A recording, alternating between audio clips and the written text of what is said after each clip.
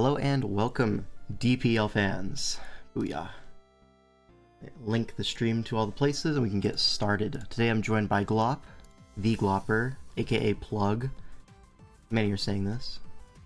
Hey, dude. Okay. Welcome to the L5 stream. We're gonna review Hey, dude. Fuck you. We just started stream. We had a good thing going. We were setting the vibe, and then your ugly ass showed up. Oh, hey, My Son of bad. Wrath. What's going on? Oh, hey guys. Alright, let me Yo, have is my that streams that roll. LDO Dick Rider guy? Might be, yeah. This is Many are Bro, saying this. Those glop goons are so annoying, bro. Ugh, especially I that hate Sub-Zero guy. Tell me about it. Alright, so what are we doing today? DPL Watch Party. You like the title? You like the thumbnail? I'm sure you do. But okay. I love it. And so I we're really, starting I really this like the week. description more than anything. We scoVILLAINS! Good. Let me hit the soundboard. We scoVILLAINS! Yeah. Perfect. Booyah.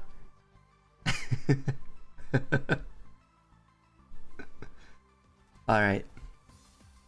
So, what is this first series going to be? I should open up the thing in the other tab so I can give some more context on these guys. While you do that, I'm actually going to pull up the DPL document because I want to see the full matchups for these. Yeah, 'Cause same. it always interests me to see what team was brought, and then I'm thinking, who's on the bench on that team? You know? Yeah. So the first series is going to be Huge Power versus Nature's Guardians. Now, in terms of matchups, run me my money every time that soundboard is used. Yeah, you got it, bro. So yeah, this series for power rankings, right? A lot of people had Huge Power #1, and Nature's Guardians a little bit lower on there. So this should be a pretty good series for Huge Power to come out swinging in the DPL. And the first game is going to be Wombo versus Pyronox. Pyronox, one of the captains of Nature's Guardians. Wombo, one of the greatest USM players of all time, especially if you look at the all-time standings, has had some really fantastic seasons, including an USM MVP. Alright, Pyro though, no slouch at all. Definitely known for USM historically, so two players in their comfort tiers should be a great game. Anything you want to add about these players?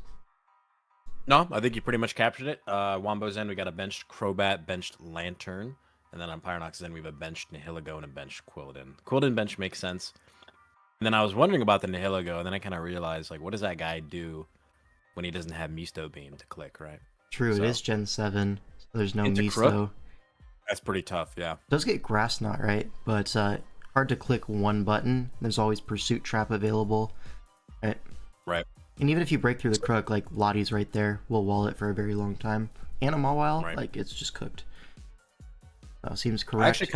I really like this structure from Pyronox. This looks like a cool, like, offensive balance hybrid. And then on Wombo's end, we've just got, like, these strong offensive pieces with, I guess, Cresselia, Heatran, Backbone. Cresselia is going to do pretty well until, like, the Gallade. And Heatran can also stave off, like, Celesteela, depending if it's Earthquake or not. Probably help check the Thunderous as well. So, I mean, at first glance, it looks like a pretty even matchup, Pokemon-wise. Yeah, you gotta look at this Feeny and be like, okay, this is going to be a problem if we're able to remove the Serena, which Sure. Serena into Celesteela, that's going to be a free entry point potentially. Maybe you could knock it off, but still allowing Steela in with Earthquake, Megahorn, like it kind of hits everything with Earthquake Megahorn actually. Like that's super effective on all 6 Pokemon. So Yeah. could see an offensive Steela being quite an issue, especially if it's Z move. They could The thing really about get the Feeny ball here, going. too, though, is it's under a lot of pressure from everything, right? It's got to take hits from Latios, from Crook, from Heatran. So, like, it's going to beat some of them, but it can't be all of them, right? So maybe if he can angle in such a way that one of the 3 is able to clean up in the end game, then that could be his game plan. The Z users on each side is Latios, Heatran, and Serena versus Celesteela, Thunderous, and Persian. With the new USM rules, you do get to see some of these really previously unused Z Pokemon, so that's interesting to me. Let's get right Fire it up. into it. Thunderous staring into the Latios, not great for the Thundy, and is just going to die to a Draco, not respecting the Feeny at all in the back. just taking the KO, probably a Specs Latios that could be a bulky Thunderous, just trying to live and knock off the Latios, but with a boosting item on that Lati is going to knock it out. Could be Soldu alternatively, right? I think Could be, Soldu Draco can Oko Thundi. It's probably pretty close. Might be a roll. Well, I don't think you would stay in if you're in danger of being knocked out by Soldu Latios. I feel like Specs is probably going to be what we're looking at here. Sure. Just a great play turn 1, honestly. Just calls it. He's not going to, right? Because a lot of times if people lead something, they're leading it for a reason, right? So you don't have to always go like super try hard and predict turn 1. Yeah. This does allow a Glade setup opportunity potentially, so there is a Swords Dance as the Cresselia comes in. The dedicated counter is going to be Colberberry, catches the knockoff perfectly, and Trick Room is set up. We're going to get some chip on the Glade as knockoff is not going to knock it out. Avoiding the 2-hit KO from +2 Glade is certainly a great feat from the Cresselia. And now with the Trick Room advantage of speed, you're able to go for a Moonlight, and this Cress makes it out alive. So has stopped the Glade for now, and we see Leech Seed, Celesteal, Heavy Slam. So not going to be that big of an offensive threat, especially with Balloon Heatran coming in for the free switch and threatening with a Overheat, Magma Storm, any of the above. But we see a Stealth Arc, and Pyro makes the aggressive play, stays in, catches the Heatran going for the Greedy Rocks, Earthquake knocks it out. Kind of had to do this. He was a little bit behind from the turn 1, and obviously his Glade didn't get much done. Cresselia basically healed back up to full. Something important to note too is that Wombo is definitely ahead in these sequences in the sense that the Cresselia is still healthy enough to live the next +2 knockoff, meaning he can always guarantee another Trick Room, right? So unless his Gallade reveals something fringe like Taunt, for example. Yeah. Right? He doesn't have to worry. He doesn't have to worry about dropping Dracos or being vulnerable. He can always just go to the Cress. Okay, Steela makes that play, and it is specially defensive Steela, which is interesting. We have specially defensive Steela, but it wasn't our play until Latios turn 1. That's interesting to me. Mawile is going to come into Revenge, Donphan, the dedicated switch, and probably going to be Rocky Helmet, Fizz Def, but we do see a Swords Dance. It is faster than Mawile, so... Oh, that miss is huge. So, huge trade on the Mawile. You would have to assume this is Rocky Helmet, though, so maybe the Mawile would have traded 1-for-1 for the Donphan. I think it would have. Yeah. I think in this, like, when you see this kind of interaction, whether it's like a Powdon or Donphan, anything around the same speed tier as Mawile, a lot of times you'll see these bulky grounds or these bulky switch-ins with Rocky Helmet run a lot of speed, and the reason is that they want to aggressively creep the Mawile here. So I'm willing to wager the Donphan is probably max speed, max HP. And so it probably would have been a trade, right? Because it's not, I don't think it's max Fizz Def on this set. Yeah, with it being faster, it tells you one of two things, right? Well, actually, low-key, we've already revealed the Trick Room Cresselia, so the last move is certainly going to be Lunar Dance, and that's certainly going into the Mawile. There's no other, like, real Trick Room abuser on this team. So this Mawile probably isn't even fast. This could just be Fizz Def Donphan and naturally be faster.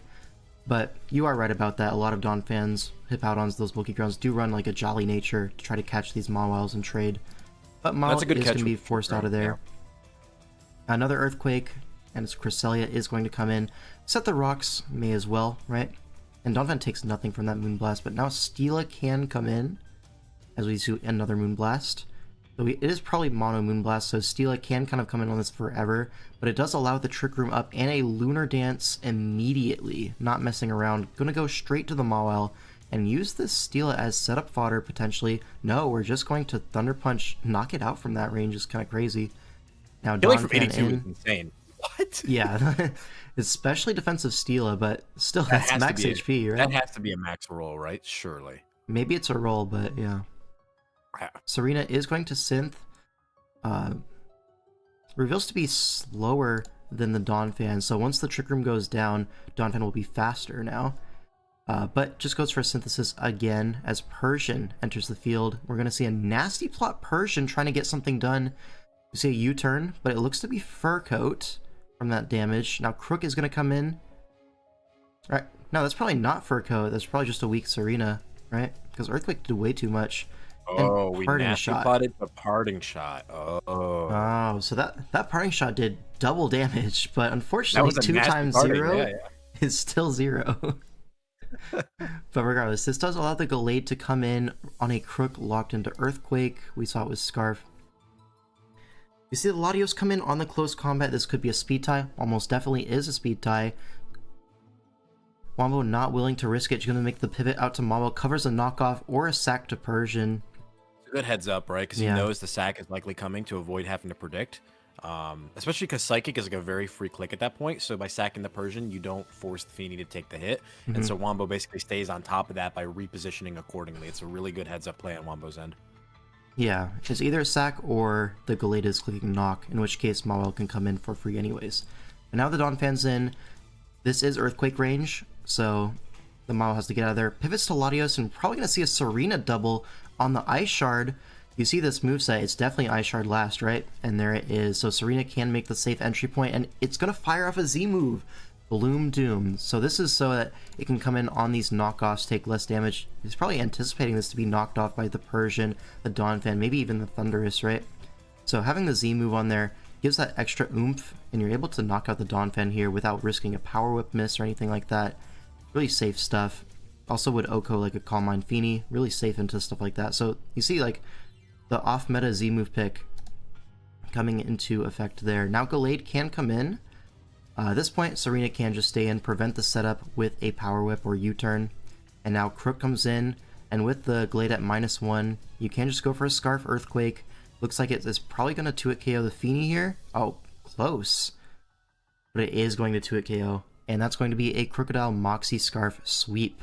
Something as old as time. Something to note, too, that Dougal noted in the chat is that miss from Mawile was potentially like way worse for Pyro, because assuming it's Rocky Helmet Donphan, it would have just died. And like, I'm looking at what was left, like that Spadef Stila was looking like pretty demon into the other 4 if that Mawile was down. Like, couldn't get healed. But there would have been no Lunar Dance target, really. Yeah, exactly. And then like Spadef Stila looks like it kind of, with Leech Seed, might have just Thanos. Yeah. Not to mention, we would actually have an out to the Earthquake endgame, right? But at that point, once Thunderous and Stila is down, you're really just at the mercy of this Crocodile at any point. So despite the fact that the Tapu Fini was preserved health-wise so efficiently, it still was not enough to stop this inevitable endgame. Yeah, and huge power goes up 1-0 in the series. So we go on to game 2. Now this is going to be Sablo versus Nozermat. So Nozermat is going to be on Nature's Guardians, Sablo is on Huge Power, and you see a Sun team here. Now Sun, very popular in SV right now. We saw 4 Sun teams drafted in DPL out of 4 possible. So 100% Sun usage, 2 Ninetales and 2 Torkles if I remember correctly. So, I mean, Sun has some variety this season. And this one is going to be Raging Bolt and Great Tusk, with the Corviknight Pex, you know, defensive duo, and then you have Weavile to revenge kill stuff.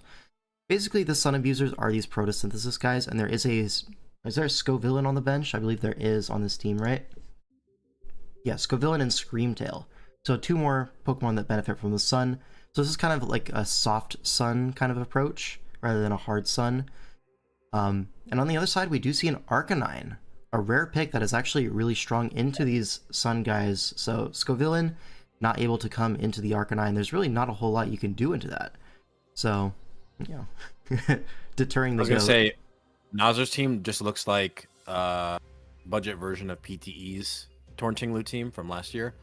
But we have DEI higher Arcanine on the field, which makes sense in this matchup, right? Given the context of it being a Sun team, Arcanine actually is going to offer some useful defensive utility, not just from taking hits, but also from sustainability, because it's going to be able to keep itself a lot healthier thanks to Morning Sun. Now, I'm really wondering, okay, so Terra Fire on the Raging Bolt is going to match up really well into the Steel Torn. Really interested to see Steel Torn, because Weather Ball is such a powerful tool on these Sun teams with the Raging Bolt. And Torn is like probably your initial, like AV Torn, one of the best Raging Bolt answers, especially coupled with Ting Lu to take pressure off. Yeah, I was gonna say, looking at this game, I haven't seen this replay, but I'm imagining that I don't think I have either. I think it's just gonna go on an endgame with Weather Ball Fire, right? Like, it looks so inevitable. Like, I think you're gonna force damage on Arcanine with things like knockoff Weavile. You get a Brox, and then everything's just gonna fold to the Weather Ball, I think. So yeah, it looks like my dimensions are a little bit off. So let me fix that real quick. I didn't notice for the first game, but whoa, a little bit zoomed out. A little bit bigger. That's about what it usually is. There we go. But yeah, it looks like Raging Bolt is going to be pretty scary to stop in the end game, right? With Weather Wait, Ball but for Verdi the says, Torn. "Thank God." He said, "Thank God we have Flash Fire Arcanine." Oh, Yeah, but it's a Alright, it's a that fire actually would type. stop it. No, it wouldn't, because it's a fire type, and you have boosted Thunderbolts and Dracos and Dragon Pulses. Like, No, but Arcanine's walled. They can't choice lock. They can't choice lock. You know. It doesn't need to That's my choice point. lock. Like, this team is so slow and weak. You can kind of just run Boots on this. I would really love to see Boots on this Raging Bolt. Wow. Ignore the Tinglu just call him- hazards. No, just call Nothermite fat too. You call him slow and weak. Just call him fat too, right? No, his team is. Like, it's not his fault. Well, Alright. maybe he drafted the team and then it's his fault, but hey, we don't know. But yeah, Terra types, we do see the fire on the Raging Bolt. We see Dragon on the Pex, and then on the other side, Steel Torn, Electric Arcanine, it looks like. And that's it, looks like. Is that it? Well, doesn't Yeah. Electric Arcanine Terra beat? Kind of. I mean, you have to worry about Draco, right? It's just like Draco or Dragon Pulse. But Yeah, otherwise, you either would way, actually one of the do stabs well. is going to hit the Arcanine. You can't get out of it, Right. really. Okay, let's get into the game. We see Ninetales lead off. Just get that Sun active immediately as the Tinglu leads off to potentially get hazards. Is going to get burned by the Ninetales for its troubles. And now, with this Tinglu taking a burn, Corviknight should be able to come in and defog pretty easily. We see an Encore as well. And Balloon Arcanine, that's the initial switch to Tusk, I suppose. So yeah, it would be special Arcanine. And we see Scorching Sands immediately on the Pex, fishing for a burn. We see Wilted Rose. Liquidation doing 5% to Okie Dokie, finding its way on the field. Corviknight is going to pivot in quite Let's take a good simply. knock position. Yeah, Yep. gets rid of the J Ricky. This does allow the defog. A little bit of speed investment on this Corv. Outspeeds the taunt. So it gets rid of those hazards. And now Tinglu is burned and with nothing really to show for it. This Okie Dokie can keep the Corv low at least. It's at 53% forced out. But do you really need Corv defensively for anything on this team? Feels like Not really. Sabo's okay with that. Yeah, gonna I feel get like the the Sun more I back up. The more I watch this game unfold, I'm trying to like figure out what is 15. Azermat's win con. Like, I just don't see any of his Pokemon doing damage to this team. It seems very difficult. Yeah, it looks like it's a bulky Torn set. Might be Assault Vest with It could Psychic. be, Why else would you be packing Psychic? Oh, goodbye. What? Hold on. One moment, please. Is that Specs in the Sun? Has to be With a Specs is the only crit? thing that would kill with a crit, yeah. Yeah. You can't. Like, you there's can't no kill way. that with crit Dragon Fang, yeah. Because I'm pretty sure, like, Photosynthesis Draco only does like Well, 45, maybe 50. I think I know how this game ends. I think Sabla's gonna click electric moves 5 times and the game's gonna end. I think so, yeah. I was thinking while that was happening, what you were asking was the win condition for Nazarmat. I'm thinking it might be a Jirachi or like Nasty Plot Rotom, right? Because I just can that ever really win with Ninetales Encore in the back, as well as a Weavile? yeah, not really, right? Right, that's my concern. They would have to be like Colbur or like maybe Jirachi could be like Cosmic Power Weakness Policy with enough speed You would to you would you know, have to remove Ninetales though, because I'm Yeah. surely Ninetales is running damn near max speed. Like if you're gonna bring Encore, No. You want it. We saw the Torn Psychic do 15. That is max Spadef. I'm so sure of Okay. it. so there might be an maybe like a Meteor Beam Jirachi could Oh make yeah, something get rid of the happen. item, weaken the knockoff. Yeah, that could be. It's still dubious though, right? Because like Tusk could be speed boost, Weavile obviously could threaten a lot of damage, and you're gonna have to take hits in the process. So I'm not sure. It would have to be like Misto Beam, Psychic T-Bolt, or like Psyshock T-Bolt, but like Which is I don't pretty know. strong, right? it is definitely like a threat. But You I need, mean, like, we just rock lost our Tinglu, right? No Yeah, hazards. So no more rocks. It's kind of tough, And right? Torn's our answer, which shows we're probably calcing specs. And again, Psychic's doing 16% to Nah, Ninetales. This is and now so we sad. get Why is our best punish is Psychic for 16 is crazy. Oh, and After a Pokemon dies. Raging Bolt comes in on the U-turn, and now like you're in position, right? What is he supposed to go to prevent this Raging Bolt from just killing something immediately? Well, as Nazar, you could maybe put up some screens here. That's probably your best bet, right? Maybe a light screen, yeah. Oh, it's might see that it's coming not Yeah. Heat it Rock, is. yeah. So Volt Switch, and we just go Weavile. Probably gonna be Light Clay if you're setting screens like that. So pretty free knockoff, gets rid of the helmet on the Okie Dokie. I wonder if they're taking Psycho Cut on this. No, doesn't look like it. I'm gonna go Corv here, try to get a potential Roost off, but we were already revealed to be faster. A CC would, or a Body Press, yeah, is gonna just keep this low. At least we're wasting screen turns, but now we get a Brave Bird into Rotom, and our Corv is Chip is very nice. low now. Chip is nice for the Raging Bolt, though, right? Gonna make those electric a lot better long term. As Yeah, Nazar here, you Bolt's probably in. just light screen again, and then you Yeah. have to kind of figure it out from there. And we reveal no Light Clay as well. Yeah. And The AV Torn looks unfortunate like... thing is he's just stuck in the blender because like there's no more Volt Switch immune, right? So now Volt Switch is just free momentum Oh. every time. We noticed that the Great Tusk is faster than the Torn T. They both switched, but the Tusk switched first. That's either a Scarf Tusk or the slowest Torn of all time. I would be inclined to say Scarf Tusk, especially seeing we're Yeah. doubling on the Rotom, trying to predict that, apply some pressure. This Weavile will eventually break through or like force chip on the Arcanine. Probably you see Arcanine come in here. We still go Okie Dokie on this triple axle, and that's going to be a lot of damage on this. Potentially just a 2-hit KO if you want to just stay in and take that. Not interested in taking the mischance when we have a Toxapex at full HP that could just helmet it down. So better to play safe as Sablo there. You're already in a pretty good position. May as well just play safe. Attempts to get the Corv heal, but Torn double is going to cover that. Ninetales sets up the sun again as Arcanine comes in. We're going to see 31 from Scorching Sands, but Healing Wish comes out. Feels a little bit premature, but okay. Raging Bolt can get something done right now. Okie Dokie is going to be the one to take that Volt Switch and go down for it. So he got some progress, but feels like our Ninetales still had a few more turns in it, and our Bolt was still at like pretty high HP. But now Tusk comes in, hits the head smash on the Rotom, a nice mid-ground, right? You're either staying Great in head call. and you're going Yeah. Rotom, so great. Now Torn in, we can just sack off Corv, to be honest. Not really too useful in this endgame.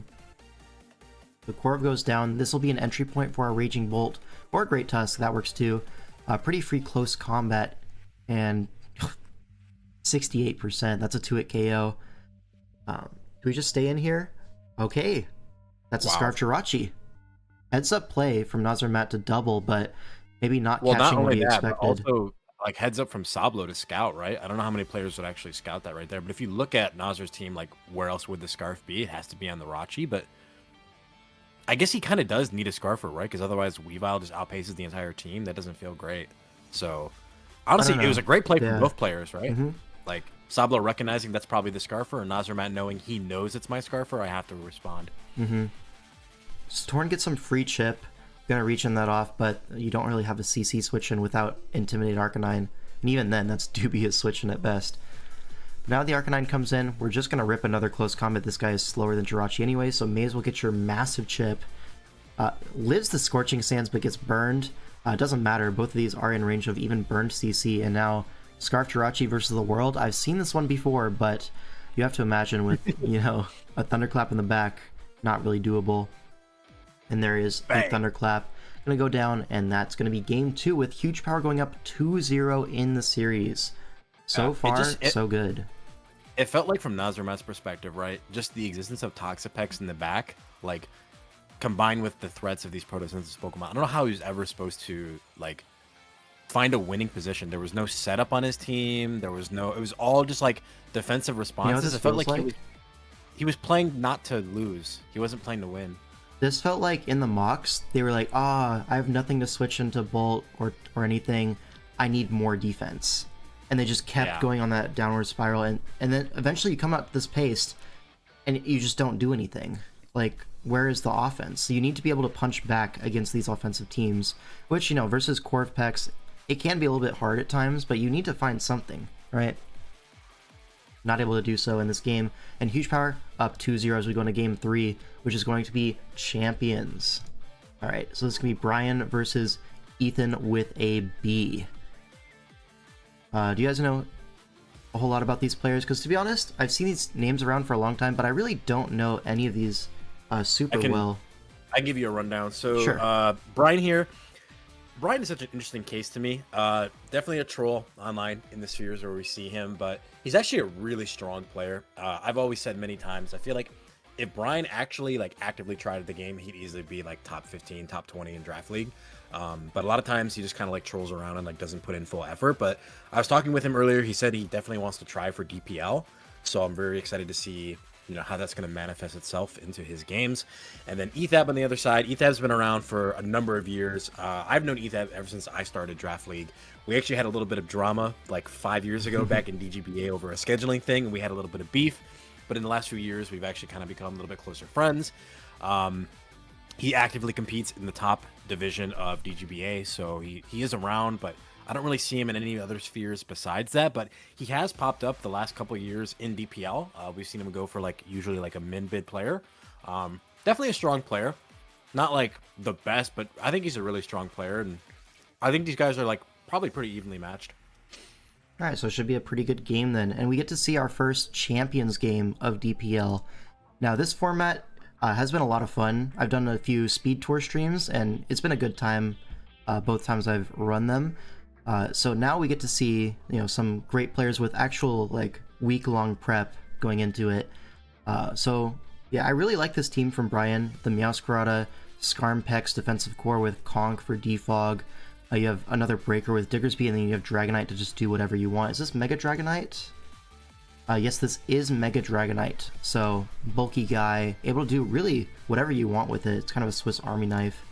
So we'll see what Dragonite set they come up with. But on the other side, we definitely see what looks like a hyper-offensive build. We have a Spikes from either the Gren or the Glamora. We have, which one's the Mega? Is it, yeah, it's Mega Gren, okay. So we're probably going to see Spikes, Glamora, Mega Gren abusing that. And then, when the Pex comes in, you're able to pivot to your Clef or your Rotom and really threaten that thing. Even your Drill, right? There's no Scald on Pex, so you can make a pivot depending on what move you think it's going to click. I mean, Clef can kind of cover everything, to be honest. Yeah, Skarmpex is hard to break in champs, because there's no boosting items really outside of, the 1.2x. There's no choice items, there's no Life Orb. So a lot of the breaking power comes from setup Pokemon like Excadrill, Clefable, a Nasty Plot Rotom, that sort of thing. One other thing to note too about Champions that it actually parallels with SV is that there is a notable lack of Clerics in Champions, and so the Pokemon that hold on to moves like Thunder Wave, Toxic are a lot more valuable because those conditions are going to stick and they're going to be around for the entire game. So that actually, if anything, makes PEX even better in this format. I kind of undervalued or underlooked at PEX when Champions first dropped it.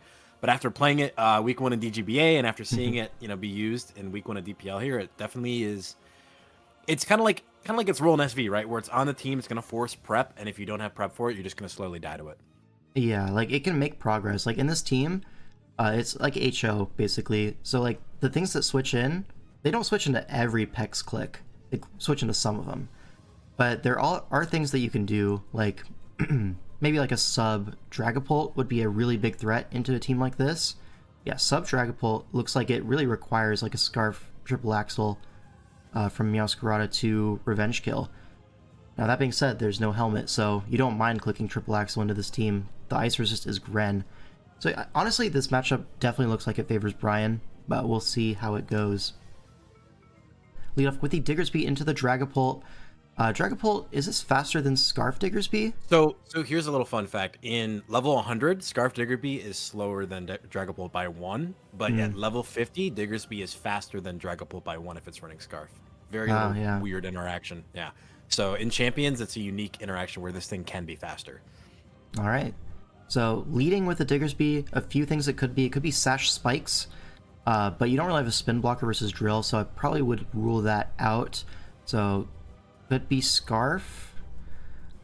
Is this Scarf? I mean, Scarf does look pretty good. You're too slow, really, to handle all of these offensive Scarf guys. U-turn is really free into their team. I mean, you got to worry about the toxic spike coming up, but you do. Yep. Reveals Curse Body Dragapult, but we do have a Conkeldurr to come in.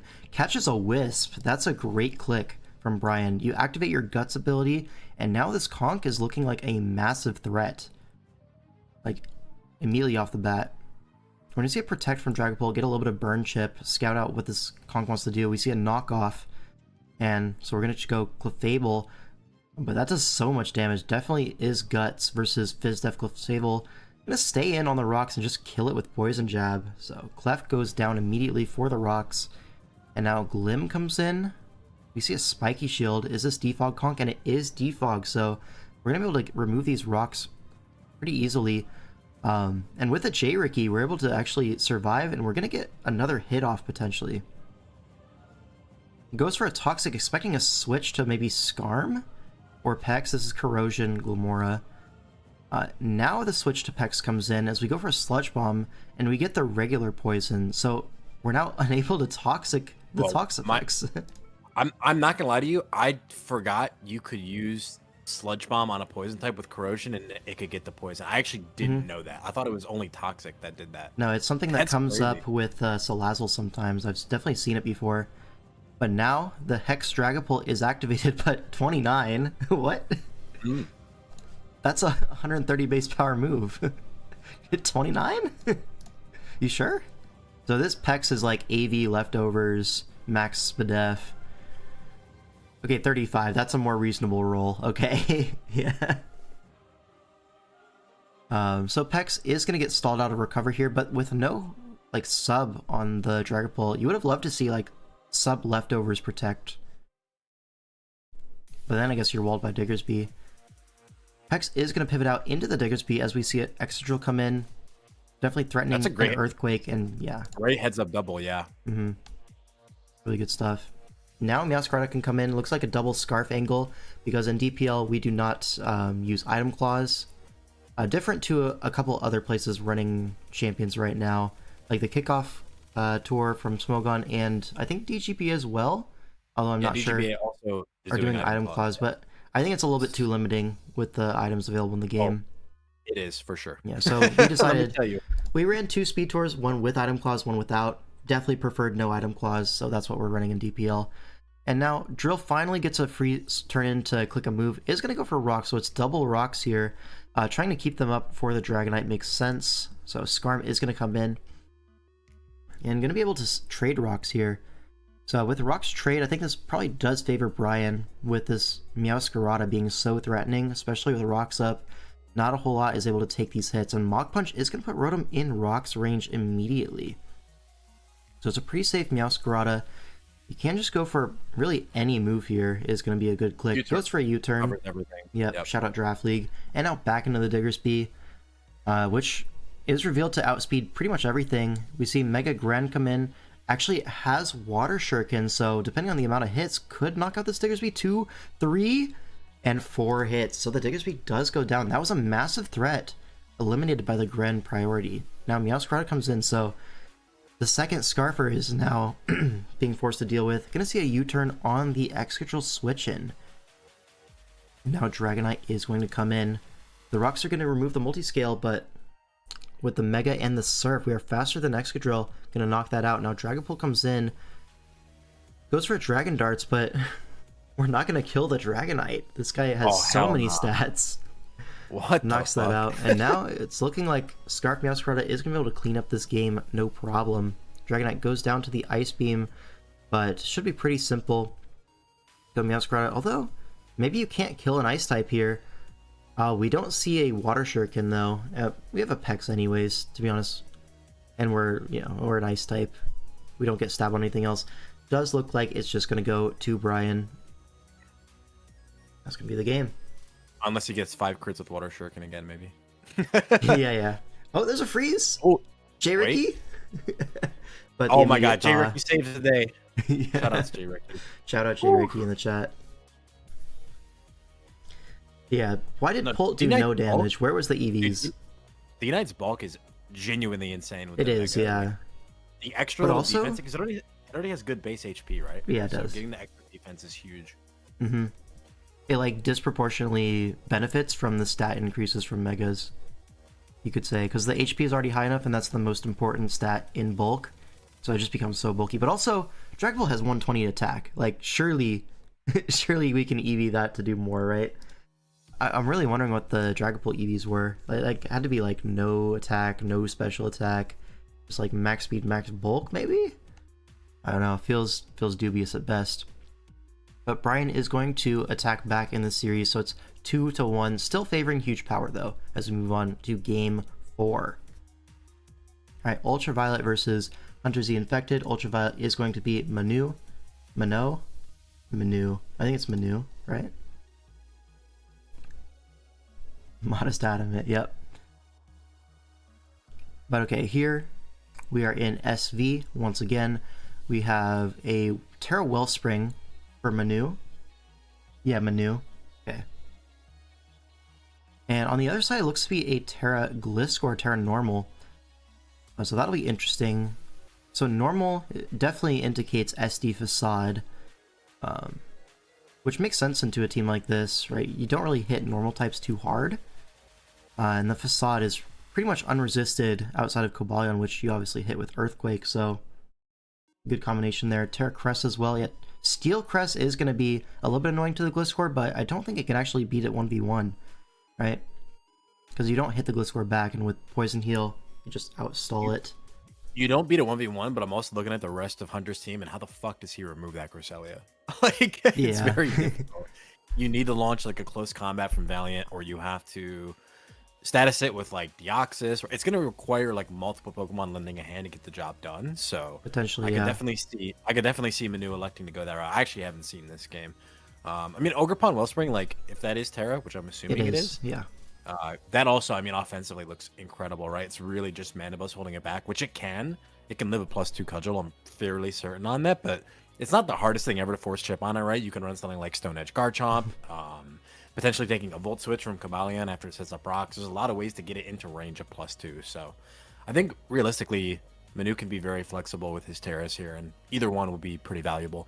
Yeah, it does look like there's not a whole lot for the Terra Ogerpon on Hunter's draft. Like, this is the best we could come up with, is a Bramblegast. Yeah, probably not. As right? someone who used Terra Crest recently, I can actually speak to its effectiveness. It's pretty good. It's not like you're not going to be considering it every game. You'll probably only be considering it in like half your matchups, but the ones where you are considering it, you can make a really good case for it. Yeah. I'm kind of a little bit surprised to see no poison for the Iron Valiant. That guy looks like a massive threat to this team. Like, how do you beat Valiant with this draft? It feels like the Crest has to stay a Psychic type, or else you're just going to get boned, right? I mean, CC is just a kill. My guess is Manu's structure of team must be pretty offensively inclined, and you're probably relying on things like a Resist Berry. We could see like a Roselli Garchomp. We could see like a Chople Berry Cobalion. Maybe those are some of the ways. Lure it, hit it with Status, or Lure it, hit it with an Earthquake, and then that'll keep it in range of things like Weavile Ice Shard, Revenge Attempts. So, yeah, I don't know if I just... I think the Valiant is a little bit too scary, but we can get into the game. Alright, Ogerpon Wellspring is going to lead off into the Tinkaton. So, we're just going to U-turn, okay? Get a little bit of chip on the Tink and go straight into Cobalion. Takes a T-Wave. We're probably just going to see a Rocks trade here. Oh, it's Swords Dance Cobalion. Swords Dance in front of this could have Encore, so maybe it's Mental Herb? So that allows you to make this play. But either way, CC into the Gliscor, and now we're threatening an Earthquake. Doesn't kill, crucially, and Heavy Slam is going to knock that out, so Gliscor is dead immediately. It's a great trade. Great trade for fantastic trade for Manu, yeah. Now Valiant comes in. It's going to go for Vacuum Wave, trying to scout a Custap Berry. Low-key, we forgot the Crest could just not Terra. And that low-key beats Valiant. Yeah. No, that's what I was saying. It has to not Terra. Otherwise, the Val is just Thanos. Now we're just going to go Cobalion on the Mandibuzz. So actually, depending on the set, if it's not we Braver, actually just get another attack off. Yep. Tinkaton comes in to take the potential close combat or Heavy Slam. Yeah, that's going to do a lot of damage. That will knock it out. Okay, I was a little bit worried there for a second, but now this is going to allow a Garchomp. Swords Dance could be Ice Hammer. Is Ice Hammer, but doesn't knock it out. Alright, so I'm going to go for an Iron Head. Pretty safe. Will guarantee a KO there.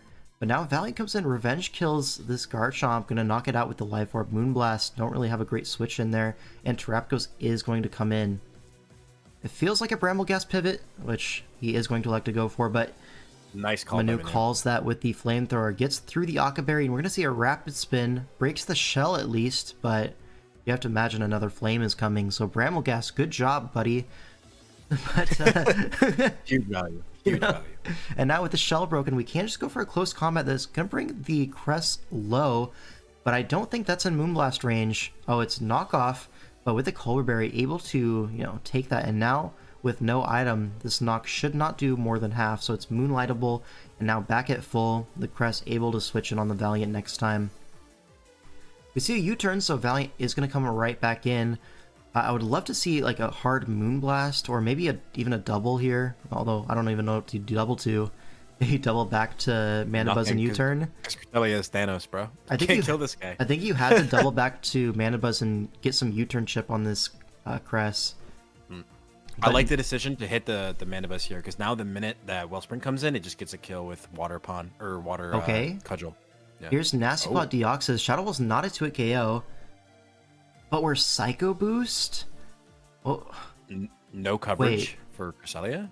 wait, Thanos is dead.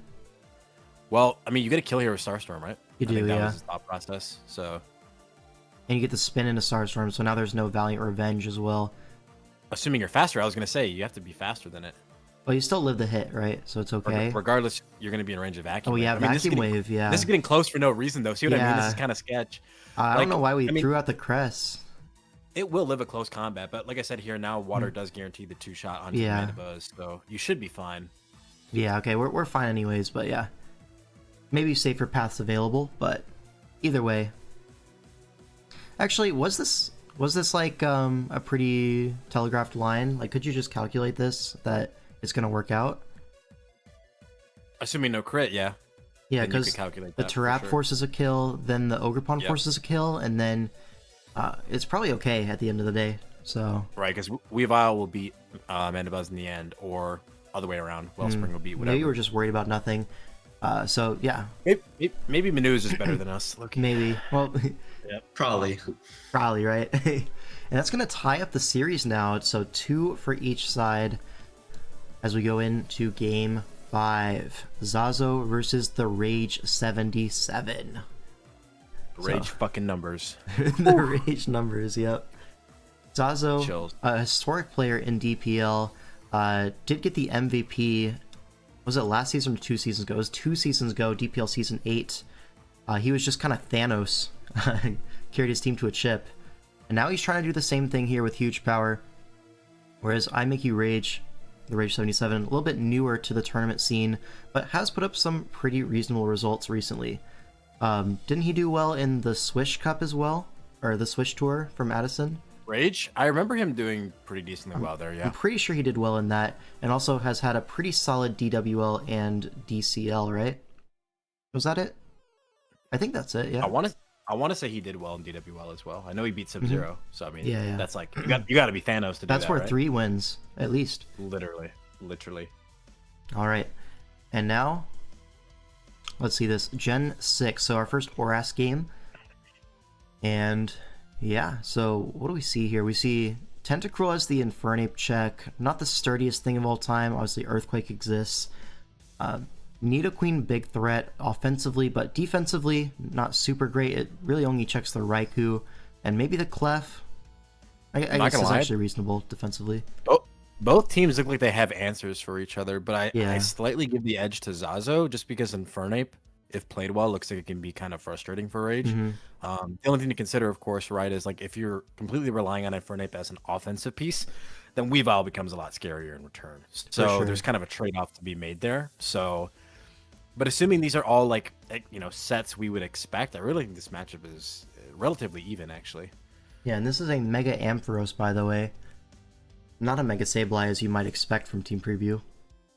And on the other side, the Mega Gallade, obviously. But I'm almost wondering if you use like a physically defensive Sableye, because in Gen 6, Prankster is not stopped by Dark types. You can go for just a Wisp on that guy, and it feels pretty reasonable to open up an offensive Infernape set, which obviously Infernape is just Thanos. One of the best breakers in Oras, so you want to enable it to go to its strengths. Played a Mega Ampharos once, walled it with a gold bat. True. That's a good point, Chopped. There's no ground type on Rage's side, so this Mega Ampharos can kind of click T-Bolt Volt Switch for free. So we'll see how he's able to deal with that, but let's get into it. Gallade going to lead off into the Sableye. Great lead from Zazo. We're just going to protect immediately, get the Mega off, and Oras, the speed mechanics means that the first turn of Mega you are slower, or you keep the base form speed, so Rage not interested in messing around with that. Just protect turn 1, guarantees the Mega. Now Clefable in Ice Beams the Nidoqueen as rocks go up, forcing it out. That's a now great heads up Taunt. call. Because Yeah.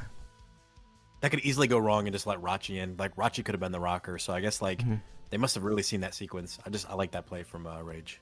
It was nice. Yeah.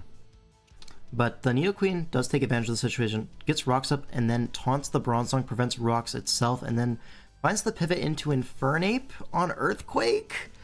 Ooh, a little bit ugly. And we see Leftovers Wisp. Wisp does miss. That's that even does uglier. suck. You That really sucks. Yeah. I mean, that guy looked amazing into Rage's team. So Yeah, like, given that the Clef was like Scarf offensive. Yep, Clef was already knocked. Yeah. Right. A defensive Infernape was kind of really good here. Rats. That's I'm not wondering, good. like, does the Zong not have Psychic? Because I feel like if you had Psychic, that was the turn to go for it. No. It's probably only Earthquake, because as your coverage move, you want to hit Jirachi, Nidoqueen, and Infernape with one slot. Right. Although what's on the bench? the other for slot Zazu? could be just Toxic, right? Oh, If it's it was Cresselia Toxic, it and would be okay. Togekiss. So I guess you literally could run Toxic and Earthquake, and you could hit everything on this team. Wow. Or maybe Earthquake and Gyro Ball, right? Sure. Totally reasonable as well. But okay, now we find ourselves in this position, Clef versus Sableye. We're going to see a knockoff on the switch in. But now we can go for an Ice Beam again, catches the Nidoqueen. This thing's getting low, but the J-Ricky will prop it back up. Now the Clefable will just be faster, so Ice Beam is going to put it in range of the next one, and down goes the Nidoqueen, I guess. Now Jirachi in. This could be anything. We see a Gallade pivot in on the Cosmic Power. Is this Encore Gallade? Probably not. You don't really fit it with Protect. We see Shadow Ball. Okay, interesting. The Jirachi is faster than Gallade. You don't see that very often. I But, think what you meant to say is interesting. The Gallade is slower than Jirachi. That's what I'm noticing. Like, true. Yeah. How did we do that? We're using Zazu's tricks against him, it seems. The slowest Gallade of all time. That's going to allow this Jirachi to potentially even Cosmic up again now that his Wish is... Okay, that's just going to win the game, no? I would think. How do you stop this? It's well and truly boosted up. You would have to have Haze Tentacruel and be faster. That's the only way Well, out. here comes the Tentacruel as Wish in the air. It's not Haze, but we're also not Stored Power or anything like that. This has to be like Mono Shadow Ball, right? Well, what's the fourth move? Protect, maybe? I would think Protect, or maybe Stored Power, I guess. Well, you would have clicked it versus Cruel, surely. Yeah, so, well, that's what I'm saying, right? So it's probably Mono Shadow Ball. I don't know what the last move would be. Probably Protect. That makes sense. Mm-hmm. Now, It folks, does kind of just wall everything. do you see the mistake here, though? This is a mistake from Zazo. Did you catch that? There's no didn't Wish catch in the air. Oh. We killed the Tentacruel with no Wish in the air. So now, our Jirachi, if it is lacking that Protect, which I think it is, now you can't heal. So now Weavile comes in.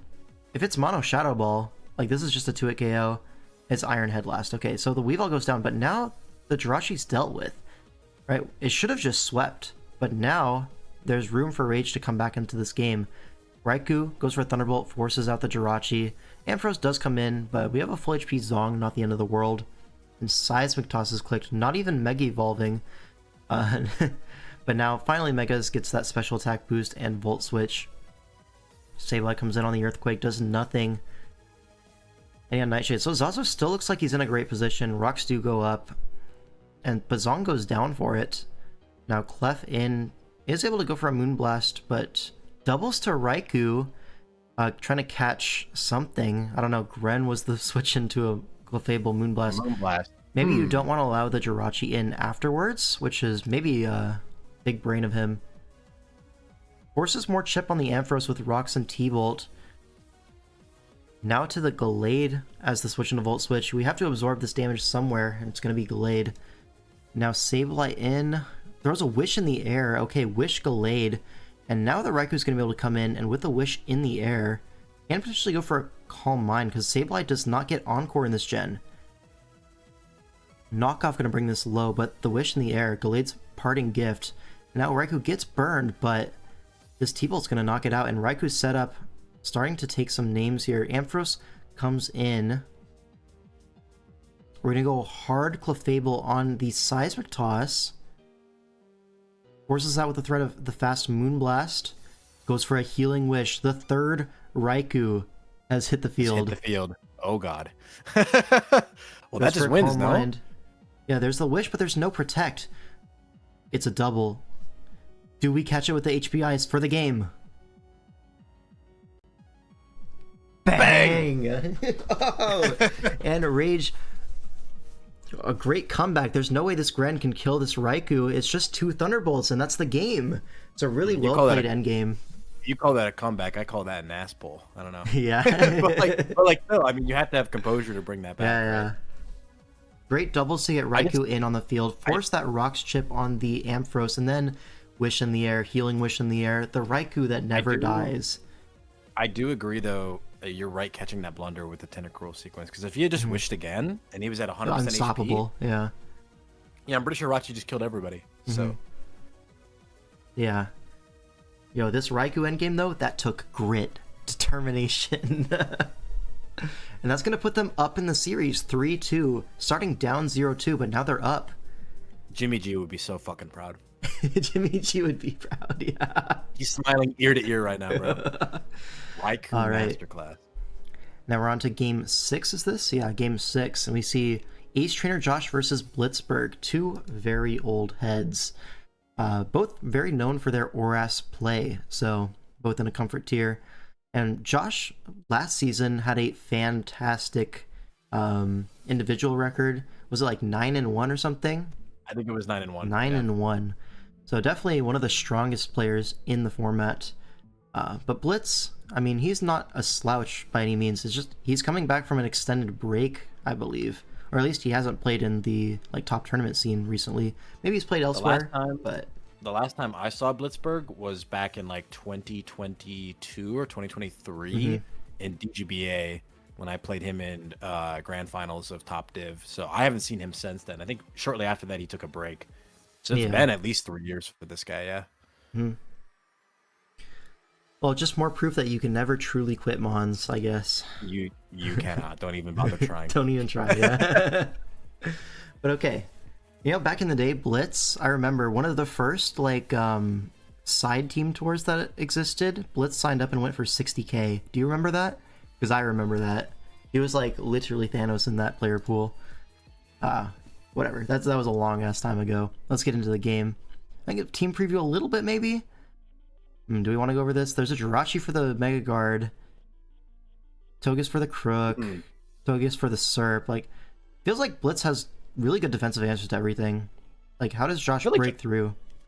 I mean, Josh has pretty decent answers too, right? He's got Slowking Wall is half the team, I feel like. And then Crocodile is pretty nice. He can foul play Landorus. He can switch into Drapion and even Jirachi to a certain extent. The only annoying thing for Gardevoir is going to be, of course, the Jirachi, but other than that, it's free reign for that thing too, right? Yeah, maybe a Wisp Gardevoir can eventually break through the Jirachi with, Wisp Shadow Ball. At preview though, the fact that Josh is bringing a Selgor makes me think it's going to be a lead, maybe Spike. Lead Spike, yeah, it could be a dedicated lead.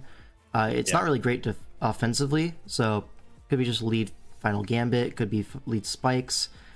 Could be a bunch of things, but probably not an offensive late game piece, if I had to guess, with Lando, Togekiss, Jirachi, all these things, even Infernape, right? Able to wall out its entire coverage. But let's look at the game. See a Selgor lead off into the Infernape. Could be Scarf Infernape. Is not. It's going to be Sash Infernape as Final Gambit is immediately clicked and Stealth Rocks go up. That's terrible. That's a really fucking rough start. Yeah. Especially if this is Endeavor, because if you try to defog here, right? Let's see what Josh likes to go for. I would probably just kill the Nape if I was him. Yeah, you can kind of defog on everything afterwards anyways.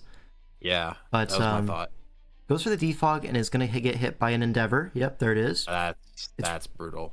Going to go down to the Rocky Helmet, but Crobat crucially is at 1 HP, and that was the ground resist. Yeah, we just traded 2 Pokemon for 1, so I don't know how to feel about that.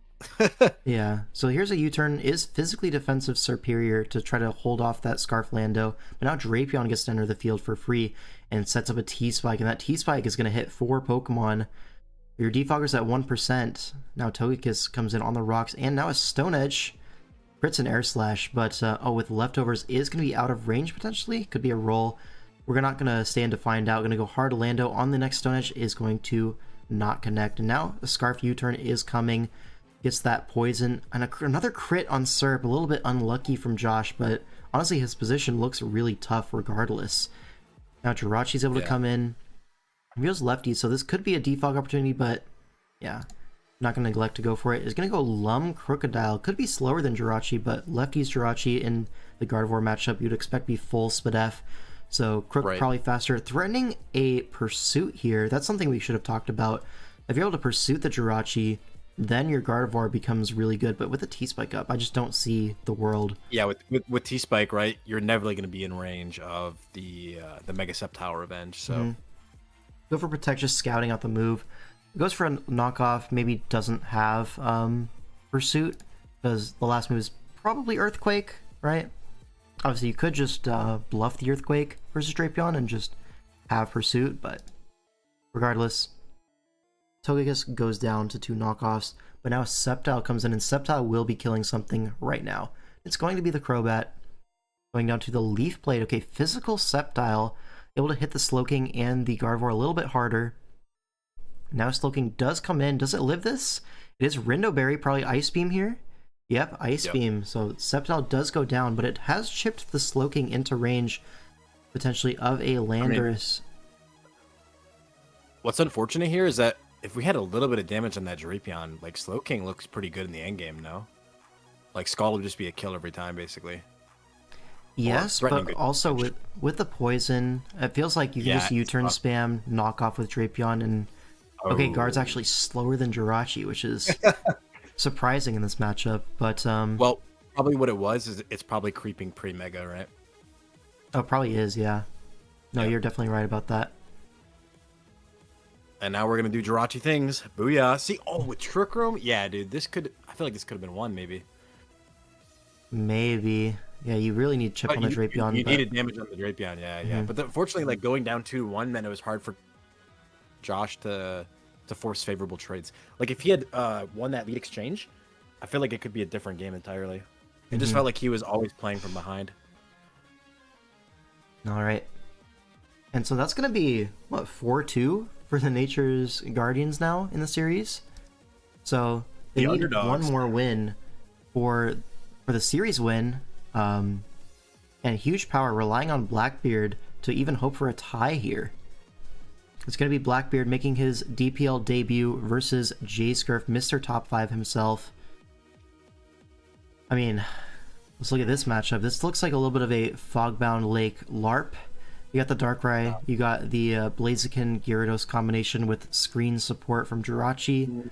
No, it doesn't look like it. It is a full-on LARP. It is, yeah. Yeah. Well, there's no Sableye, crucially, and Sableye is a much better screener than something like Jirachi. Even though Jirachi's good, you know, Sableye is just like the best in slot for just screens, denying Brick Break and Psychic things, and just setting up your threats. The same fundamental concept. It's like 4 setup guys and 2 little defensive backbone dudes, which is like the Fogbound Classic, yeah. And it's also something where like the things that check Gyarados probably don't check Blaziken and vice versa. So if you're able to revenge one of them, that's setup fodder for the next. You know, you just chain together these offensive threats. You made the Fog team like 95 points. Did I? My bad. I will say though, like Blackbeard, the one thing he's got going for him is this bear looks so fucking devastating. Like if you can position it in off a U-turn from Meowscarada or off of a double switch, nothing trades favorably really into the Ursaluna besides like maybe Meganium or Gyarados, I guess. Otherwise, you're kind of just slamming things with Blood Moon and Earth Power now. Yeah. It does feel very threatening, especially with like a Chople Berry. I feel like Chople is just unkillable. Dragonite with its preserved multi-scale should be able to check a majority of these threats too, right? You're going to struggle a little bit into like maybe Blaziken, but the thing is, Blaziken can't really OHKO Dragonite even at +2. The one thing is he can't be E-speeded, so you got to make sure you get chip elsewhere on it beforehand. In my chat, I wonder if Bramblegast the Shitmon will ever do something. Yo, chill just on Bramble, dude. The way he said that is so funny to me. But okay, we do see a Terra Keldeo is Terra fighting. So we just say they don't have good fighting resist, which is correct, but they also have Terra Ghost on the Blaziken, so if we ever are choice locked into a fighting move, that could be a Swords Dance opportunity. But Secret Sword is looking very powerful into this team. Gets that boost into the Meganium, into the Gyarados. Should 2-hit KO both if you're boosting item, Terra Fighting, all that combined. And Vacuum Wave is good versus Darkrai. I definitely agree with the Terra Fighting choice there. But let's just get into the game. See, Meowscarada will lead into Gyarados. Could be packing Thunder Punch here. Is not, or just elects not to go for it. Just U-turns out on the Intimidate Gyarados lead. Into Tinkaton. I'm remembering this game now. I just want to say these first 8 turns are completely Looney Tunes. Okay, I haven't seen this one yet. I kept this one for the stream. Fair warning, this is a Looney Tune game for the first, like, 8 turns. Yeah. Cryomaxing for sure from this team. You're correct, J-Script. But Tinkaton comes in on the T-Wave. Could potentially get rocks up here. Not going to elect to do so. Goes hard back into the Meowscarada on the Earthquake. Again, threatening a Thunder Punch, but J-Script not respecting that at all.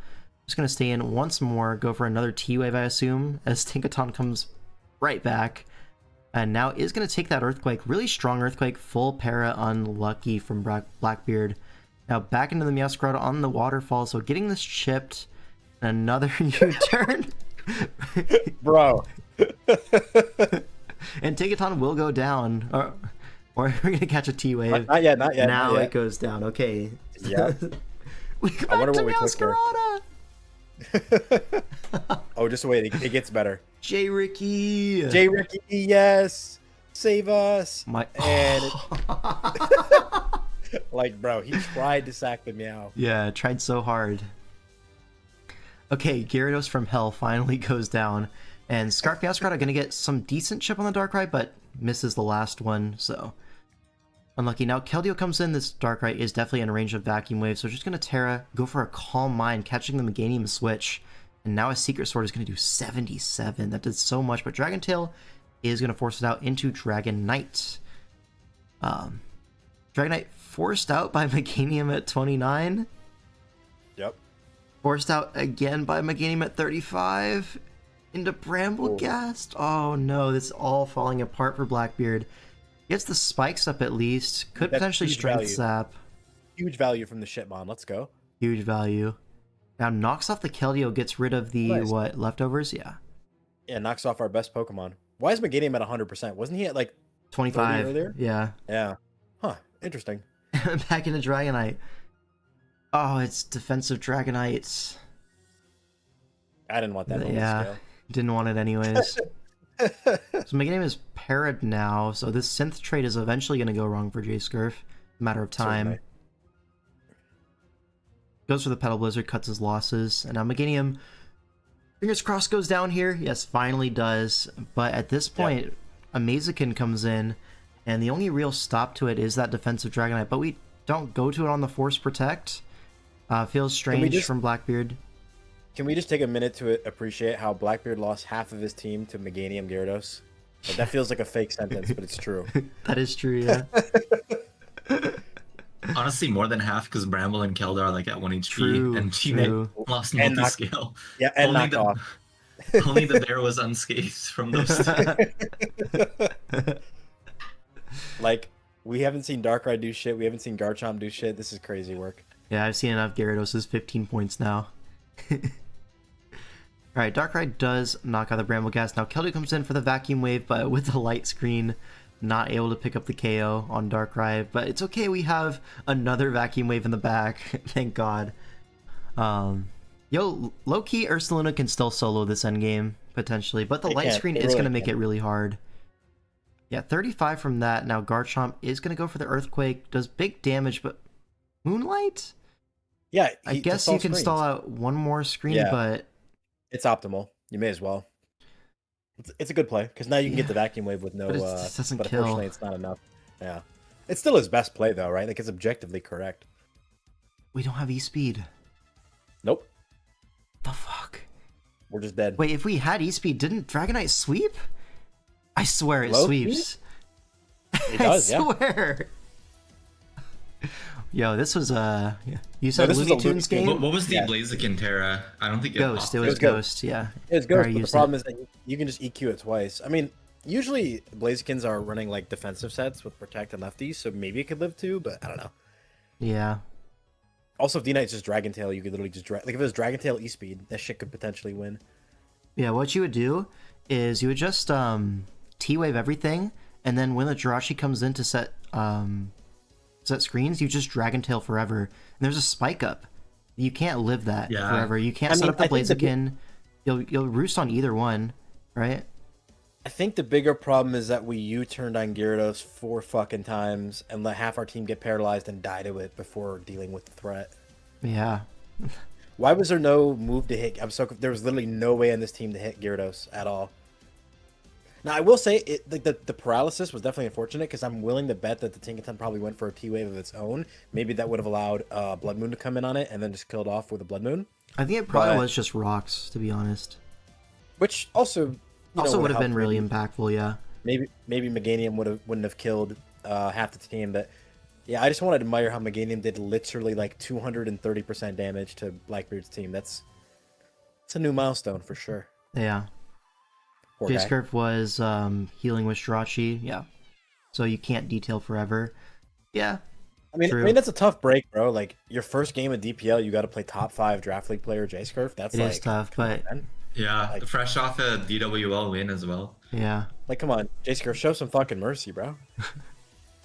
Alright, so that means Asshole. the series is done now. It's 5-2 in favor of Nature's Yep. Guardians, but there is one more game to play, and it's going to be Toxic versus 100p. So, I mean, I wouldn't go anywhere. Like, this is two of the best players. This is definitely a gauntlet match. People talk about the 100%. gauntlet. This is what they mean. This is the Two gauntlet. fantastic Yep. Swish players going head to head. My first game back, I had to play Blackbeard. Yep. So I'll do a little breakdown on these. Go So ahead. what we're looking at here is we're looking at Genius. Sorry, not Genius. Fucking 100p with his classic. I call this his Blaziken Grimmsnarl offense. He drafts this almost every tour, and he does well with it. In no part is it courtesy of how strong these Pokemon work together as a team. It is strictly just based on his playstyle and his understanding of Swish meta as a whole and his fantastic play. So it looks pretty scuffed as a team, but it does have tools that can be win conditions, right? You've got things like Scizor and Heligo that can easily steamroll if you get the appropriate Pokemon chipped. They also kind of break for each other too, right? Like the only thing holding both of those two Pokemon back, respectively, is going to be the Melmetal, so they do pressure for each other pretty well. On Toxic's end, we're looking at basically just the modern evolution of the Weavile, Uxie, Melmetal core. We've seen this core be drafted for probably about 2 years now. It's just very effective. Weavile removes the Rocky helmets for Melmetal. Melmetal kills everything with Double Iron Bash. Uxie is the basically pivot for the team. It's the utility, it gives you the rocks, it gives you the status control, and then it's supported by other offensive pieces here, that being the Primarina, the Gengar, and then the Dragonite. So relatively strong draft from Toxic's end. I think that this team is very flexible, has a lot of options, and Hundreds is a lot more of an all-in, I'm just going to get the plays right, I'm going to have the offensive tools, and that's how I'm going to come out on top. Yeah. And this matchup in particular, right? I mean, the Dragonite E-Speed looks pretty valuable into the Blaziken, into potentially a Grimmsnarl Sucker Punch endgame type of thing. Scizor And should be able to stop the Weavile. Like, Weavile looks really homeless here, actually. Clyde makes a great point. Toxic basically did win the Swish Core Tour with this team. I think he copied it 1-for-1 or very, very close to it. So he definitely believes in this core, and I mean, I do too. Weavile Mel Uxie in my eyes is probably one of the best cores, one of the most proven cores in the modern Swish metagame. So Yeah, should there be a good was match. there's one season where people drafted it and like really ruined the continuation, where it just performed really poorly. But outside of that one season that I remember, it's been consistently winning, right? But okay, let's get into the game. We got Weavile lead into Tapu Fini. So Weavile lead into this team feels like there's something going on here. Maybe like a Sash counter. I would really expect that, honestly, in this matchup, but obviously not going to work into the Fini. I wonder what this Weavile is.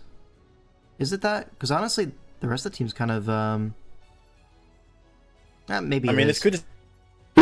this could just be a banded lead, right? Weavile, you can EV, unless it's max special attack Fini, you can very easily, even if it is max, you can EV to live Moonblast like pretty easily. So this could just be like a bulky lead band set, right? Could be. Because you don't really need a lot of speed. What are you trying to outspeed? It's just in the Heligo, right? So like Yeah. Weavile could definitely be jolly with a lot of bulk, or it could be adamant and then still outpace everything anyways. So I guess we'll get to find out here. There's a knockoff. Is that banded to 23? yeah, that's knockoff into defensive Feeny from Banded Weavile. Yeah. So it just gets the knock on Feeny and then disables the Surf. So Gengar able to force this out. Not going to force it out. Gengar is going to take a knockoff instead. So 3 attacks Feeny, but it's going to be a trade. Gengar for Feeny basically, and It's gonna Weavile be a good heavily trade. chipped. A good trade for Toxic, I think, because Alright, Feeny with was these one of rocks the best up? things to hold back Dragonite. Interesting to note, the Gengar's slower than Nihilego, but gets rocks up, and now Gengar's dead to rocks, and Weavile is damn near close. But now Melmetal able to come in on this Nihilego, save the sack, may as well. Versus an offensive team like this, you want to save sacks when you can. So Melmetal able to do that. Double Iron Bash does so much to Lando. That has to be like banded or something, right? It's either Banded It's Melmetal probably or pads, right? But I think it's no, because 60? if it was a defensive Landorus, it would take less from the pads. So what I think this is, it's either banded into very like max defense Lando without helmet, or it's like yeah, I think it's that. I don't know. I think if it's that's what that, makes yeah. sense. Yeah. No, but this Landos could be packing Earth Power though, and that would be pretty dangerous for the Mel. I would expect the helmet to be on Scizor, because that's a pretty reliable long-term answer into non-pads Melmetal. Yeah. Curious to see why wasn't the Scizor the switch in with Helmet, because Helmet Sizz just makes sense here into Melmetal Weavile. It feels like you should just run that. It could indicate maybe the Scizor is like an offensive 3-attack Sword Stance. I think that's what it does indicate. And also, offensive Scizor low-key, if you get that Sword Stance up, the only thing stopping it really is that Dragonite. You're able to +2 CC the Melmetal. Notably, if it is defensive Landorus, Melmetal can easily take this Earthquake. So if it wants to, it can go for a trade here. So That's why I'm saying Earth Power, probably. As the initial pivot to Mel, you probably want to be threatening in Earth Power. But either way, Toxic's not going to stay in to find out, and we actually see a U-turn. So into the Scizor, catching the Uxie. Now rocks go up as we just U-turn, so it's not a Sword Stance Scizor. So I'm really confused about this team comp from 100p. And now the sack into rocks, denies the Beast Boost. And now he goes Scizor on the Melmetal. Is it Helmet? It's not Helmet. Should be able to roost here though, no problem. Yeah. That's Stays pretty healthy. much max Fizz Depth Scizor. Yeah, and we're going to take the trade here into Primarina. I mean, you didn't really have a safe switch in, but yeah, now it was Rocky Helmet. Wait, that's pads. So pads, offensive Lando was offensive our Lando. initial pivot into Mel. Wait, if it was banded, we would have just fucking died. Fucking died, yeah. So kind of confusing that the Scizor didn't come in, because I feel like you could have gotten that thing in and threatened to knock off onto anybody, right? Yeah, you could have. So a strange path taken from 100p, but now we end up with Blaziken in.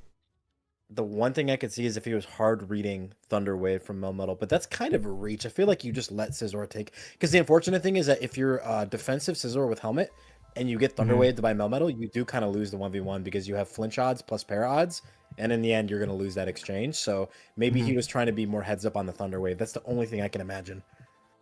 Yep.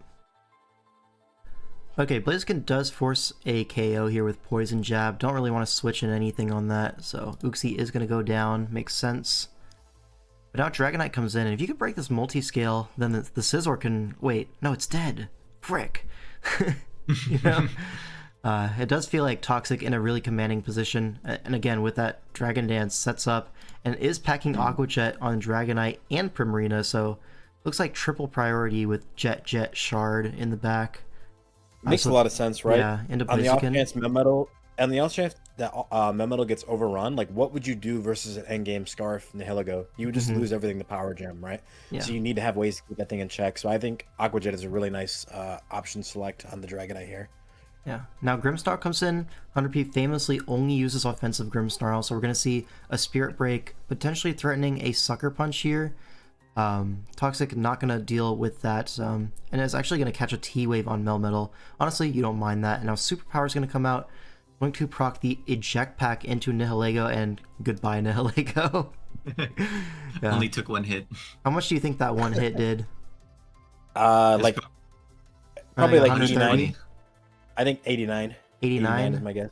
I would say Yeah. more, but regardless, it's dead. Blaziken comes in, is going to go for an overheat. I guess nothing else in its moveset that can kill a 14% Mel, but you don't need your special attack in this endgame. Now, Primarina is going to come in. This Blaziken takes a crit Aqua Jet, but Now he's jet maxing. reveals Rocky Helmet, so a physically defensive Blaziken, but there's no way to live Jet into Shard. Like, this endgame priority spam is just unguardable. So, Yep. Dragonite is going to be able to sweep here, and that's going to be the game and the series. So, Toxic does get some diff back for his team, but it is going to end up 5-3 in favor of Nature's Guardians.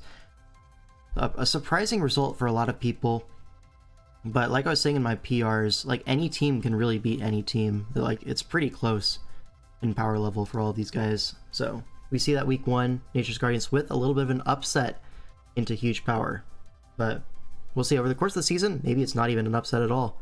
Maybe they're just that good. Time will tell. Can we admire how Nature's Guardians won while 100p lost? Yeah, That's kind of impressive. that's bro. their Shout big outs to player. Guardians. Yeah, Yep. really well done. And now we can go on to the next series, which is going to be Slay the Spiker versus Draft Dodgers. So shout Holy out shit, to Jay Dashing Ricky. Kevs. Jay It's Ricky. actually Jay Ricky in the flesh. Oh my god, I'm getting nervous. Oh my god. Literal fucking chills down my spine. Yeah. That's 0 attack? Yeah, we got the Yeah, Melmetal calc in the chat. Yeah, No, show me the no. max attack one, because I guessed 130 for each hit, so that would be 260. Show me that. I want to know. How off was I? Maybe a little bit too high? But yeah. A J Ricky versus ID Cup. ID Cup coming off of a DPL win, actually, right? He was on DUI, if I remember correctly. Right? I'm sorry, what was your question? I was looking at an image. ID from Cup coming Cinema. off of a DPL win, season 9 on DUI, right? He was on that team. That is correct. That is correct, yes. I was actually low on my Melmetal prediction. And that's 80 defense too on the Nihilego. Yeah, that's some that God damn. used, like big defense on the We're killing Nihilego. 3 Nihilegos with that. Yeah. But so Jay Riki also had a fantastic previous DPL, going a 6-1 record. So both these guys had a really strong DPL season 9, and we're going into DPL season 10. Let's see how they do. Both in a brand new format in Champions, both packing the Volcarona. A lot of similarities, right? Shout out. Both sides electing to go for like a really Yeah, high tier double Volk. steal. Double Volk is super interesting in a metagame with no boots, right? Like Yeah. I could see one team taking a gamble, but the fact that 2 teams were like, yeah, fuck it, let's get this guy. Yeah, yeah. That's interesting. Well, I think it's pretty reasonable, right? If you're not able to get the rocks off, you know, Citrus is still okay. It's like half of a boot, if you think about it. So expect to it's see half of a Citrus boot. on these Half of a Volcaronas. boot one It time. is. You come in, you take 50, you're back at 75. We don't have heavy duty boots, we have heavy duty boot. Singular. Yeah. Yeah. It's basically like just hopping switching around in with one-legged. boots and taking a weak knock. That's pretty much Ooh. True. it. True. Well said. Well Wyatt. said. But how do you do that? But okay. Jay Riki is going to be representing the Draft Dodgers, and ID Cup is on Slay the Spiker. Alright. Let's just get right into it, to be honest. Sneasler is going to lead off into the Weavile. Okay, so the 2 alternate Sneasel forms duking it out at lead. So lead Weavile into a Scizor team. Is this a Sash counter? I feel like I've said this twice now, but it really generally could be a Sash counter turn here. No. What we're about to see is we're about to see the low QP classic interaction in Champions, where he runs his patented fake out Psycho Cut Weavile to defeat all opposing Sneaslers. That's what we're gonna see. Yeah. Trust. He does do that in VGC. So in VGC, so step 1 is fake out, right? Because we're faster than their fake out, Yep. right? So surely that's gonna be the play, right, from ID Cup. Let's see. I'm ready. Hard Scizor on the counter, heads up play, not you What the turning hell? there with Scarf or anything like that. That's not Psycho Cut. Oh. Dueling Beat is going to miss the Clefable, but we could just go Sneasler on the Flamethrower. That does so much damage. Goddamn. Now Aegis Slash comes in on the Sword Stance, aggressive SD play, and we have Shadow Claw. So this If Aegis that was Slash, throat chop, well, you have to imagine it's Colbur Aegis Slash, Colbur, right? yeah, Into true. knockoff Avoiding Scizor, the Dark Pulse, Colbur. Hydreigon, Throat Chop. And yeah, so Hydreigon is just going to finish off that kill with a Flash Cannon, covers the switch to Clefable. Is now Volcarona going to use that potentially a setup opportunity? No, just going to go for a Bug Buzz, respecting the fact that this Hydreigon could be, you know, Rock Slide, Stone Edge, or Head Smash. It gets all three of those. And we have a Spadef Hippowdon in the back. It's just great to chunk with the responses, right? Like maybe the thought process is, okay, I'm going to attack, I'm going to hit with the defensive responses, and then I'll find a position later to Quiver Dance, and then I should be able to overwhelm it if it stays at low amount of HP, right? So Yeah. J. Ricky is like, he's in a situation where he chooses, do I get up rocks to limit the Volcarona setup opportunities, or do I slack off to keep myself healthy so that when it does set up, I have a healthy response? And it's also a little bit annoying to click rocks here because the Clef could potentially make a one-time pivot in, or they could just go Quaquaval and you don't have a spin blocker. So with a Volcarona on the team, this Quack is definitely on spin duty. So you would expect it to be the initial Hippowdon pivot. I also would expect it to be a heal here, right? Because like you're saying about Magic Yeah, you Bounce, it's a have to great heal. point. It's kind of risky to rocks up. Yeah, and even if you do rock on the Quaquaval, right, that would be like best case if you're rocking. Like, you're just forced out by Aqua Step and they get the spin off anyways. Like, you'd have to recover on the spin, and at that point, may as well just Earthquake with Quack on the switch in, right? Or just heal, you know, Hippo. With leftovers, it'll be at 75, so you can afford to Earthquake one time at least. That's a big That does a earthquake. lot of damage. Hold up. We go That's for an either Aqua Step? That's not a bulky Quack at all. Yeah, no, that's no HP Quack. Taking 54 from Earthquake is crazy. I really would have expected like a physically defensive Quaquaval there, low key. Wait. Can we admire that Clefable was the switch in? What? Oh, and it Can we worked. keep admiring? What? Let's continue admiring that for another Yeah, second let's longer. continue. So Clefable switched into Scizor and beat it. So Huh. very clearly there, J-Ricky is reading the pivot to Volcarona there, trying to hit that dual wing beat on the switch. Because ID Cup but doesn't have a safe switch into Scizor. I would argue if you want to cover that, you could either hedge that by switching Hippo or switching into your own Volcarona. No. There's definitely better options for J-Ricky, yes. A double Hippo would have been a perfect play there. Either the Clef goes for Moonlight, it's cut by the sand, or they go for a Flamethrower, you take that no problem, and you're threatening a Heavy Slam, or they go Volk, and you get ahead of the curve, and you can just Earthquake for basically free value. You But know, J-Ricky Virgie, I doesn't too see am that. wondering. I too am wondering, where did Arthanos go? What happened to him? This feels like a pretty classic case of we're looking at A or B, and we don't consider C at all. Like, he's thinking, I could Bullet Punch or I could Dual Wing Beat, but Hippo covers both. So, not able to find that play in the game, and gonna pay for that with his entire Mega Scizor. That is tough. Now we go Hippowdon. Weavile looks so scary now. Yeah, Clefable just gonna sack itself to get these rocks up. Pretty good. Force the spin before Volk can come in, and now Quaquaval comes in. I'm gonna go hard Starmie on the Aqua Step. Yo, that did way too much damage. This is not defensive Starmie at all. So this is, and we see here the sand. Starmie gets hit by sand before the Quaquaval. So this is Scarf Starmie. And now here you have a few clicks. You can Psychic, you can Thunderbolt. I don't know if you can spin. So this Volk might Absolutely have to not. just come in on rocks in the If late you game. spin and get it wrong, you instantly lose to this Pokemon. Yeah, so. like it's just not worth it. Gonna have No. to go for the Psychic. It's Papa Berry, not gonna matter here. Crit didn't matter for sure. But now Volcarona can come in. You're locked into Psychic. They know this. Can go for a Quiver Dance potentially. Is gonna go for the Quiver Dance. Hippowdon comes in. Is it packing the rock coverage? Earthquake, Heavy Slam, probably Slack Off. Is it Stealth Rock Blast or is it Stone Edge? We're gonna find out here. I don't think It's it can not. fit it. Because you want rocks and you want heal, right? The Yeah. thing is though, like, wouldn't Stone Edge have covered the things that Heavy Slam hits anyway? Like The Clef, So, yeah. It does the Clef cover and the Clef. Weavile? Yeah, that's a good point. Unless there's I something mean, benched, like maybe they just didn't want to miss. Also, Heavy Slam is stronger in the Clef because I believe you're getting It's the full 120 120, base yeah. power. I and guess also, it I mean, was look- really to like get rocks up on it, like really focus on the Clef to like Well- the Magic Bouncer and then get rocks up. Exactly. And I think like their thought is, okay, if we can kill the Clefable and get rocks up, then like Scarf Starmie should always keep this Volcarona in check, right? Mhm. Yeah. It could be a little tough though, because with the +1 special defense, right? Like Yeah, how Surf are you killing might not this? get there. You got a Yeah. Hydro maybe? How could I don't think Starmie Hydra's kill killing. this? It's a mystery. Yeah. What the hell? What are you saying? It's better to show than to tell. Oh my god. Mega Bang. Starmie? Is that you? It's LARPing as Mega Starmie? Yeah. The hell? Yeah, goal was force Clef out and get rocks up. Makes sense, right? Yeah. Yeah, Starmie able to get rid of the Volcarona with that liquidation. Really interesting stuff here. And now it's kind of on for the Hydreigon and the Volcarona, right? Now Slowking can come in, takes the liquidation, no problem. So Hydreigon is going to be the pivot in as we go for Amnesia, and things are getting That thing scary. was scary in this end game. Yeah. Whoa. I used that shit in game and it was tough. But he said, let me bring that to Champions Draft League. Yeah, hell? I mean, it is going to allow you to stay in on this Hydreigon next turn. Go for a Toxic, put this thing on a timer.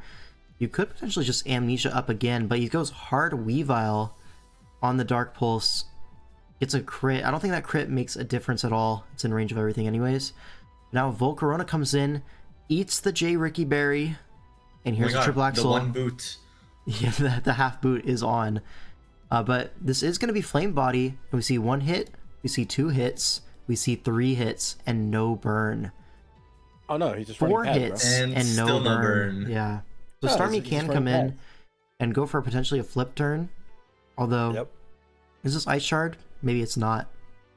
Now Hydreigon's going to come in, can potentially go for a Dark Pulse, is going to do so, 54%, put the J. Ricky Citrus Berry into a Slack Off, and now it's so healthy. Yeah, and with the this was Toxic, almost putting like it on a a timer. This is almost like a 50-50, right? Because if you Nasty Plot on that Slack Off, I think you just win with Hydreigon.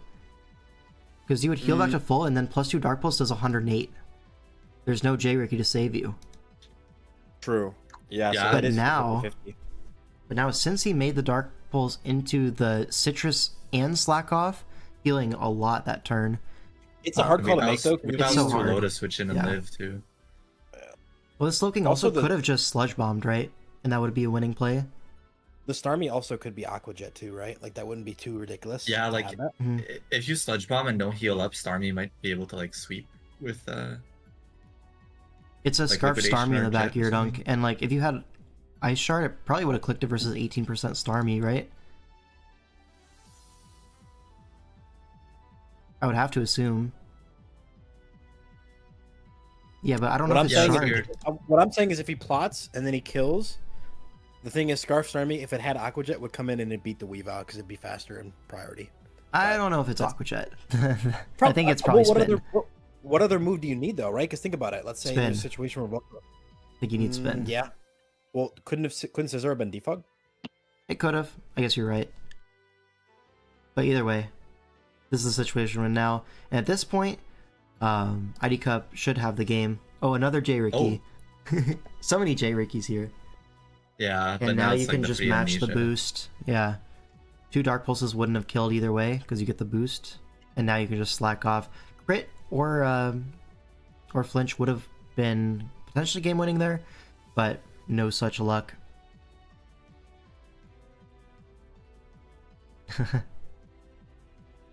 And your Liquidation not even going to come close to killing Slowking, and that's going to be the game.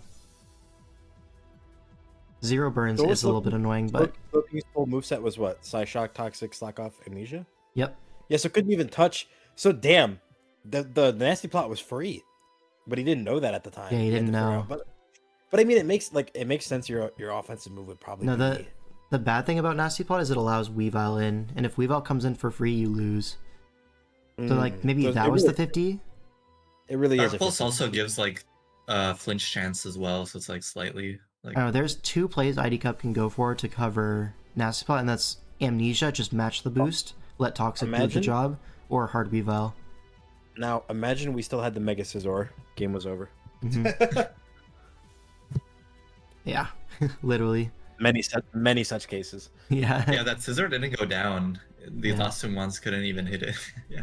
So now Slay the Spiker goes up 1-0 in the series as we go on to game 2, which is going to be Gen 8. Genius versus Violet River. So Genius... Okay, wait a minute. I just had Okay, a go ahead. flashbang. Why is there fucking Incineroar on my screen in Gen 8. What?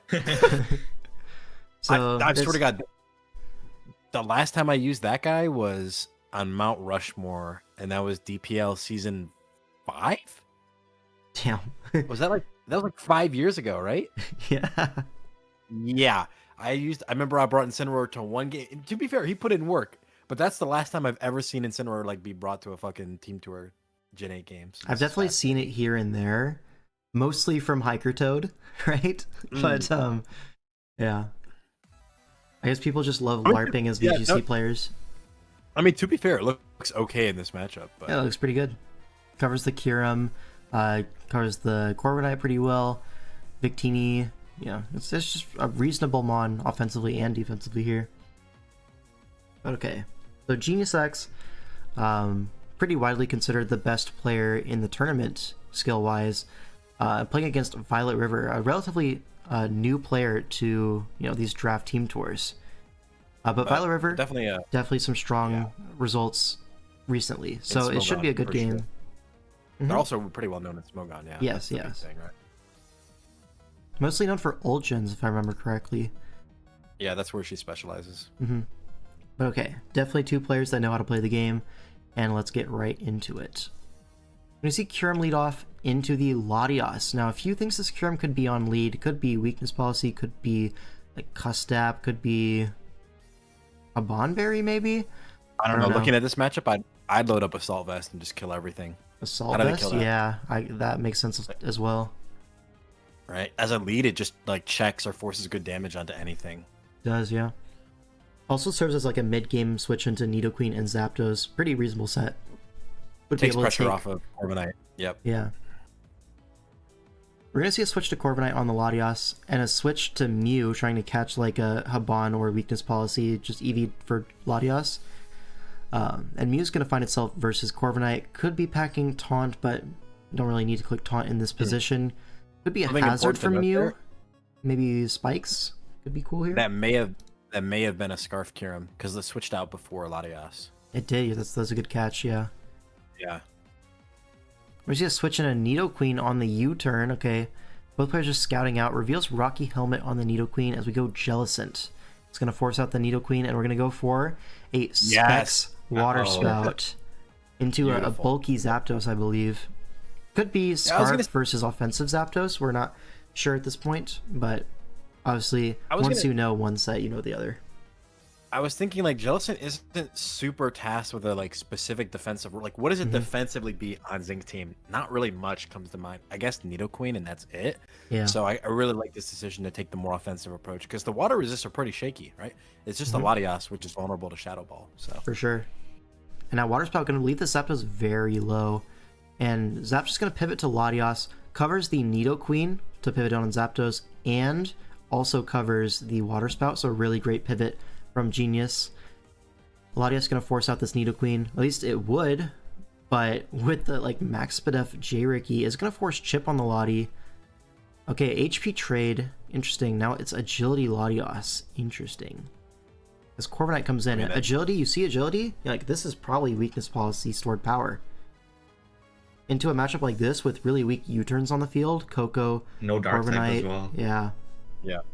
I guess it's not stored power, it already revealed Psychic, but still, weakness policy definitely on the table. The idea is that you want to move that hits more immediately without relying on getting the boost, right? So like in the late game, you could just Agility and then pick off a weakened Coco, for example. Yeah.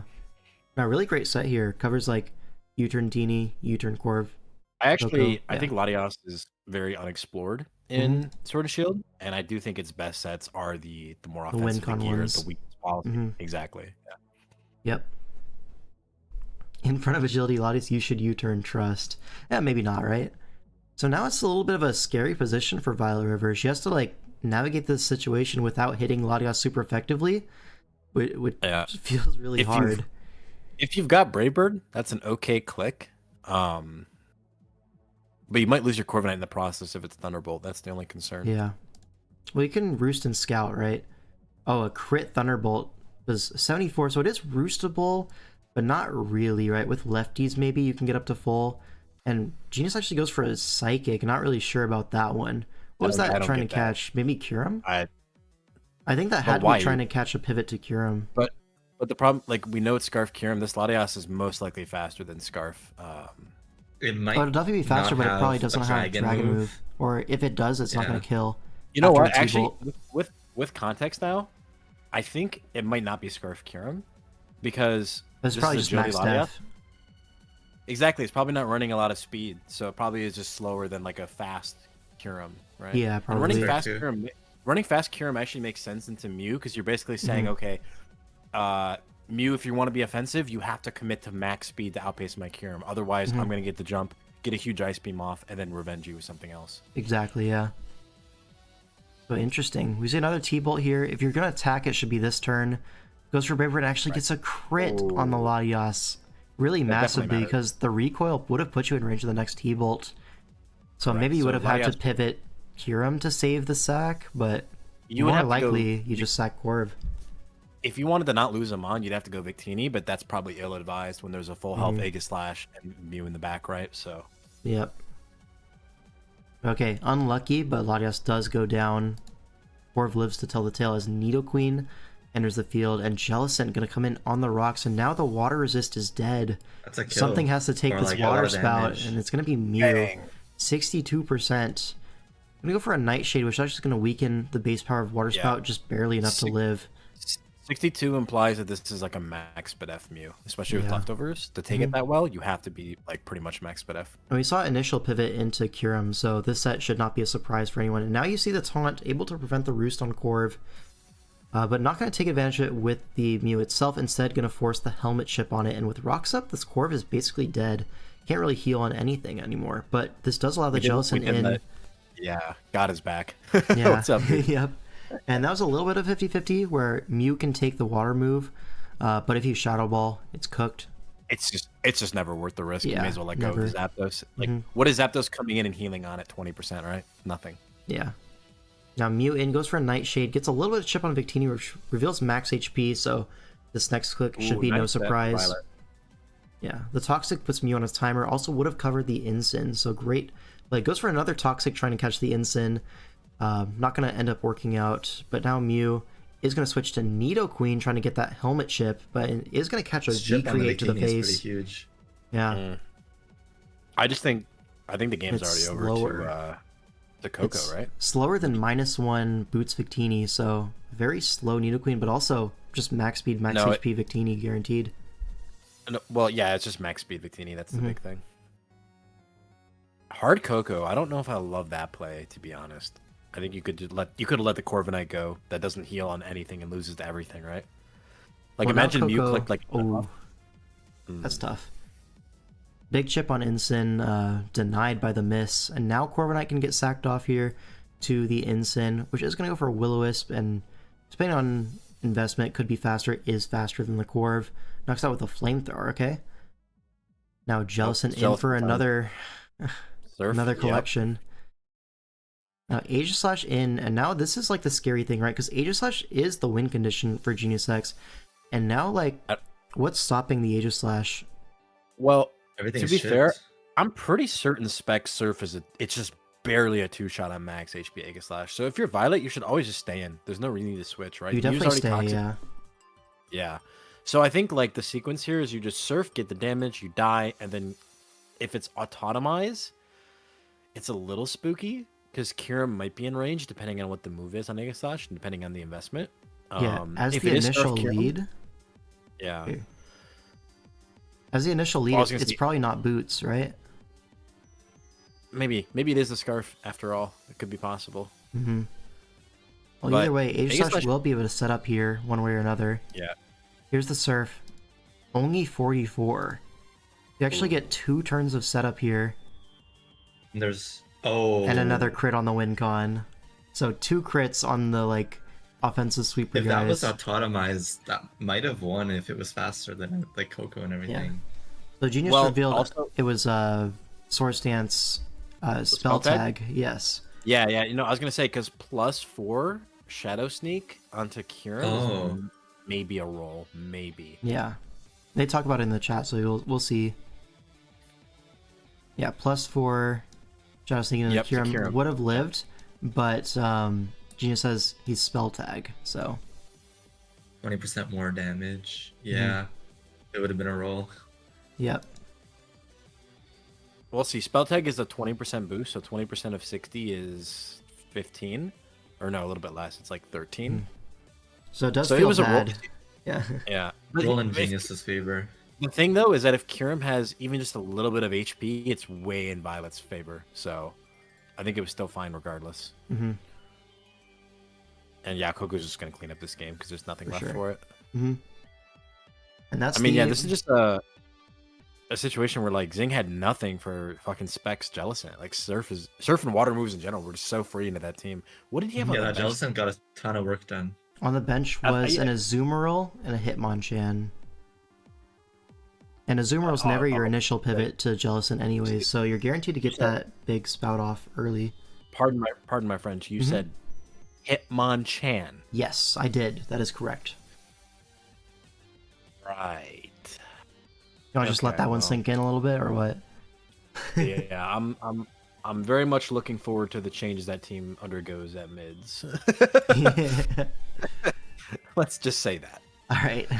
Well, this is going to tie up the series, so we're now 1-1, right, for the Slay the Spikers versus Draft Dodgers, and now we go into Game 3, which is Agency versus Yurdunk. F tier. Okay. This guy is brain rotted, for sure. But okay, I haven't watched this game. I saved this one for the stream. It's only the Sin of Wrath brain rot that's annoying. It's not the F tier brain rot that's annoying, right, guys? Yeah, fuck the Keldeo guy. So true. But okay, we see a Meow Keldeo kind of thing. See Necrozma, which is something that I've said for a while is pretty strong. And now recently stats are coming out to back me up on that. We'll see if he tears the Necrozma or the Keldeo. Both are available in this game. Terra Fairy on the Necro, Water on the Keld. But looking at it, probably just go Water Keld, right? It just kills everything. You have to imagine Yurdunk doesn't have much for it. What was on the bench here for Yurdunk? Surely there was something. But there was a Dragonite on the bench. And an Urshifu Single Strike. So Single Strike explains the Fairy on the Necrozma. But Dragonite... Right. But no Dragonite here? This guy said, I'm going to load up Sandy Shock's Bramblegast. Right. Buzzwole Pinsir. Lucky Toxic Rook. Yeah. All right, but we do have Flying Torn as the offensive guy, but there's a Tinkaton right there. Interesting prep choices from Yurdunk, I'm not gonna lie. We'll see if that pays off or not. Isn't that kind of what he's known for, though? He always like finds a way to make the shitter guys work. True. It's kind of like he reminds me of low QP in that sense, where like they look at a matchup and they analyze it from the bottom up. Mm-hmm. But okay, let's get right into it. I have a theory seeing Brambleghast is on the field. What's your theory, Chopped? Okay, but Keldeo versus Sandy Shock's lead. Do we see a booster energy? We do not. Wait. Oh, a Terra Water. Wait, I just got flashbanged. So not tearing the Torn. Someone's playing a fat 5v6. Alright, that's a pretty good theory. But Keldeo just going for immediate flip turn makes me think this is probably a choiced, like, Scarf Keldeo. Which is interesting. It's going to get negligible chip on the Sandy Shocks as hazards go up, but now Meowscarada comes in. Going to knock off. Oh my god. Doesn't respect the Flower Trick, just goes for a Terra Blast. Maybe expecting a Spikes from the Meowscarada itself, but no, not going to happen now. And knockoff goes into the Fez. And now Lando comes in. On a U-turn, do we see a Toxic Chain proc? It's going to be Rocky Helmet, and we do see the Toxic Chain. Back to Sandy Shocks for another layer, because this should be faster. But Terra Blast is going to get clicked here, so no spikes, it looks like? Or maybe we're just not interested. Wait a minute, Bramblegast Classic. Wait, Bramblegast in? Manaba is going to force that out and get the defog off. So Bramblegast, so far, net negative, allows the defog. Now U-turn into Landorus is going to be able to set up your own rocks with the threat of Earthquake here. Sandy Shocks makes the pivot in before rocks, but this point, It's good basically aggression. dead. He should be able to get up his own rocks here. Yep, perfect. Keldeo switch is It's about as interesting. It's about as good as you can hope from that exchange. Yeah. Yeah, I do agree. It's a little interesting, but like you're never clicking electric move in the land race, right? True. So. Now Tinkaton in. We're just gonna use up our sack on Sandy Shocks there, as Thunder Wave is clicked. Okay. Now Cinderace Good comes in, position. takes Hazard, so it could be choice banded into this team. Makes a lot of sense. And Lando is just gonna go down. So it's a Life Orb. That also works, Oh, I wow. suppose. Frees up the ability to click Zen That's on gonna be Keldeo. Scarf Well, killed I then think- probably. Definitely The Scarf big thing killed. about that, is that by being Life Orb, you're more quickly putting yourself into Blaze range. I'm assuming that's going to be Blaze Cinderace, right? Yeah, true. Now Spike goes like, up for the Bramble and gets the spin. So actually, so far the best performance from Bramble we've seen. What's up? I was going to say, like, yeah, like this is amazing Bramble Gas gaming. This is what we've been waiting for. Yeah. Took 3 tries, but finally he did something, right? Yeah. But now Cinderace in on the rocks, and now something has to die. Gonna be Meowscarada, which was dead to hazards anyways, so may as well just sack that guy.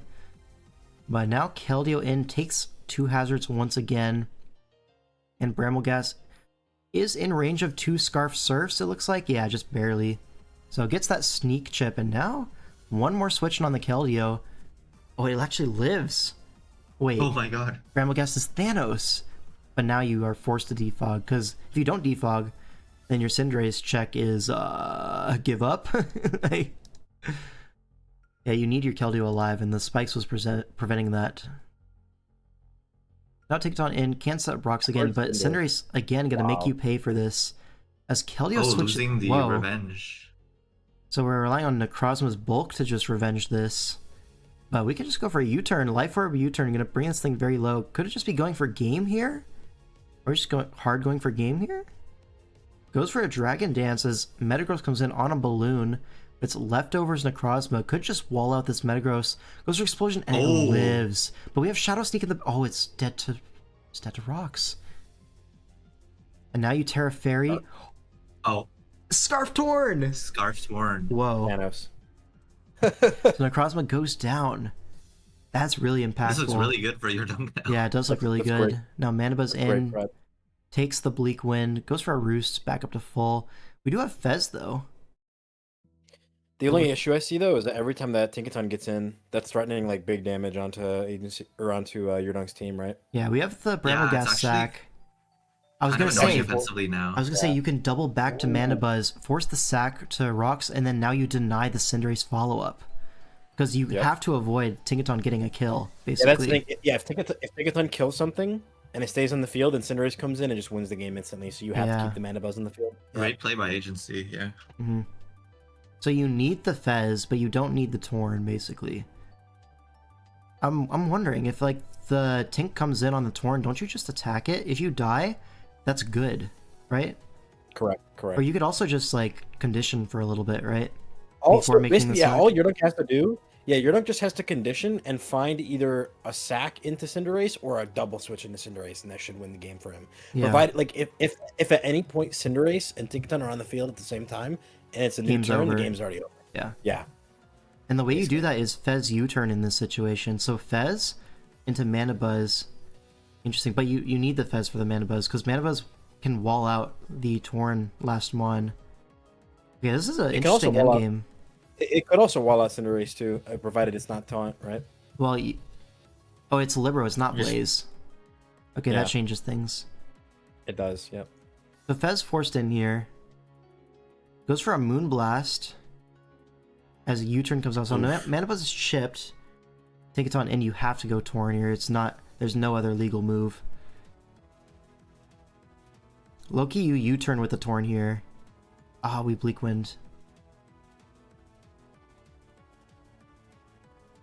Now I mean, I Fez respect in.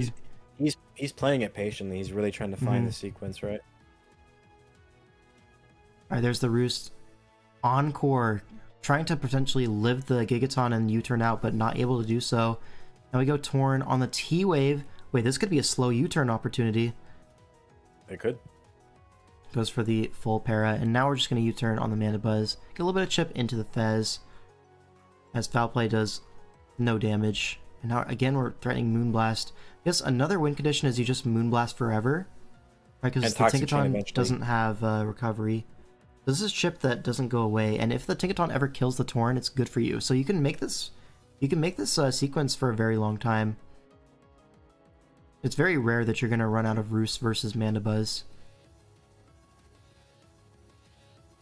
Okay, back to Tinkaton. Maybe with Rocks up, Agency can outplay this because he doubles on the Torn. Forces another U-turn plus Rocks on Fez. Okay, we're just going to Bleak Wind, force another Roost. We're also running low on Roost. This is not over by any means. Foul Play is going to do so much damage, yet Torn has to get out of there into the Fez. There's a Foul Play. Forces another Roost, at least. So Tinkaton gets another free switch in. And now you have to go Torn, but a double to Mandibuzz. He's catching each one of these. And now He has probably to make just that hard play fit. every Yeah, time, you though. have to. The only way is you have to get every 50 right and U-turn every time and basically just win through attrition of rocks, basically. There's the U-turn. he He catches finally- it. yeah, he got- Finally Cinderace in. Yep. Does Bang! Mandibuzz get 2-hit KO'd? It's Life Orb. Critical hit! Oh my god. Whoa. Yep. So your Dunk should just win this. Yep. One more Pyro Ball for the road. Oh Misses. yeah. That's sad. Oh, Danny. fuck. You still have the Torn. Full para. Oh. That could have been a okay. Heat Wave. Yeah, but now it goes down to Gigaton hit. Oh, fuck. Not Wait how a you minute, would was that love a to win. Was that a speed tie? Was it? Go back. Torn got paralyzed first, and then it used Thunder Wave, and then next turn Gigaton. Oh my, it goes was a first. speed tie. What the fuck? No. What? I just caught that. Yeah, I didn't catch So that not at all. only did he get full parry, he also lost a fucking speed tie, bro. That's ass. Yeah. Nah, dude. Bramblecast No lost way. anyway. No. Is Bramble So, 0-3 in games? what was Or is that? What was the other move on Cinder? Like, so flare or what? Pyro Ball, U-turn. Probably Sucker Zen, Punch? right? You need Zen for Keldeo. Sure. The last So I guess move, there was no 100. maybe Court Change? No. Yeah, no Probably not. 100% fire move. But if Torn was Heat Wave, he could have maybe won because he could Heat Wave and then sack Fez to the Gigaton, come back and Heat Wave again. Yeah, But again, these could've. speed ties and the paras, right? They all So much fucked him over. odds going into this. Because surely a Scarf Torn has Heat Wave, right? Yeah. Probably. Into know, that Tinkaton, it just has make- to. Into Tinkaton Meow, like for a more accurate move, Surely. you know, like that. Surely. That just makes sense to me. Yeah. Yeah. Wow, dude. I, because I had seen this replay before, Mhm. but I only just now caught the fucking speed tie in that last Yeah, yeah. interaction there. So it's That's worth crazy saying, work. Agency obviously lucked a little bit here, dodging a Pyro Ball there. Also, you had to hit 3 in a row, but also, you really made it hard on your Dunk to get that position in the first place. You saw he made so many doubles trying to avoid the he was- situation. yeah. Slipped up He wasn't one giving it. turn, and that's all it took, but was able to dodge one of them. That was enough. Crazy game. Now we go on to the next one. That's now what, 2-1 for the Draft Dodgers in the series? I believe so, right? And now we have, this is Undead versus, who's this guy? Vinny. Okay. Interesting to note, there's 2 Vinnies in DPL. This is Vinny with a Y. Think Cinderace missed on purpose because it thought it was scoring a goal. Probably not, Murky. Probably not. And so here we see one of the Sun teams with featuring a Torkoal. Interesting to see Torkoal and Ninetales get equal playtime. That's really interesting. Usually you see one or the other depending on the draft board, but it looks like they're both properly priced then. Okay, Gouging Fire as the main breaker, but could run into a Flash Fire Typhlosion. I don't know, that doesn't really beat it back 1v1, so how are we going to deal with this Gouging Fire? It's a good question. The Hydrapple is ground type, so you're not going to have a fire resist really outside of that Typhlosion, which again doesn't really beat it 1v1. You can just Dragon Hits on that guy. So it feels gonna say, pretty like- easy. Like Flame Plate or like Banded Gouging looks like really strong here, especially in Sun. Yeah. It's just Typhlosion. I guess with Terra Fairy and Flash Fire, like you can theoretically wall gouging, but what do you do I back didn't to it, catch right? that. Yeah, it is Terra Fairy. Right? Like I guess maybe fucking with Scorching Sands, but that shit's not 2-hit KOing ever. So I don't know. No. Or Roar? Maybe it's Roar. That's the only other thing I Maybe can Roar, think yeah. of. How else do you stop? I haven't seen this one, so I haven't either. I don't like. What else? Interesting. Why would you be fairy? Why would you be fairy? Bro? It's only for I don't get gouge, it. but like I get it. You like Yeah. what else are you supposed to do? Like, you need Okay. something. Yeah. In terms of threats here, probably the biggest one is that Iron Treads offensively. Maybe you could say Hydrapple as well, pretty scary. But I think the Fez is pretty good into the, Valiant plus Hydrapple. Maybe one can break for the other. Right? If you're able to just trade your Valiant to get the Fez low, maybe your Hydrapple can do something, but it does feel a little bit challenging. Terra Ground calling like the bolts. I don't know. Bolt Weather Ball also just looks like Thanos. This feels like a really strong Sun matchup, but I guess we'll have to see. Terra types here. Poison on... no, that's not the Raging Bolt. Ghost on the Raging Bolt, looks like. Typhlosion is goofy looking. How inspirational. Why would you call Typhlosion goofy looking? He's trying his best, okay? Chill on He's him. tough as fuck. Chill Yeah, on you're a him. hater for that. I can't lie. Yeah. Alright, Enam versus Treads lead. So Enam gonna have to get out of there, most likely. Especially with the booster speed. Just gonna stay in on the sub. Interesting. So we're sub for what? Don't you just earn Really? power forever? What if this maybe like Gotta be Sash, you know? Endeavor, right? It's like an Endeavor type. It is Endeavor for Yeah, but- sure. Taunt is really wrong, Oh, right? What? That can't be correct. That. Okay. It's Oh, and it knockoff. doesn't have a move though. It's Earthquake knockoff. What? Why did that work? I'm upset that worked. You know what I mean? Klefki Toxicroak. What else can you say? Literally. Earthquake knockoff. Like, bro. So now Val comes into revenge, but Fez is right there. Could go for like a Zen Headbutt hold or on. something to cover that side So shock. if you're Babiri Bear, why would you not just Earth Power forever? I don't understand. Trying to prevent like, rocks, so- I suppose, but that is definitely like- strange. What do you mean it's faster? I can just rocks before you even taunt. I know. I couldn't explain it, bro. Your Valiant comes in, gets the speed booster. So, like I was saying, Treads, the biggest threat to this team, is now dead. Oh. And we Psychic Yeah. crit the Fez on the switch, which crit did matter for the 2-hit KO. No, yeah, just hacks, bro. Sure. Yeah, literally. Now Torkoal in sets the Sun. Can I'm we just gonna say it in appreciate- Psychic. We're not interested in switching this game. Can we appreciate Fagos in the chat saying just fuck you?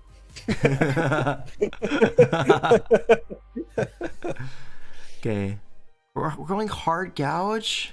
This really feels like... Backfield. Wrong. No, Oh, don't shit. tell me. Hey, And so Thanos is Yeah, dead. this, Remember when this we said Val got a gouging lot of killed work everybody? done. Ah, crap. Not quite. This feels strange on both sides, I'm not gonna lie. Like, I don't No, I don't dude, understand. gouging. The minute those first two Pokemon died, gouging already wins. Look at the last four. Like, Yeah. what? Bro. Like, the Typhlosion can hold it off, right? But that's always just a free Raging Bolt or something. Bro, I've been saying Destiny Bond Valiant is the best set by far. Because so Yeah. many times it Okay, forces, we'll it forces just it sack a for revenge. Pokemon. Now Yeah, light why screen's not? up and now we're going into Raging Bolts. This feels Yep. chopped. Hard Typhlosion. Oh, hey, Thanos. With the booties. Yep. The heavy duty booties. It's slower than Eat Raging that shit. Bolt because it's Oh, Roar. Okay, yeah, There it makes is, sense. Roar. Yep. Now Tusk is in. Tusk is slower than Typhlosion. Goes for a knockoff. Okay, Takes a fuck ton. Thanos is dead. Raging Bolt could do this. There's a Healing Wish in the air. Go for some Mega Horn and bring this Uxie low.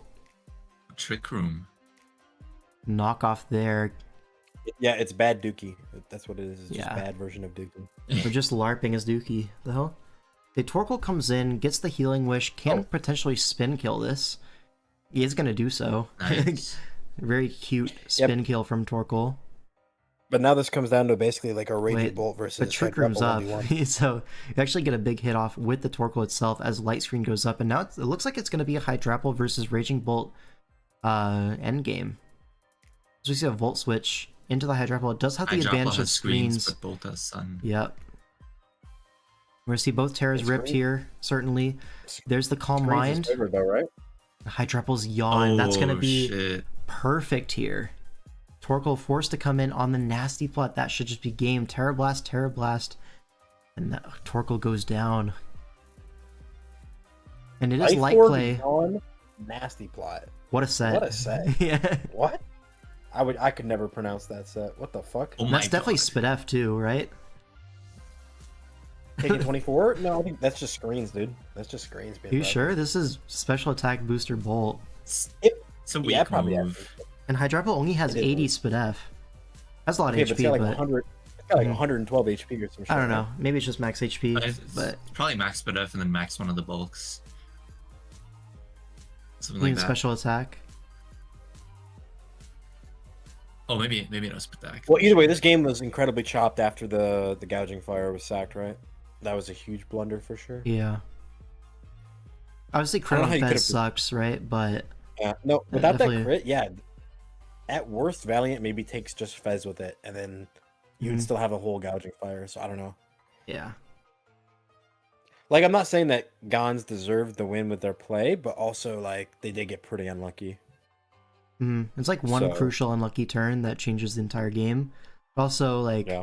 we fell for every bait. So, True. I don't know. So now what? What's the series looking like? 2-1 for draft dodgers. Be 3-1, right? Oh, 3-1. 3-1. Yeah, 3-1 'cause for the Draft agency won the Dodgers. last one, Yeah, yeah. So now we have Hex versus Vanga Banga. All right. Think about it, he got crit and drops. Like, if the crit didn't happen, Yon, who cares? It's -1 anyways. Yeah. Well, if the most likely outcome happens, which is neither of them happen, you're okay, right? But it put him in a super Yeah, like scary like position. 89% of the time, you're totally fine that turn. Yeah. Right? Like, all right. Oh, Darn. Wick. Darn. Yeah. Now, isn't this Hex's debut? If I'm not mistaken, in DPL. I believe it is. Didn't he play in a Smogon team tour, but not in DPL? I think they go by she, but I've never seen them play. So Okay. I've never seen them in any individual league, and I've never seen them in DPL. So I have no idea what their history is like. But clearly, either they're way- probably a scout. Yeah. Definitely like a Yeah. Smogon player, right? Yeah. But either way, we see the slot 1 Gleevor. So that's awesome. You're able to get the Rocks Up versus Hatterene, which is important in a Is- matchup like this. Is Panda on that team? On Hex's team? Is he? That is the only human Yes, he being is. I know on Yes. planet Earth. Okay, Yes. that is the only guy I know on this planet that is a Cleaver believer. You know what I'm saying? Cleaver believer. I like that. He, That was tough he is from a you. Cleaver believer. That was you. tough. Another Conkelder team. I've seen this combination a few times in Champions so far, Believer. and each time, yes, thank you, Wyatt. each Please time stop. I see this, each time I see this combination, I'm like, this seems pretty good. I'm not gonna lie, but we'll see how it goes here. I mean, we do see Toxicroak, my beloved, Where's my Klefki? champions. I'm Where's just looking for Klefki? I don't know. He's scared. So Hippowdon is going to come in on a Sword Stance turn from Cleavor, just getting right to business, threatening a sharpness boosted, I was going to say X Scizor, but you can just go for a Stone Axe, gets the rocks up anyways, as Toxicroak comes in, goes for a Vacuum Wave. Thanks, Toxicroak. You did well. Wow. High impact gaming from Toxicroak. Yeah. Now Arcanine is going to come in and revenge this. Head Smash, going to kill like multiple Cleavors there. But now Conk gets the free switch in. Hippowdon in. Could be a bulk up here. It is going to be a bulk up. Hippowdon could be packing Yawn or Roar to deal with this. It is going to be Yawn. We get a knockoff onto the leftovers. Now Conk could just take the sleep, honestly. Nothing really wants to come in the next turn anyways, but gonna pivot to Meowscarada instead. Get that Flower Trick off as Scizor comes in. One of the best checks to Meowscarada in the game. Important And to know, goodbye, it was not- Meowscarada. It was not protein there, it was Overgrow, which is interesting. Yes. So Overgrow, usually you're going to see that paired with like Focus Sash, because you get down to Sash and then your Flower Trick is really, really strong, and you do get the opportunity to set hazards. Versus Hatterene is a little bit annoying, but was able to, you know, maneuver around there, because the Scizor U-turn is really obvious there. You're able to get the T-Spike up, and that is looking like a game-winning T-Spike, I'm not going to lie. Because now Hippowdon's poisoned, the entire team is poisoned, right? Now Can I make a Dragonite. confession? Go Can I ahead. make a confession in the chat? I just realized that we're looking at a Champions game and not an SV game. I thought maybe these guys had the ugliest SV teams I've ever seen, but no, this is the This Champions. would be like 30-point SVT. Like yeah, like it just clocked in my mind. I was like, what does Lopunny do in SV? I haven't seen that guy. Like that Yeah, one yeah. with the Powdon could be like a low tier SV team, literally. Like my brain No one just told saw you these about things- Terralope. my brain saw these things and could not process what the fuck was going on. No, that's too tough though. I like that. Competitive format, by the way. Carry on, by all Yeah. means. So Dragonite coming in on the Hippowdon kind of indicates it's going to be special, especially being Dragonite. Mega and Surf is going to knock out the Arcanine immediately. Was just sacking that appreciate- anyways. We've seen 2 shiny Surf Dragonites today. Can we just appreciate that? I mean, it's a good shiny. Like that blue. It is.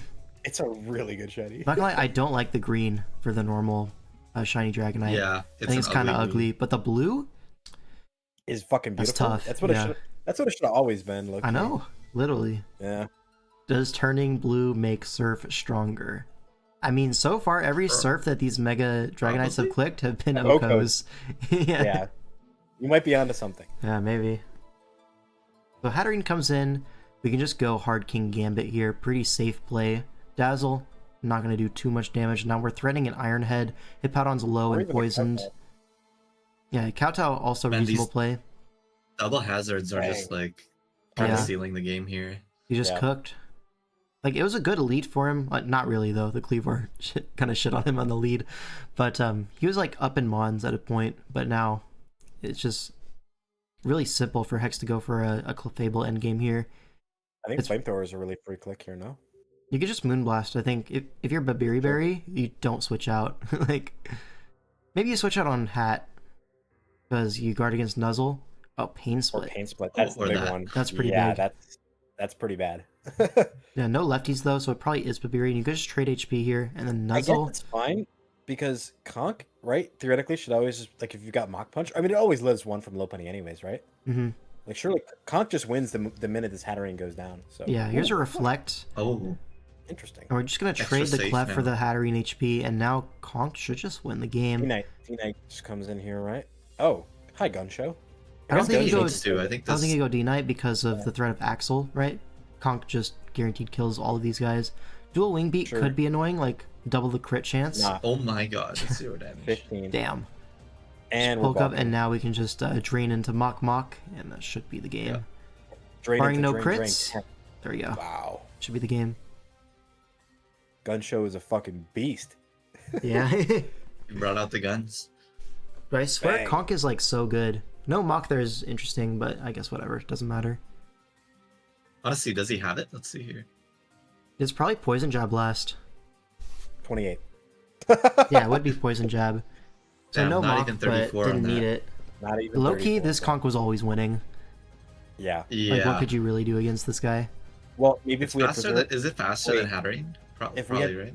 if we had preserved our Toxicroak, maybe we had a chance. But I mean, someone There's had kind to of no take point in that Cleaver preserving it hit. without its dynamic duo clef key, to be Yeah. honest. Literally. So I get it. Many are saying this. I think after this, we can safely say the Cleaver believers are justified. Yeah, I mean, that was a great opening from Cleavor. And Literally Hex did not let that great opening go to waste. And here, we see two Oras teams duking it out in Gen 7. But then, Like high key. Who is that? This is a Mega Guard versus a Torn Huron Black team, Mega Sableye. I mean, interesting teams all around. You see this Registeel Slowbro, it's like, surely this is Oras, right? But no. This has Skyhorse written all over it. I've never seen another human draft a slow twin and a fucking Well- Registeel the same. This isn't Trick of Eye. Skyhorse did not draft this. Well, let's just say he played a heavy hand in the crafting of this team. Mhm. Let's just say. Here, real quick, you guys want to talk about the team preview while I get some water? I'll be back in like a minute. by Yeah, all sure. All Also, right, Wyatt. who is the dinosaur guy? Like, what player is on the other team? So that is Chess, also known as, I guess, Ben is the name he's been going by. Chess has been a Okay. long time player in like the DGBA. He used to compete a lot more in earlier seasons of DGBA. He played in like a couple, but he used to play in top div. Over time, he kind of dropped down to like Poison Point or like some of the middle and lower divisions. Definitely was a good player like when he was active, and I hate to say like relevant, but like I haven't seen him really compete in anything. That being said, like Chess has he has debuted in a couple different team tours, maybe not in DPL, but I've seen him in like PGP. I think I've seen him in maybe Diddy League, I think as well. So he's he's familiar with team tours. Diddy League. Yeah, I just haven't seen him play any like top level draft shit recently, but he's definitely is a player that's been around, knows the game. So That's probably cool. was I was just yeah. curious because I didn't recognize the like the showdown name, like the gibberish and Yeah. on there. Yeah. All right, I'm back. Yes, this Welcome is back. Mega Sableye to answer your question. So what's the Nobody asked verdict? the question. but What's the verdict? thank Who's you. winning? Chop did. Why? Yeah, why? By all means, take the lead. By all means, so that's Mega Guard, right? Yes. And Mega Sableye. This Kyurem looks a bit scary. The Mega Guard has like Registeel checking it. I'm gonna flip a coin and give it to Hacker. I would say matchup wise, I think it's Hacker favorite. I'm looking at like Torn Disruption is so annoying in combination with the breaking power of Kieran Black. Well, I don't know. And Like, if Cert pair, okay, there keep is a going. stun fist, right? Yeah, well, like I just see Serp glaring everybody, and then everybody dying to Kieran Black. That's what I see in my head. But Is Kieran Black really that scary when you have a stun fisk for it? Like, bro, what let's are be you real. saying? But do you know the type chart, Mr. King L5? Well, I do, but I don't know if Hacker does. And you're gonna see what I mean in this Oh. game. Okay. Oh, foreshadowing. This is foreshadowing. The foreshadow of doom. Alright, let's get into the game. Sableye versus Gardevoir lead. Good lead for Chess here. As you fake out, just get the Mega off, a little bit of chip, never hurt nobody. And now we can just go hard to our Registeel as Guard clicks the T-Wave, anticipating a switch out, maybe trying to catch an AV Torn pivot. But either way, getting the pair on Registeel is better than nothing. As rocks go up, and now Ironhead into the Garchomp takes some rough skin. Now we're threatening Earthquake. Nice A big chip. Earthquake into anything really is good. So we're going to pivot Torn. Swords Dance is clicked. Do we have Icy Wind?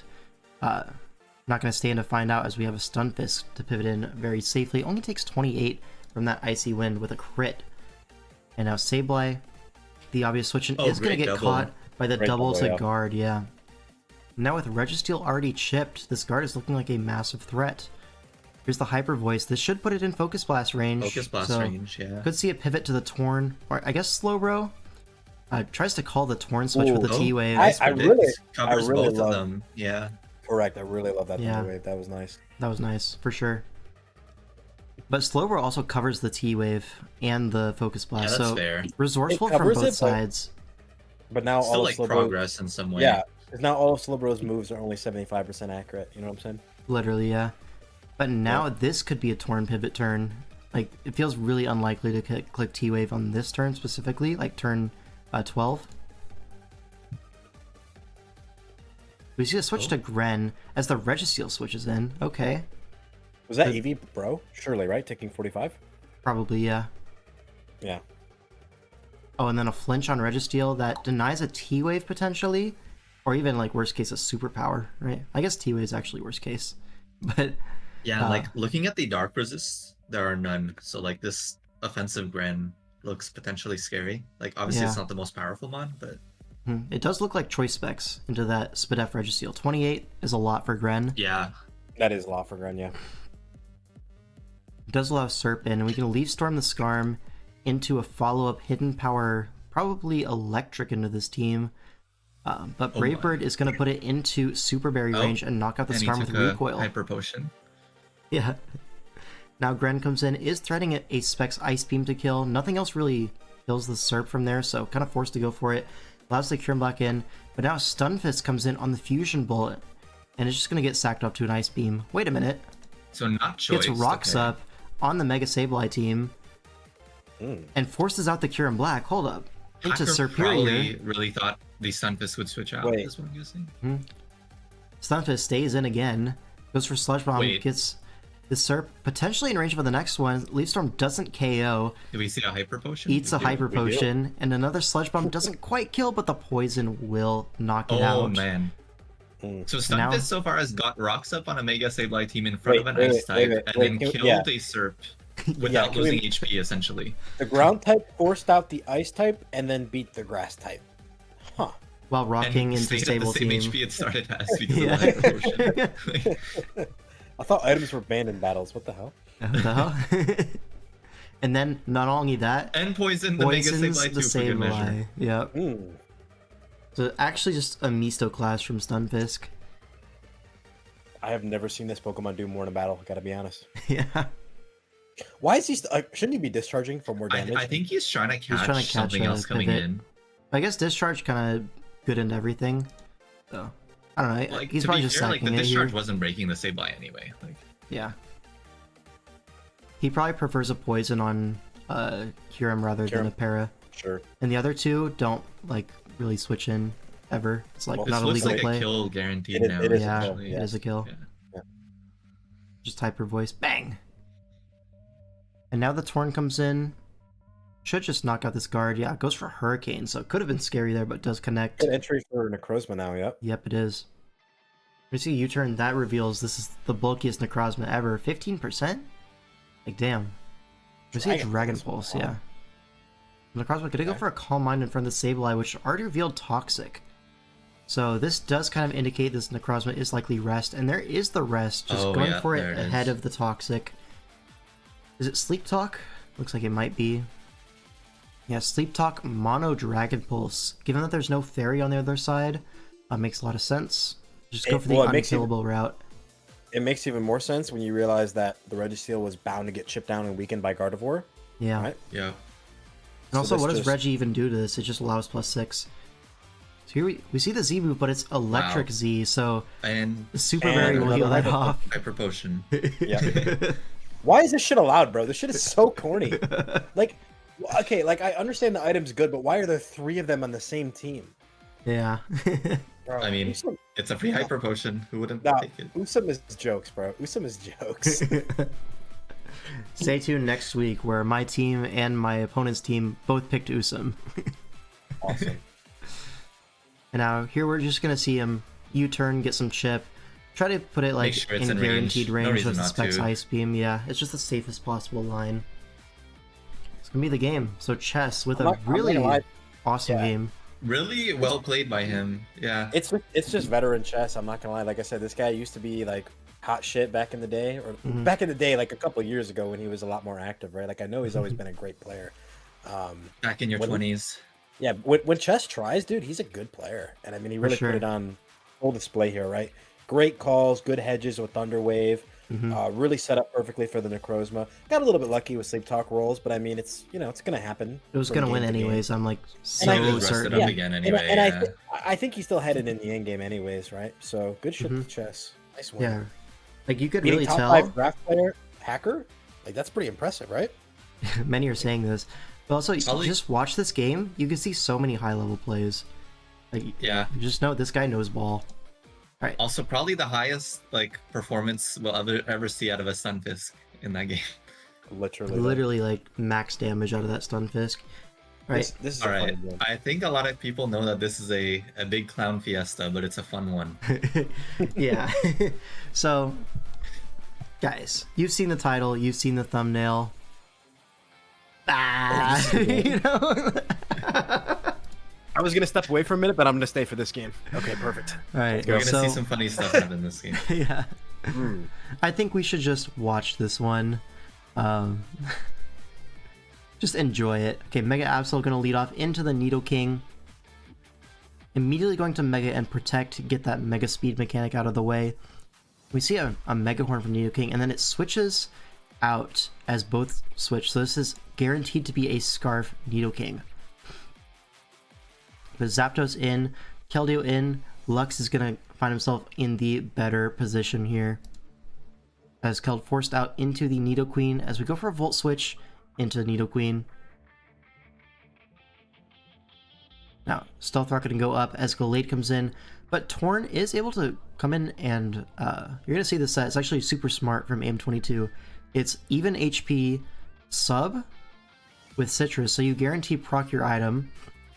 And now you're threatening an Acrobatics into this Glade, which, given that it's staying in on Torn, definitely EV'd for a Hurricane, but you cannot really EV for an Acrobatics from offensive Torn. It's just not possible. So now Zapdos is going to come in. It's already revealed pressure, so you have no like real problem clicking. Downside. Then here, Scarf Zap. Scarf Zap goes for extra sensory, trying to catch that Nidoqueen, which revealed to be the initial switch in earlier, but this time AM22 able to read that position correctly, Well, goes for here's a what I- toxic. Here's what I don't understand about the extrasensory turn. So you're expecting like Torn to just hard switch then? That's like the only reason you would do that. Because like couldn't Torn just U-turn here if it had it theoretically? Yeah, it could have. It did reveal pressure, But so sub acro, I would expect more so like a bulk up and like, like another a- attacking move. Or like taunt maybe for Clef? Yeah. Or like you Yeah. see sub acro toxic, maybe protect. It could have been. Sure. But I wouldn't expect a U-turn on a set like this. Not I just think necessarily. extra is a crazy play when there's also a lot of EOS. But it's hard, right? Because your Scarf, you have to get the predict correct. So Yeah. it's tough. Either that or it's the That's a slowest nice- Torn of all time, but it was also faster than Gallade, so I find that hard to believe. so bug bait, so probably not U-turn on that Scizor. You Mhm. would think. Huge fire punch. Massive, many are saying. Protect here. Are the cool many little in the scout. room? Get some extra chip. They're not. Ah, quap. So Lottie the pivot to Jellicent is going to get eject buttoned Oh. out into Absol. You could tell this is a rehearsed Right. line because, I mean, Yep. what's the purpose of this? It's to pursuit, right? To open up your Keldeo. That's the idea No. here. But the Jellicent Knockout. hasn't revealed leftovers. And like, what's the switch into knock really? It's just Clefable, which can get Iron Tailed next turn. Feels like I would think knock is free, right? yeah, I would knock here, especially considering you see the Culver Berry, right? You're not going to switch and not use up your Culver Berry. Like, if you switch on Pursuit, even with Culver, you're down to like 30%. Not really a great Keldeo's check anyways. So, we're going to stay in on the Pursuit. Only does 25. But Skull's just going to burn first Oh. try, and now Jellicent's going to Absol, wall the Mega Absol. no! This is Oh, good for my no. agenda of Mega Absol being or bad. Like, horrible and bad at the same time. And So Jellicent just goes back up to full. Now, Calm Mind Latios catches Oh. a Toxic. And, yeah, Sideshot, okay. Taking that chip on Basically- Jellicent does oh. feel strange to me. But at least you recover, so it's not the end of the world. I Now guess, we're going like- to sack. Get that You live poison in a one chip. boosted hit, right? So you can Yeah. recover one turn, get one round of toxic. Maybe Mhm. puts it in range of like Shadow Sneak Gallade or He something. probably doesn't need to be full for Keld anyway because it's immune to both stabs. So like, This is Yeah. definitely this is Scarf like physically based Nidoking, which is pretty cool Mhm. to see. I see Jellicent come in on the slow row, threatening a Shadow Ball or a Toxic. AM22 catch that happy to take that magic trade, card. but the Toxic goes into Clef instead, and and you're then gonna see what just got clipped. Belly Drum. So now our Oh, Clefable got traded with a 20% burned Absol. yep. Yep, many call are that value. saying this. Well, you know, in my eyes, the Fairy type beat the Dark type, so that's a win, right? Yeah. True. That's what we call Chat. a good trade. She drum on my belly till I edge. That is what happens. There's just a lot to unpack in these two turns. You really you have to appreciate. I'm gonna run Belly Drum Clefable into everything outspeeds except for Slowbro, which probably doesn't even die to my +6 attack. Hmm. Don't do that again. Ponder. Yeah. It really feels like you could have just been Calm Mind. And And wow, that looked amazing. yeah. It's definitely Poison Jab Potentially. Nidoqueen here, but like, surely it's better than Belly Drum Gustav. Oh, now Torn can come in. There's no acro switch in, so free to get that regen and a kill at the same time. Now Scizor in. We have that Nidoqueen, which now there's no longer a Clefable, so we can use it for the Scizor. The No Scizor problem. would have been scary if everything was chipped, but oh. Oh. So Nidoqueen did have Fire Punch. Okay. I don't know if that would have killed the Scizor from 76. I think it would have done like a lot. If it's Akka, no. Akka, no, of course. Without but even Akka, it without probably Akka, did, right? It's sheer force. But let's see. Is it Akka or Maybe. is it life? What's the item? It has 92 base attack. It's not like, life sheer orbs. force. Yeah. maybe it would probably kill. lives. So maybe it's Akka. If it's Akka, it always lives. I promise. Mhm. But okay, Keldeo, totally fine. We can just revenge kill this Scizor.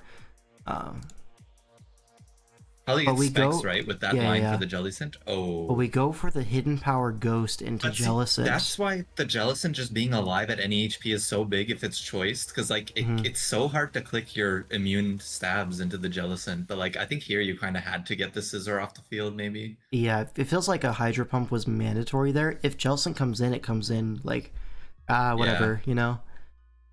But this Scizor is a massive problem now because you get this Bug Bite onto Keldeo. Now it's in Quick Attack range. Quick attack, yeah. But it's okay, our Torn can still live from this range. And Acro's looking really dangerous Acro here. should kill this too, yeah. Yeah. And then But it's just bang. another crit. Okay. Well, what can you do at that point? I mean, I know Yeah. what you could have done. You could have just clicked Hydro with your Keldeo, but gonna get extremely punished for that slight misstep. Really unlucky, Yeah. obviously.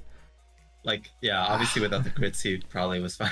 I think But, his position was good too, is the thing. yeah. But Wait, how did alas. Belly Drum Clef do that? Yeah, how did Clef do Yeah, that? how did it kill that 20% No, it burn Absol? removed That's it crazy. removed the Absol so that Mm. Scizor could fly, man. It could do all this. 'Cause Yeah, if Scizor Absol got known knocked- for stopping SD Scizor It sweeps. removed one of Scissor's setup like fodders, so that was huge from Clefable. At least we know Genius wasn't lying when he said he wasn't going to captain because there's no way he would let that Clef set pass, right? Yo. Man, Panda technology is on another level. Yeah. Is Panda on that team? Speaking of Panda, I think Yep. he's he is on that team. Wow. So what's the score now? Speaking of Panda, here he is. Oh, hey, Glamora. What's going on, bro? I think it's 4-3 for Draft Daughters. It is 4-3, and this is game 8. So Hellam versus Panda for all of the marbles here. So this is, yeah, if Panda wins, they tie the week. If Hellam wins, they win the week. Is this a raw Salamence? What's the Terras on this? Probably Zarude. It's a Terramence, I Zarude. think, right? But I think it's Zarude Oh, no, Comfy it's- because I see electric. Yeah, on the it's Comfy. raw Ments. You're correct Oh. on that.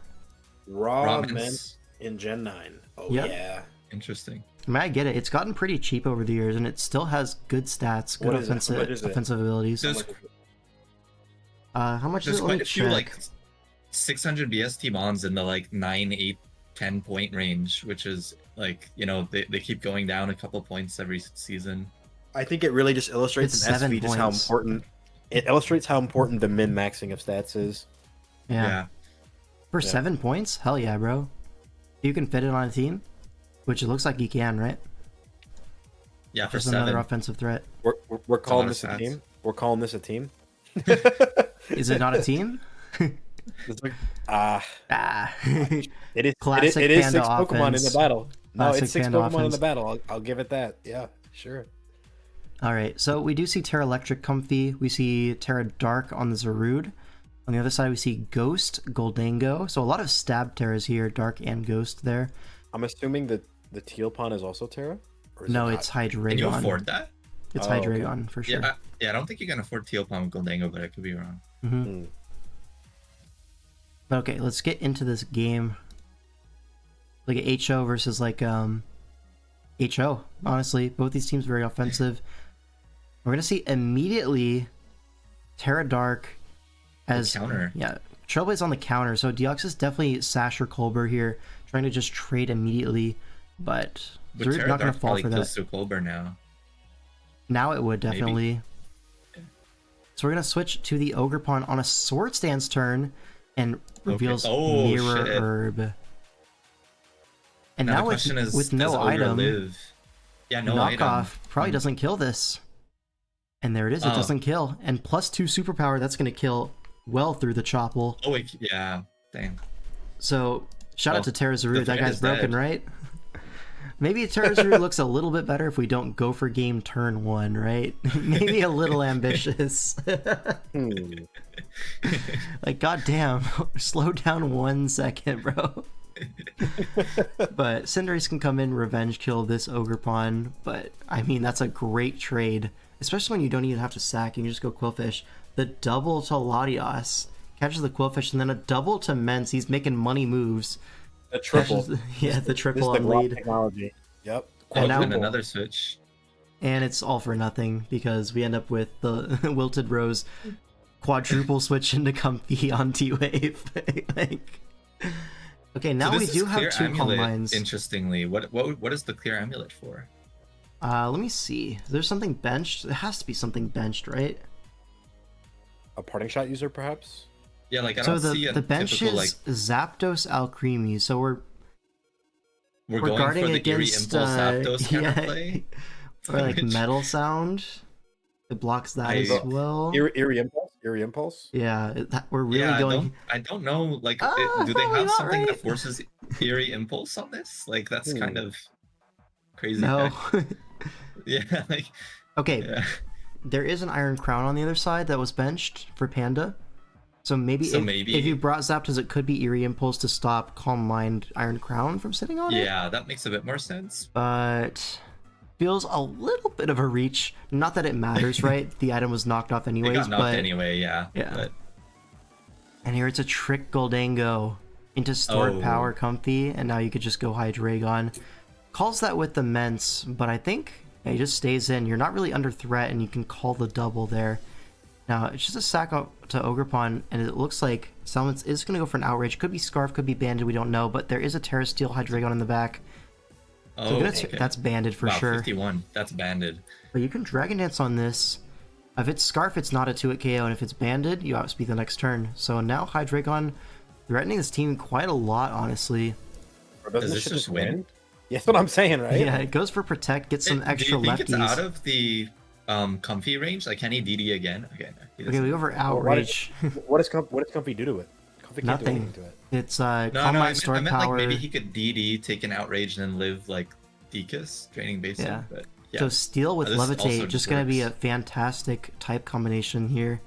See, Aura Sphere Gets does the triple nothing. outrage as well. No confusion. Yeah, courtesy of the Leftovers Protect, able to live that hit, no problem. No, I think the rest of his team got this. Yeah, even if you get fully confused, Oh, yeah. which And he by the rest doesn't. of his team, you mean the other two heads, right? Like they got this. Yeah. Yeah. And Earthquake should just 2-hit KO this, Should be yeah. wraps. You know, that's the game. And Terra Hydreigon, is that, what, 5 kills for it? Like, goddamn. Zarude. Save some for the Zarude rest is of over them. 2, and then Hydreigon got 6. There's only one thing I can say to Terra Hydreigon. This is kind of continuing the DWL trend of these Dragon Dance Hydreigons popping off. Yeah, you see a lot Yeah. of these Terra Hydreigons just setting up.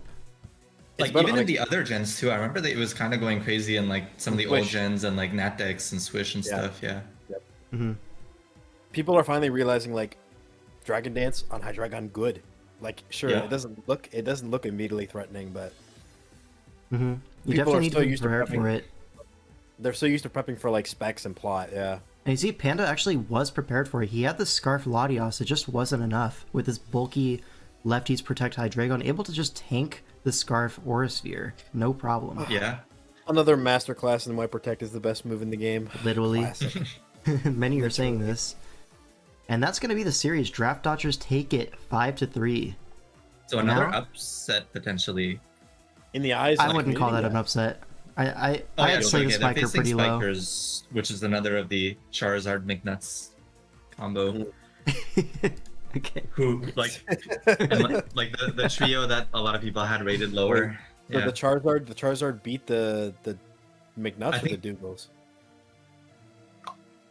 Yeah, I don't know if that was the McNuts or the Dougals. That was the McNuts. That was the Charizards beating the McNuts. Okay. That's crazy. Yeah, Charizard beat the McNuts. That's, yeah, awesome. And now you on to the next series, which is Trick of Eye versus Judgment Day. Judgment Day, very much the favorites going into this series. But fortunately for Trick of Eye, they do have Wyatt Number, who will be playing later and is in the call for us right now. So you have a little bit more insight. Obviously, you don't want to give away your entire team's Yeah. prep. Also, not gonna lie, I didn't pay too much attention to the other, like to the games that were not my own. But like, if I have some information, I'll drop it if I can. All right, bet. So we have Bobbert versus OG Albina, past Flex Appeal member. Bobbert, I don't know if I've teamed with him. If I have, it's been a long time. But I think maybe Glop, you've teamed with him before? Is that correct? Is He's Glop not here? muted. Oh, I'm Glop's assuming not he here. like stepped away for some water or something. Probably. Speaking of water, it is a little bit hot in my room. Stay hydrated, folks. Yep, drink water. But anyways, awesome game here. And here, a little bit of the matchup. I mean, Scizor is a big threat if that Infernape takes any chip. Mega Sharpedo, big threat here. Those strong jaw boosted crunches, and the only resists are hit by Earthquake, so really strong offensive pieces for both sides there. Coco, Sharpedo big gets threat with Earthquake? HP Ice. Yes, he'd be quaking the ground. But Coco, big threat with HP Ice. Electros probably going to be the initial pivot into that. Probably Super Berry, able to just stave that off for a while, get momentum with U-turn, all that stuff into potentially like a Breaker Infernape, which could be carrying HP Ice to get through these Salamence. There's a lot of like scary offensive guys for both sides, so let's get right into it here. Ment's going to lead off into the Mew. See Intimidate immediately, and Draco Meteor lands a little bit to the left as we take a Wisp. So tough. Oh, so that Wisp tough might for not matter Vibert. too much if it's Yeah. special. And here once Oh, and then it saves itself from the Synchronize. once the Mew reveals bulky set with Will-O-Wisp, pretty free to just fire off that Toxic, put it on a timer. And now we're getting chip on the Electros. This is going to open up the Coco if you're able to fire off a Draco here when you are. Oh my god, a lot of chip on the Yeah. Electros. And there is the Oh, Hyper never mind, Potion. Hyper Potion. Yeah. Yep. But crucially, like, if you think about it as the Electros starting the battle at 150% HP, thanks to the berry, it's now at half. Yeah, he did half. Yeah. That's not that bad. Now That's huge for Sharpedo the goes for the Coco. crunch into the Earthquake, and Muck actually lives that barely. And Hyper Potion. Eats the Hyper Potion. What are your and thoughts on this, Glop? My thoughts are Two, this is disgusting. two Hyper Potions by turn 5. Oh, a third. Yeah, A he third just by got it just back. Hyper Potion. Yeah. He just went to the store. He just he bought got some another one milk. mid-battle. Yeah. Like, And Mens comes in, catches the Wisps, threatening another Draco into basically no resist. Metagross comes in, but he calls that with a Fire Blast. Oh. Lands a little to the left. This Salamence definitely needs some A little bit glasses. of an unlucky Salamence so far. Yeah, but still, it's doing a lot of work here. Metagross gonna pivot to the Sharpedo on the Fire Blast. Good stuff. Now threatening a Crunch here. Oh, it's Custap. The bird puts it in a Custap shit. range, and Sharpedo. That was a big threat Yo, as well. that he Sharpedo just was killed. like probably the biggest breaker for OG Albina. And yeah, now it's that's really rough to just lose that. Infernape, which I is think gonna get a kill that here. turn But kind of like sealed damn. the game, like with the Electros chipped and everything. now Electros in. Oh, my god. That's got like 2 choice bands on it. Poor Electros. Yeah. He's not having a good time. No, he is not. So choice band Coco definitely gonna be packing a return to cover the Landers, right? And here you see Rocky Helmet Uxie putting these like physically Can we bulky just- guys very low. How does Meteor Mash only do 23 from a Metagross? That's disgusting. It's probably like Uxie max is a bulky- Spadef, Uxie right? is a really bulky Yeah. guy. To handle Yeah. the Superior better. Yeah, but now Muck comes in. The knockoff not gonna affect it because it already ate the berry. Now And Landers Brother in. Dog Michael says, has wait, to- and Brother Dog said, yeah, it's throbbing. In Yeah. the chat Oh. there. Yeah, this is Throbbert. Yeah. Infernape in He's throbbing on him. is gonna knock out the Uxie, but crucially takes rocks. So now Coco's gonna force it out, Does and this kill with Wild Charge or something? definitely this is I can see Bandit it Coco, easily. bro. Easily. But returns a Bang. nice mid-ground. Yeah. Oh my god. And Mew gonna get some helmet chip at least, but it is gonna go down to 2 returns. Now you can go Metagross. I guess you go Landorus. Does this live? Should barely Yeah, it live. does. It lives for But sure. now Serp comes in on the Earthquake. Okay, fair enough. But it should just be... Honestly, you could screen This ship here. is A adding up. Reflect would be like Ooh, Thanos. great double for positioning. Oh, that was Wow. tough. Doesn't it just win with SD? It does. So Bobbert goes out of his way to find the SD opportunity on the Metagross. Because Yeah, really there's no 'cause he- other play he knows- available into the Serp. Like, he knows it's Spadef, and he knows it's kind of like a forced play from OG Albina. Mhm. Gets that Finds offensive the SD. positioning. And now quick Yep. attack. It's very Oh, it in just range. kills, wow. Thanks to the Life Life Orb. Orb. Wow. Yeah. Metagross gonna be slower. Dies to the knockoff. Yeah. Falls to my knees as the first flex That appeal member Salamence loses. just got No. way too much I work hate done. that. Yeah. Yeah, and Bobbert just showing Nah, why he's one of great the best find. Usum players in the game. Really amazing find there, that double. Because, like, Yeah. you could maybe just sack the Serpent to the Metagross, but then it gets a little tricky, right? Like, Metagross might have HP Fire. That would, like, basically mean Scizor only gets 1 kill. So by doubling it in raw, like, that's great. Yeah, you also like say, hey, I could be just banded knock and knock you out. Like, you could just say, Right. hey, you have to go Infernape here. And he Exactly. did go Infernape, trying to cover for that knockoff play, and ended up not working out, obviously. Because otherwise, Serp would just clean up in the end, right? Mm-hmm. If like Metagross takes that knock, yeah. So he's kind of forced to switch out there. So great awareness, good positioning and prep by Bobbert. And they go up 1-0 in the series, Judgment Day. And now we go into Game 2, Lejon versus, this is Legion Flames. Hedja. This is Hedja. Hedja. Yeah, Hedja. I was thinking, is this Hedja or Hycrox? Because they both start with H. But no, So, this is Hedja. okay, this I have a little bit of like insight on. These are both sun teams, but neither brought the Sunsetter, Yeah. which is interesting. You know, you like- hang up. No, they're like, nah, he'll do it for me. He's got it. Literally, Yeah. yeah. But okay, a lot of Terra Fairy available here on the Bolt and the Tusk. Secondary Yeah, it makes Terras sense with, here. like, I mean, Poison Both players Mesprit having and big dragons. Yeah. Ground Lilligant. Okay, Ground Lilligant is interesting here. Able to beat the Petra, and without the Terra Ground, you don't really beat that at all. So I would expect this to Crucially be the as plan. well. Also, it can set up freely on Klefki because it's not scared of Thunderwave with Mhm. the Yeah. ground. Yeah. And Victory Dance, in the process, like, yeah, you're boosting your attack, but you're also boosting your defense, so foul play isn't as scary, especially if you're packing, like, Yeah. Synthesis. So the bench for I don't Lejon even know is if it needs Metagross, Foul Ninetales. play here too. On the other side, they're benching Electros, Torkoal. All right. I mean, Keys could definitely be foul play, because it could be, like, Magnerized foul play to help with Gliscor if it's a setup set, you know? So, There. Also worth noting, this Klefki really likely to be Magnet-Rise in this matchup into Gliscor plus Roaring Moon. Although maybe Roaring Sorry. Moon is just running Fire Fang. But Right. yeah. wait, where's Seems like he where's needs some Toxic click. Croak? Where's Where's Toxicroak? Toxic Croak? I see Klefki, I just don't see Toxic Croak. The hell? Klefki? Toxicroak? Where Where are you guys?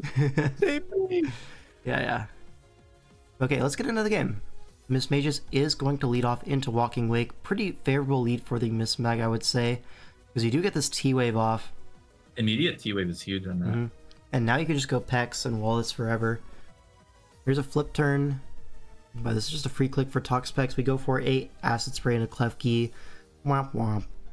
And now Lilligant is going to be hard switch in on Yeah, the he's Klefki. just going for it immediately. Yeah. You're Here's the Terra Ground Victory Dance. Okay, said it's time for game.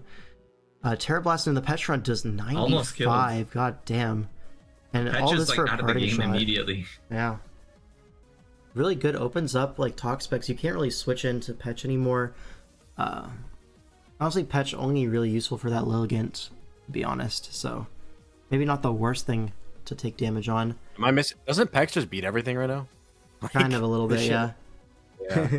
It's gotta be wary of like Tusk and Mismag, but pretty much. Sure. Here, Mismag takes Ooh. that Ice Spinner, Mm. forces Does it allow out for with a a Pain threat of Split. Wisp, and you Pain Yes, Split on the nice. Roaring Could that be a Misto. long moon then if he's bringing it into It could be. No, that's Choice the Wisp Banded. turn? That's Choice Oh, Banded. okay. Yep. Gliscor comes in, gets the Source Wow. Dance opportunity.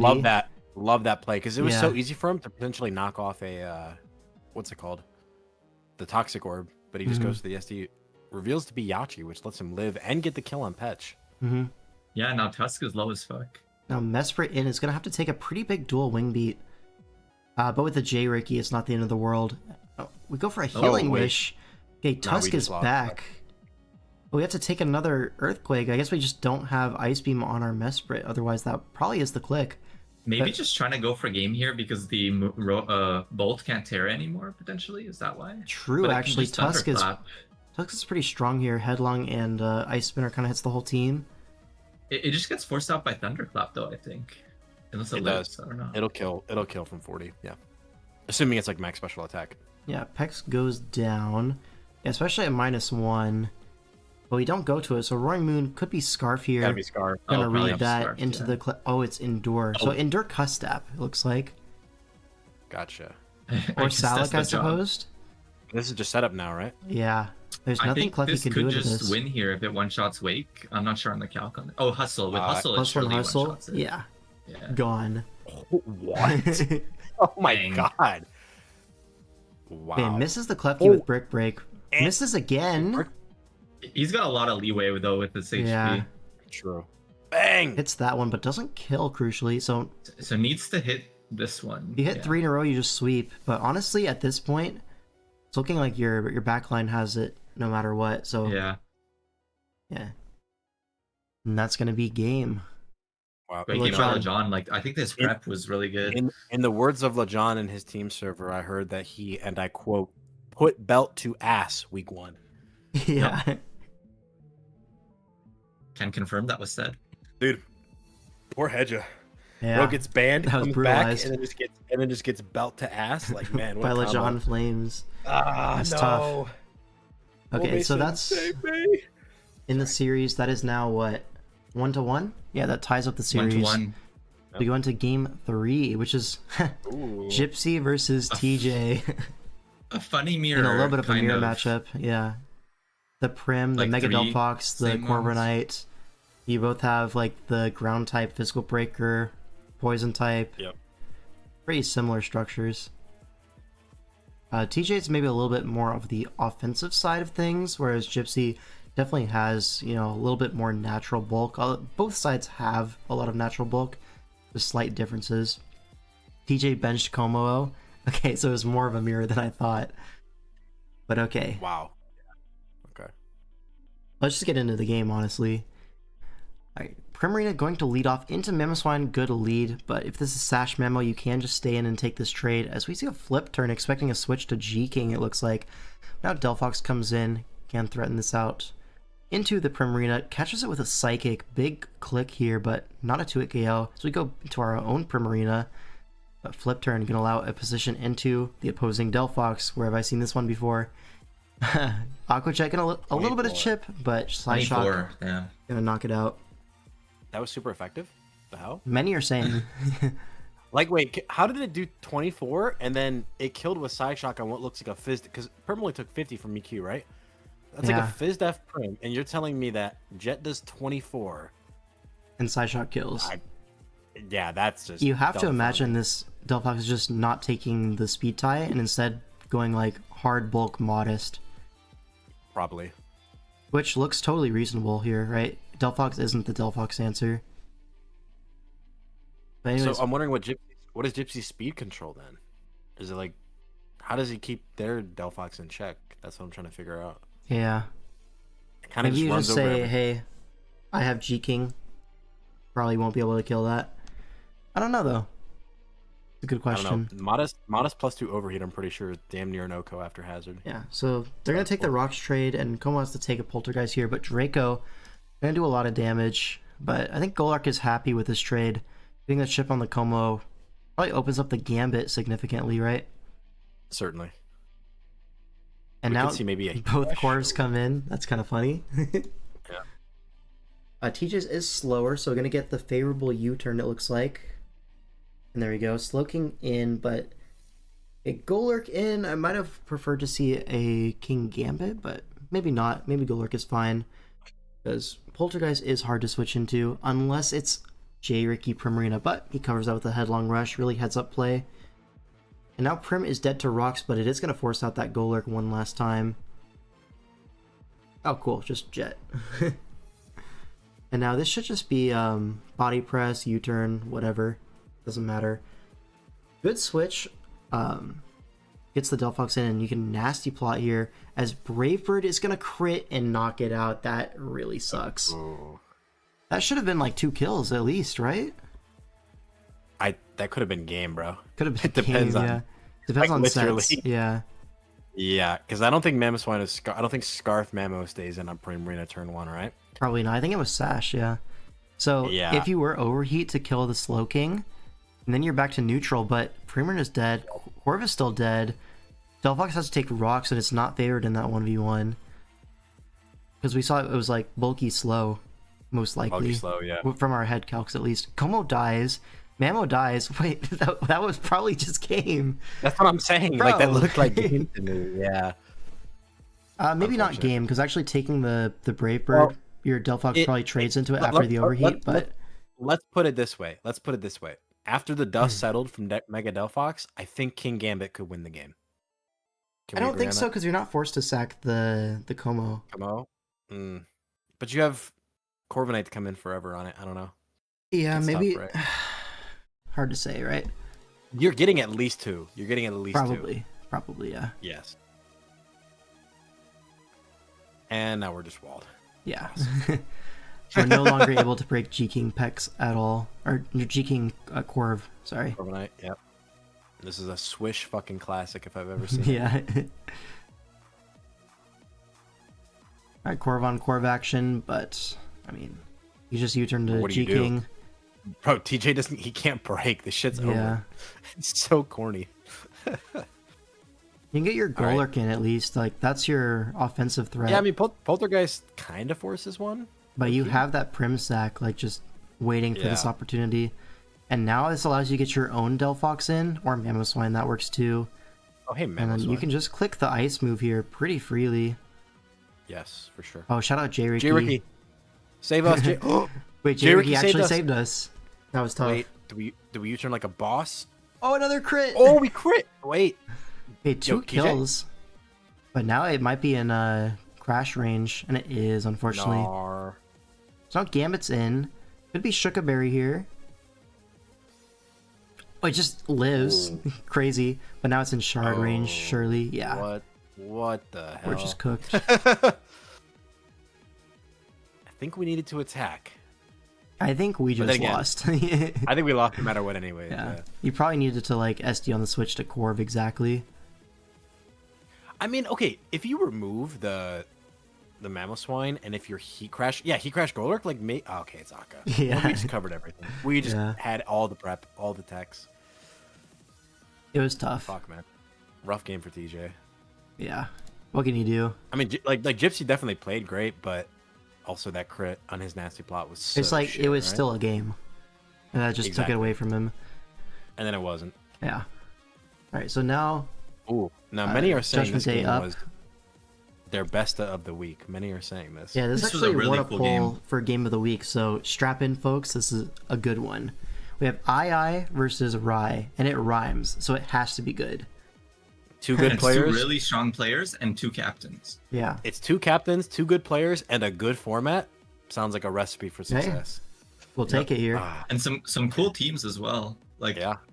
Mega Zard and Mega Venu, not Mm-hmm. from what I've seen, are not like always drafted in ORAS. Yeah, Zard Y in particular has had a few years off in ORAS. It's been more of an Usum kind of pocket pick. Demon. Yeah, but Mostly now because there's a lot more defog. more to defog, facilitate. yeah.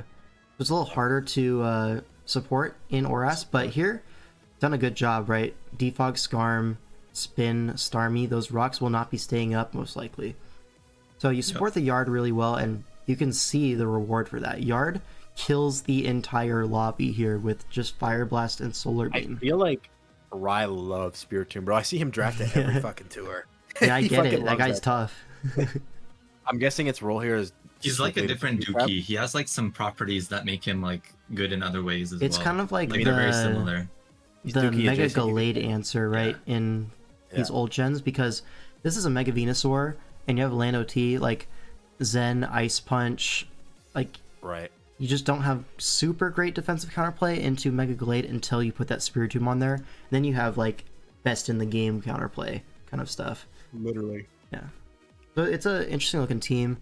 And I bringing it back with a Drapion, something that we haven't seen used a whole lot until, you know, right now, basically. 2 teams have drafted Drapion, but it's been a few that years. shit's- I feel like that shit's good though. Like knockoff and T-Spikes has to Yeah. be good utility. Every time I play a Drapion in Oras, I'm like, damn, this guy's kind of annoying.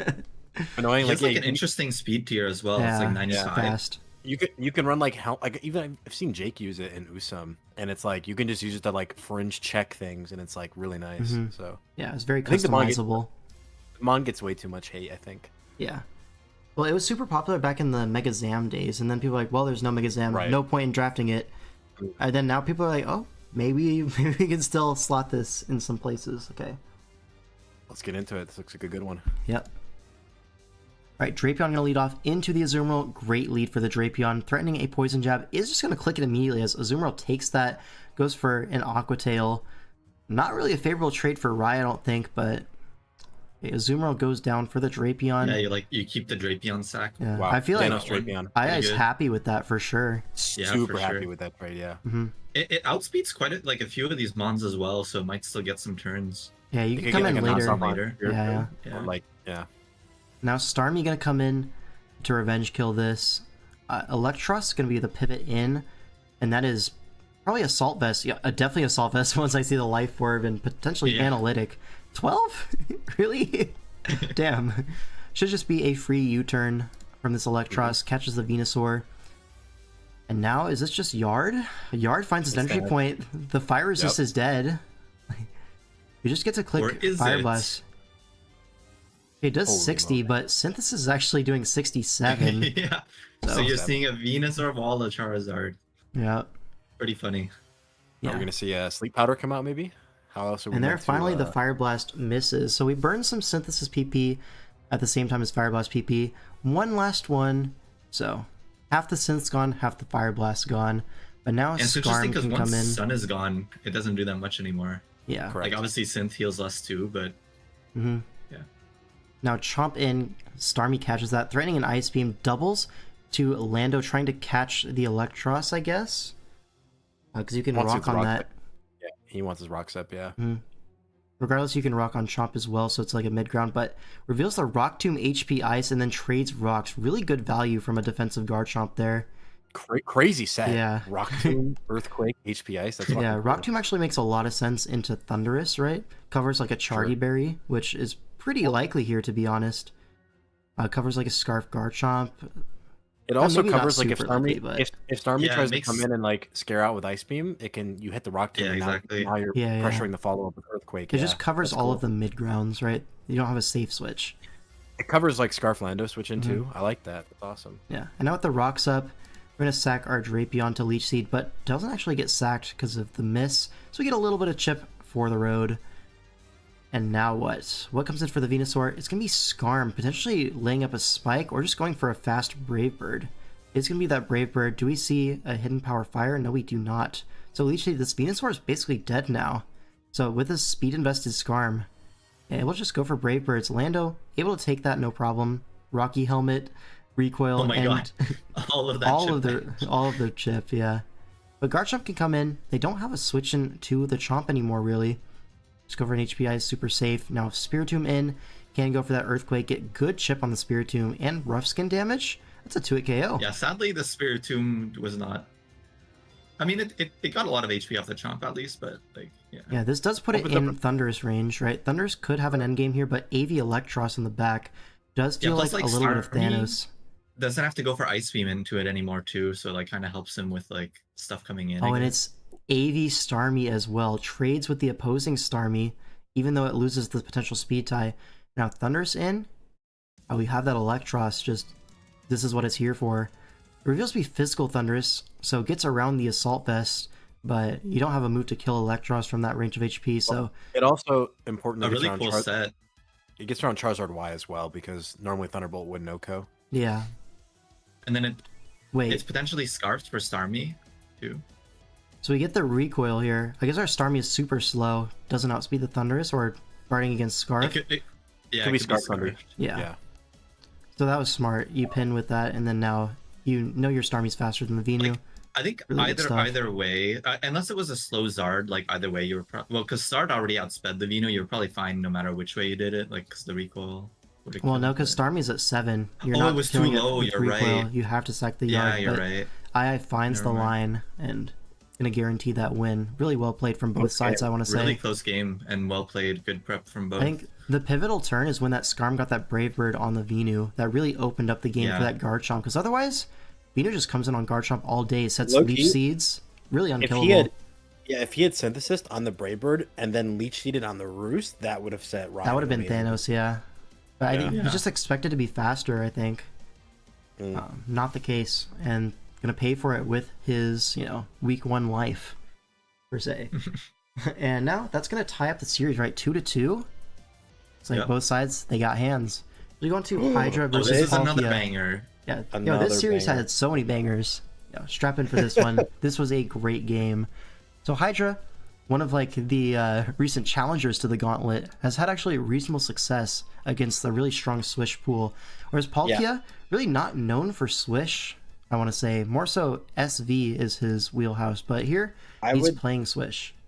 I would confidently say that of the non-Gauntlet members, I think Hydra is in contention for one of the best Swish players. He's just had a lot of success with it, not only in big team tours, but also like he played in the Swish Cup. Pretty sure he did pretty well there as well.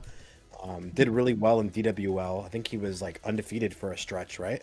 For a long while, yeah. Yeah. So he's had amazing performances in Swish. Definitely knows what he's doing. Yeah, he might be applying to be on the Gauntlet pretty soon. Like, he's getting up there. He's got a resume to fill out, but he can do it. Yeah. Yeah, So we see this. Let's give him Glop's spot. We see this like a Volt turn offense here with Torn, Rotom, allowing your breakers to get in, your Lycanroc, your Urshifu Rapid, and your Nidoking. Like, between those three, no team is walling all three. So you have really good positional tools there. And then we have Addison offense, trademarked by Jirachi, Togekiss, Kyurem. Yeah, I like to call this weird offense, where you just have a bunch of Mons that have high attack and special attack, and you have pivots to get them in. Like Kartana, Kyurem, and then you have Parting Shot, you have Flip Turn, you have U-Turn, all of the turns. On the bench for Addison, there is I think a Cinderace and something else. Let me see. There's a Cinderace and an Emolga. Wow. Awesome, yeah. Yeah, and then on the bench for Hydra is a Guzzlord, Slurpuff. Oh, I looked at the wrong thing. Yeah, you're right. Mm-hmm. Yeah, makes sense. Reasonable benches from both sides, to be honest. Maybe you could say Cinderace is worth bringing, but into Lycanroc, Rotom, and the Urshifu Rapid Strike, it's probably okay to leave on the bench. So let's get right into it. Nidoking versus Jirachi. We're going to see instantly a Psychic into the J Ricky Berry to get rocks up. Bulky Nidoking for sure. But now we're going to just pivot into our Rotom Watch, take a Psychic. Does a lot of damage, but Lefties is going to heal at least a little bit. Take another Psychic in exchange for a T-Wave. And now it's a little bit spooky here. Your Rotom is low. Although there's no Cinderace, so who really cares? I'm going to see a Volt Switch into the Bronzong, and if I remember correctly, this is a pivot back at a Nidoking on the Shadow Ball. So well played there to get the Nidoking in versus the Parajirachi. And you're going to be rewarded with a Sheer Force Earth Power kill there. A really well sequenced from Hydra. Gets the rocks up and really limits the amount of damage spread by the Jirachi. You don't lose a Mon at least. Rotom is dead, but again, you didn't really need the Rotom given the 6 that Palkia brought. So I think that was pretty intelligently played. And now you see the Kyurem comes in. We have a full HP Zong. No boots, so these rocks are big. Yeah. I was going to say you could just go Zong there, but just going to leave in the Nidoking. It's the safe switch to Zong. Yeah, Shadow Ball. Going to do not even a 3-hit KO after leftovers. Gets the Iron Defense and Protect. So double lefties here. And now threatening a Body Press. And honestly, the only thing that can come in on Body Press instantly dies to the follow-up Heavy Slam, which is the Togekiss. So it's looking like a pretty Thanos Bronzong set. Really well done from Hydra finding this. And Kyurem goes for a Roost, trying to potentially like pressure stall, fish for like a Protect turn. But Bronzong just going to click that Body Press and gets a lucky crit.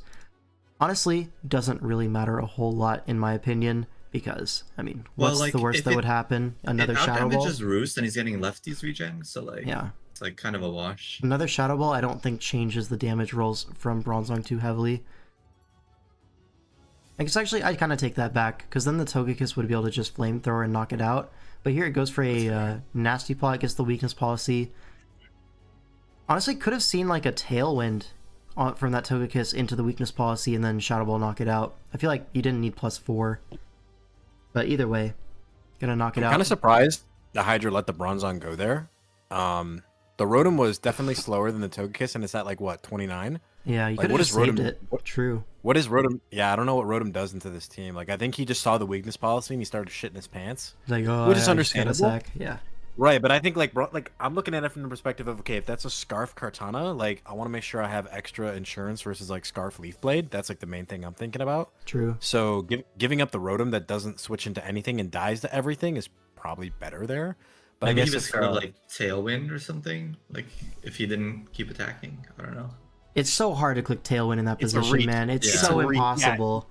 like you already took the first Iron Head. I feel like Yeah. if you Tailwind and you get it wrong, don't you just fucking lose, right? Like literally, Yeah. you're swept by Bronzong immediately. It's such a forced, like Shadow Ball, Flamethrower, one of those.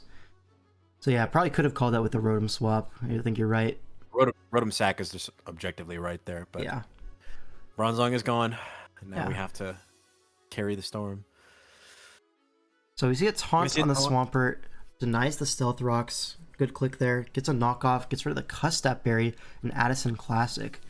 And Scald Burn on the Torn. So that's going to be a really important chip for later. Opens up that Kartana, right? Because the only Kartana check for Leaf Blade is that Torn. So chip, like any chip is good chip. But now Rotom Wash can come in, potentially threatening a Pain Split, but not going to go for it. Instead, going to knock this into Torrent range, so going to go down to Scald. But this chip is going to allow Urshifu Rapid Strike to knock it out with CC. And at this point, yeah, Life Orb CC just kills everything. So Kartana is going to come in here. We have a full HP Torn, so could potentially just go to that. Or you could just close combat here, prevent any funny business. But if you lose this Urshifu, the Persian might be a little bit annoying. Especially if this Torn is lacking, like, Hurricane. It could be rocking Heat Wave Is it? Blast. I mean, is it though? Because doesn't close combat into a Cell Rock kill Persian from Lycanroc? So what I'm saying is, probably you does, could yeah. You might just like foul play Nuke or Like, something. I don't know. couldn't you theoretically sack Shifu here, go Torn, and then click Hurricane or whatever? Oh, you know what it is? If you sack this Urshifu to Leaf Blade, then you kind of get swept by Smart Strike in the end, maybe. Maybe that's what you're afraid of? Yeah, that's valid. That's valid, actually. Yeah, so we're going to You have switch no- to you have- Torn. Yeah, because you Use the have no Scout. information on the card. Yeah. Yeah. And we see Tailwind, but it's okay. Torn still lives everything except for Adamant, Life Orb, Last Resort. Which is Bang. really cool prep. Bang! Bang. Oko. Yeah. So this was just a fantastic set from Palkia62. Is going to be rewarded with a sweep in the end game, but really, Actually, that was I close. believe the credit for that set goes to, from what I heard through the grapevine, that was a TDG set, and that tracks. Yeah, that makes TDG. sense. Yeah. Yeah. And honestly, I think it was wonderfully executed because you can Mhm. see, like, so the way Palkia's team was designed is basically attack, attack, attack, like bait things with weakness policy. Everything was putting major pressure on that Bronzong, Mhm. and that was like their only true normal resist, right? Like, you're never going to initially go Lycanroc on the Kartana, which means that if you're able to successfully kill something with Last Resort, after you get the +1, like, Lycanroc can't live as we saw anymore, right? Mhm. So at that point, you would just, like, set up your sweep. That's a really beautiful endgame, I gotta say. Probably Yeah, one of really the coolest great. sets I've seen in a long time. hmm Yeah, I mean, in hindsight, you can see the game plan super clear as day. Like, the Jirachi, Right. the lead Kyurem, the weakness policy Tokias, all aimed at chipping that Bronzong. Was able But to this do it is at the end of the day. It is a situation, though, where, like, if Hydra had just kind of, like, taken a second and saved the Zong, Yeah, what we probably could would be have looking at a happened in different thing. right, because I think Zong lives a +1 Last Resort, which means you get off the body press, and then you can kill it with a Cell Rock Yeah. from Lycanroc, and then you probably win from there. Is that combo even killed though? Like I don't know the kills. Yes, with Life Orb recoil and shit, yeah. It Oh, does. true. Yeah, like Or worst Probably. case, if Lycanroc is running Sucker Punch, like body press and the Sucker Punch will definitely kill a cart with all the recoil that's Yeah. already taken. Yeah, you're right. Low key, though? Hold on. Was this game savable? I'm thinking about this right now. But you go Why? Torn here on the Tailwind, right? Sure. Nobody's I mean, expecting Last Resort. It's totally reasonable to Yeah. not expect it, right?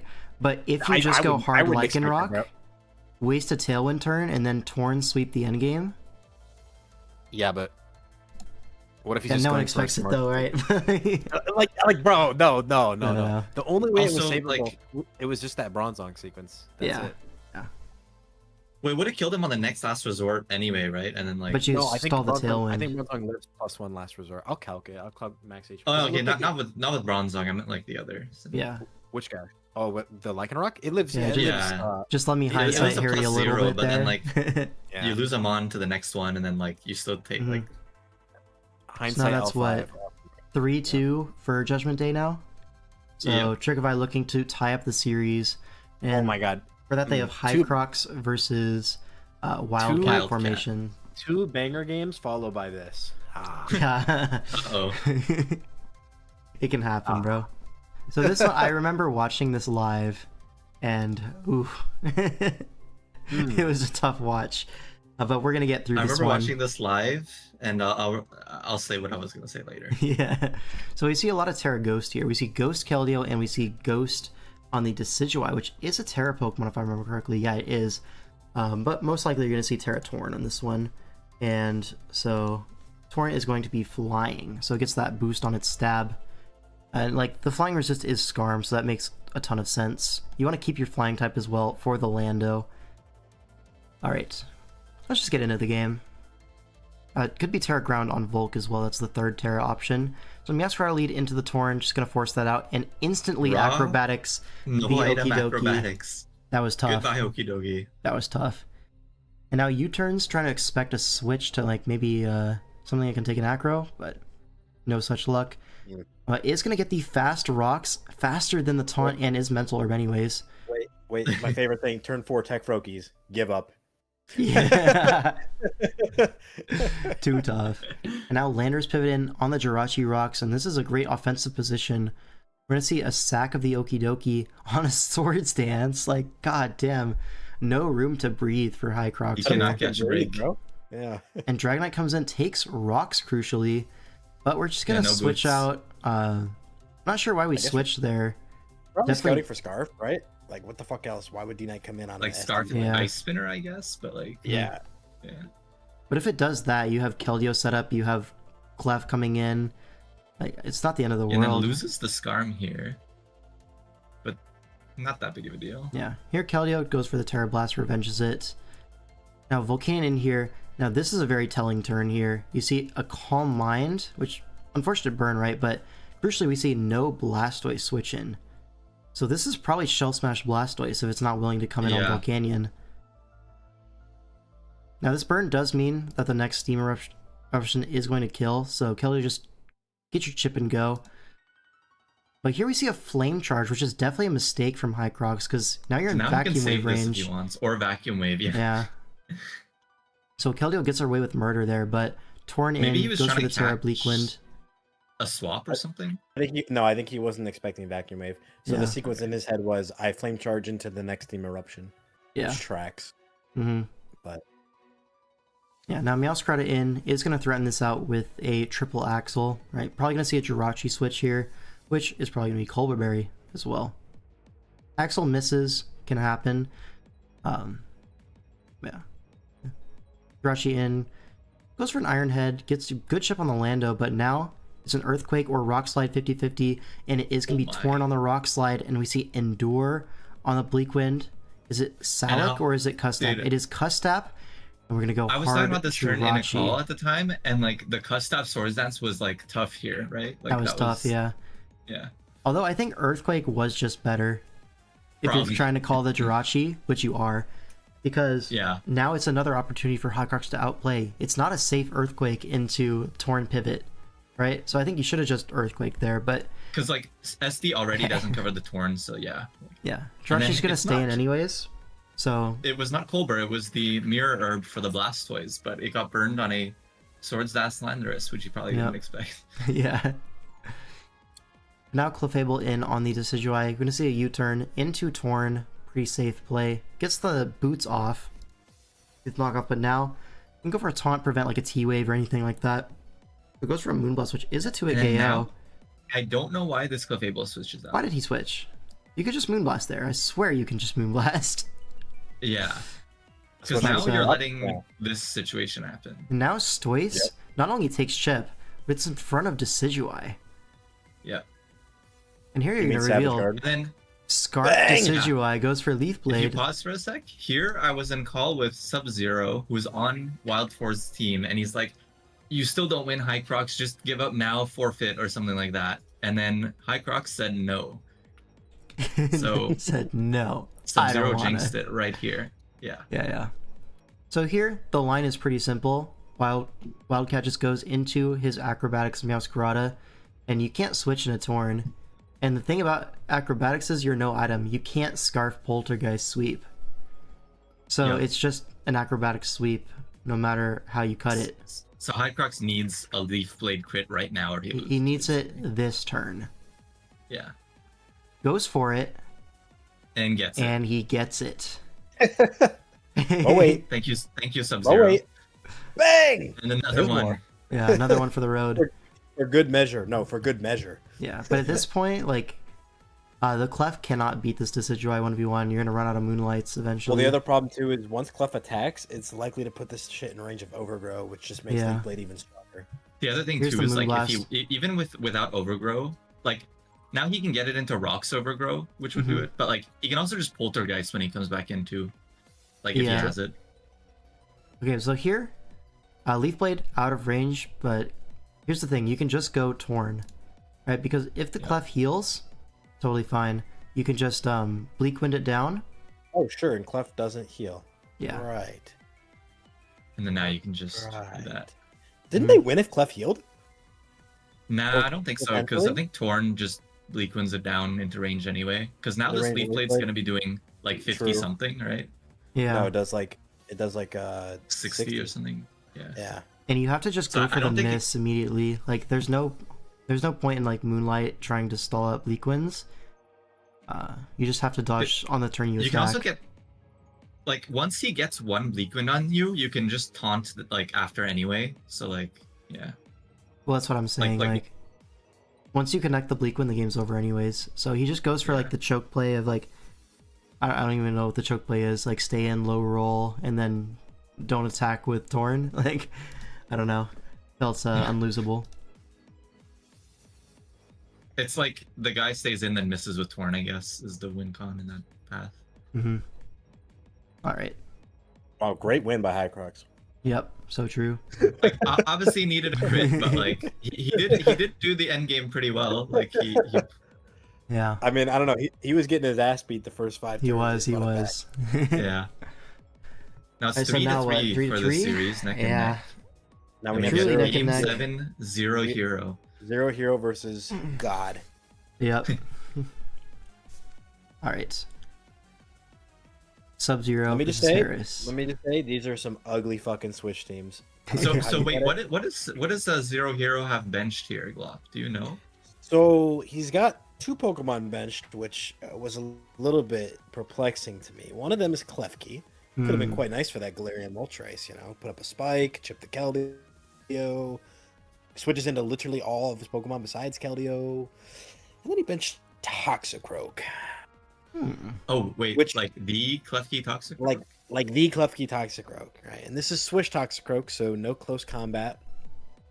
Makes you wonder, who put that guy on the team? Who greenlit that? I swear to God, I know L5 who it put was. a bug in. L5 put a bug in the room. No, I know who it was. Is the thing. Oh yeah? Yeah, it Care was to share leaked the to me. I believe it Who was was TDG. Mm. So that tracks. All right, let's just get into the game. Klefki Toxicroak. Yep. Necrozma versus the Garchomp. Initially, we're just gonna see an Earth Power from Life Orb Chomp do 32. Yeah, this is not a good lead scenario. Yeah. And misses a Draco yeah, Meteor it's for even worse. rocks. Yeah. Nice, just hacks, asshole. Yep. Sub-Zero hacking as usual. Yeah. Typical.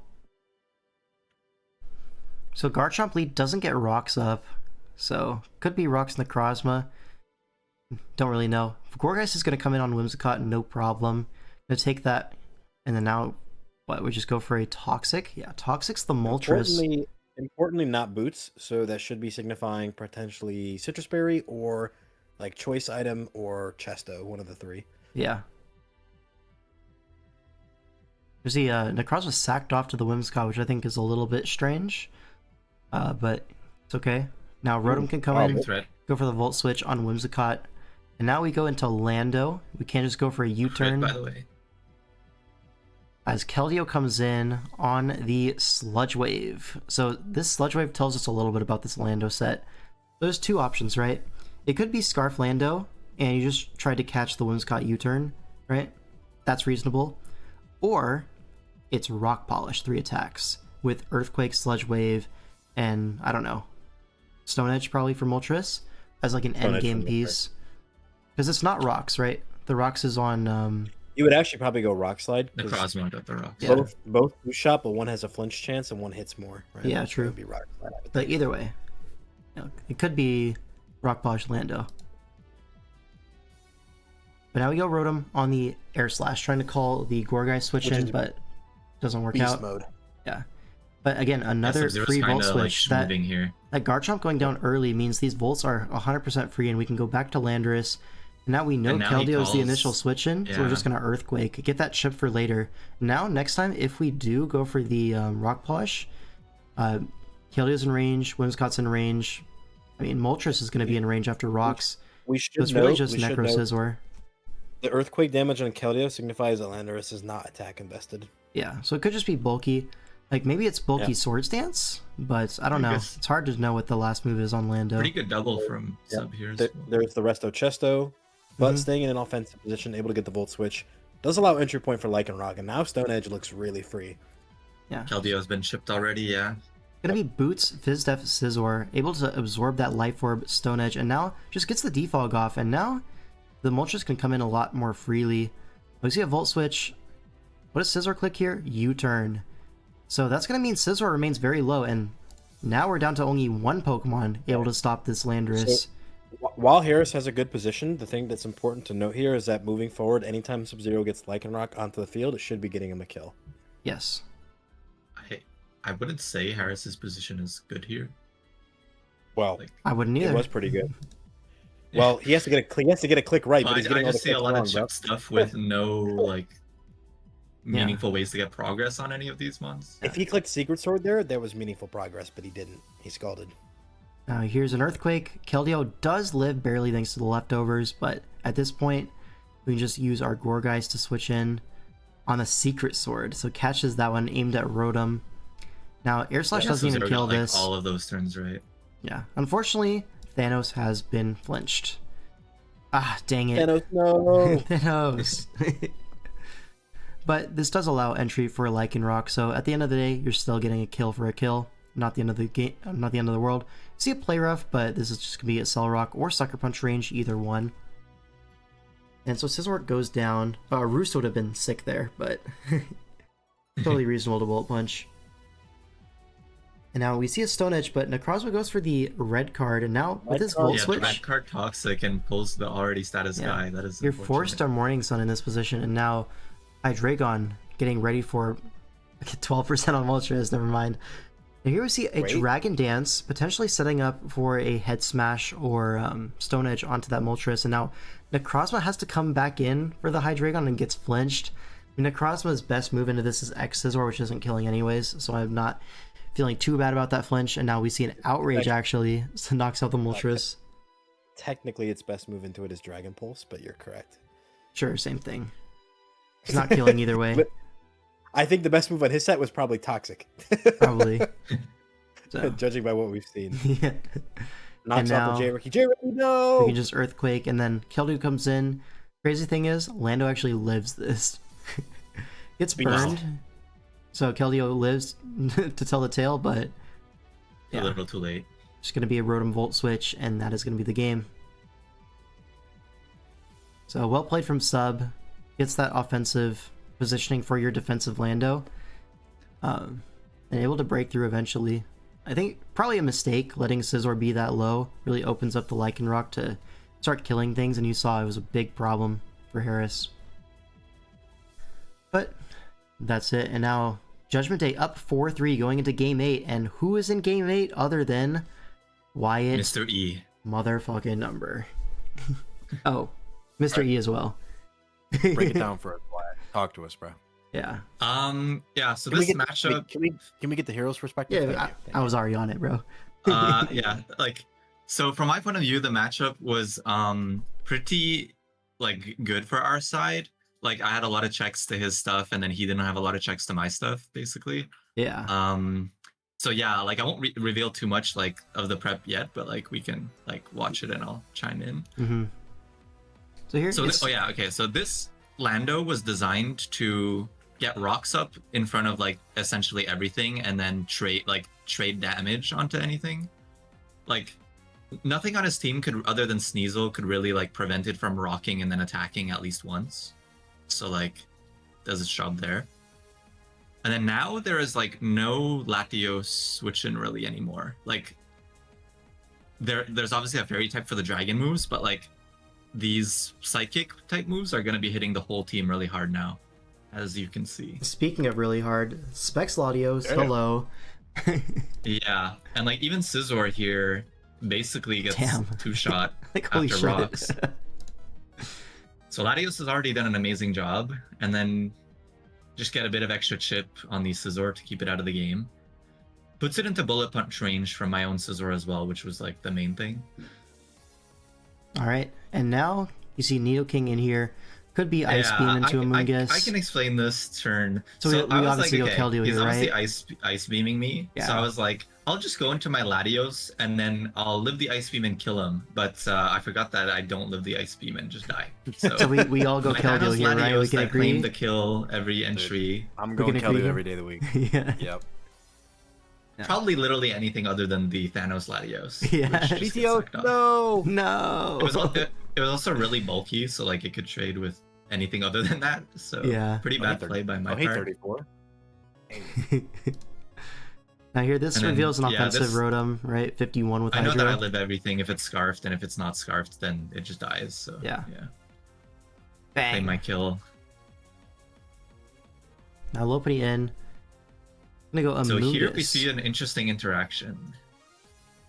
So this uses secret power so that it can avoid, like, which is a non-contact move, so it can avoid taking Mummy from Kafagrigus, or Dookie, as we all know him. And so As that we all could've- know. yeah, so that could have like would have been really good for the Dookie switching in, but unfortunately the Glopper switches in, and obviously takes not much from that.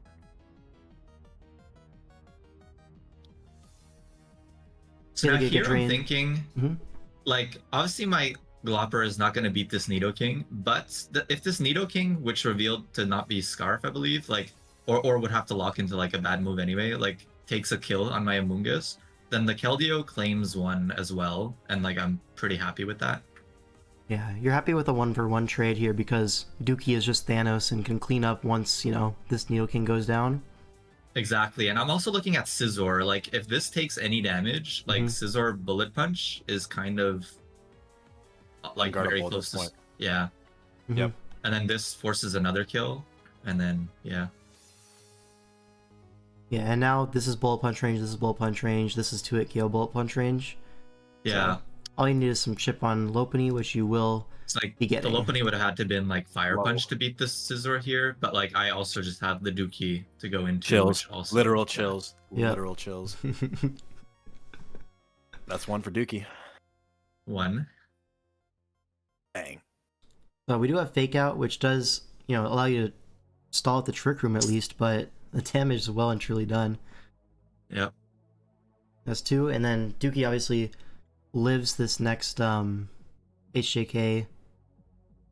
I guess you go for Secret Power because you live 1, and then you can HJK, but the J Ricky will save us. Yeah, from what I remember, it would have Oh, lived quick. on like a couple percent, but like it doesn't really matter when there's a Scizor in the back. Yeah. So It just matters for Dookie impactful. farming Aura. That's true. Technotion, the Scizor, bro. Is that a reference to something? Could be. I couldn't rightly say. I don't know. Not sure. Yeah. Alright. Well played, bro. And now we go into, well, first off, let's mention game this 8. series was tied. Yep. Yeah. So that was game 8, series tied, and pretty good overall series. Yeah. Honestly, really fun to watch most of these games. I think Yeah, a this lot of these series- games were high quality. I think that's probably the best series of the thing Yeah. of the week, in my opinion. Yeah. Now we have the last series, which is going to be the Big Dogs versus scoVILLAINS. Hold up. I gotta... We scoVILLAINS! Yeah. Metronome Alright. just got 3 cents in his bank account. Yep. Alright. All the Game 1. royalties. We have Paddox versus Nim. Alright. Flop, you want to look at this one? I'm looking at it. What do you want me to say? I don't know. Let's. All right. So The we first got couple turns left me speechless. That's what I'll say. So okay, so basically Nim is basically rocking a diet version of a draft that I made for. I'm trying to remember. I made this in DWL. Mhm. Yeah, I made a team. It was Zero Landawai, G King, Corv, and then we rounded it out with Shifu, Guzzlord, Lycanroc Dusk, and something else. So I don't remember exactly how the drafting phase went, but I do know that Lycanroc and Shifu were both gone by the time these guys were on their picks 5 and 6. So they decided to go a little bit of a different route. They took Terrakion. It's kind of like a hybrid between the two.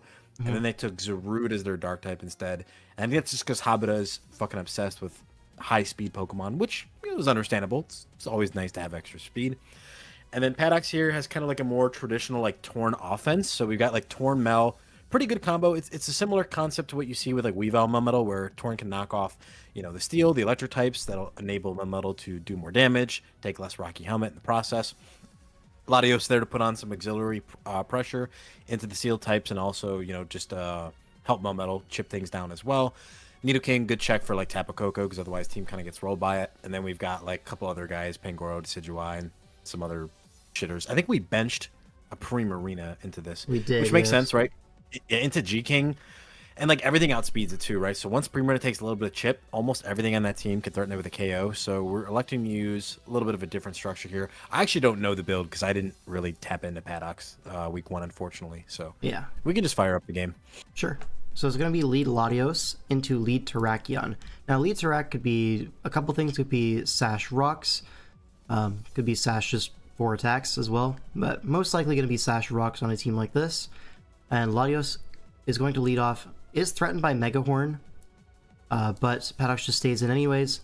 Goes for Whirlpool, aimed at trapping the G-King, right? But Sash Terrakion, not fearing like a Psychic or anything, so able to just stay in and make the Megahorn trade. And Latios is going to go down.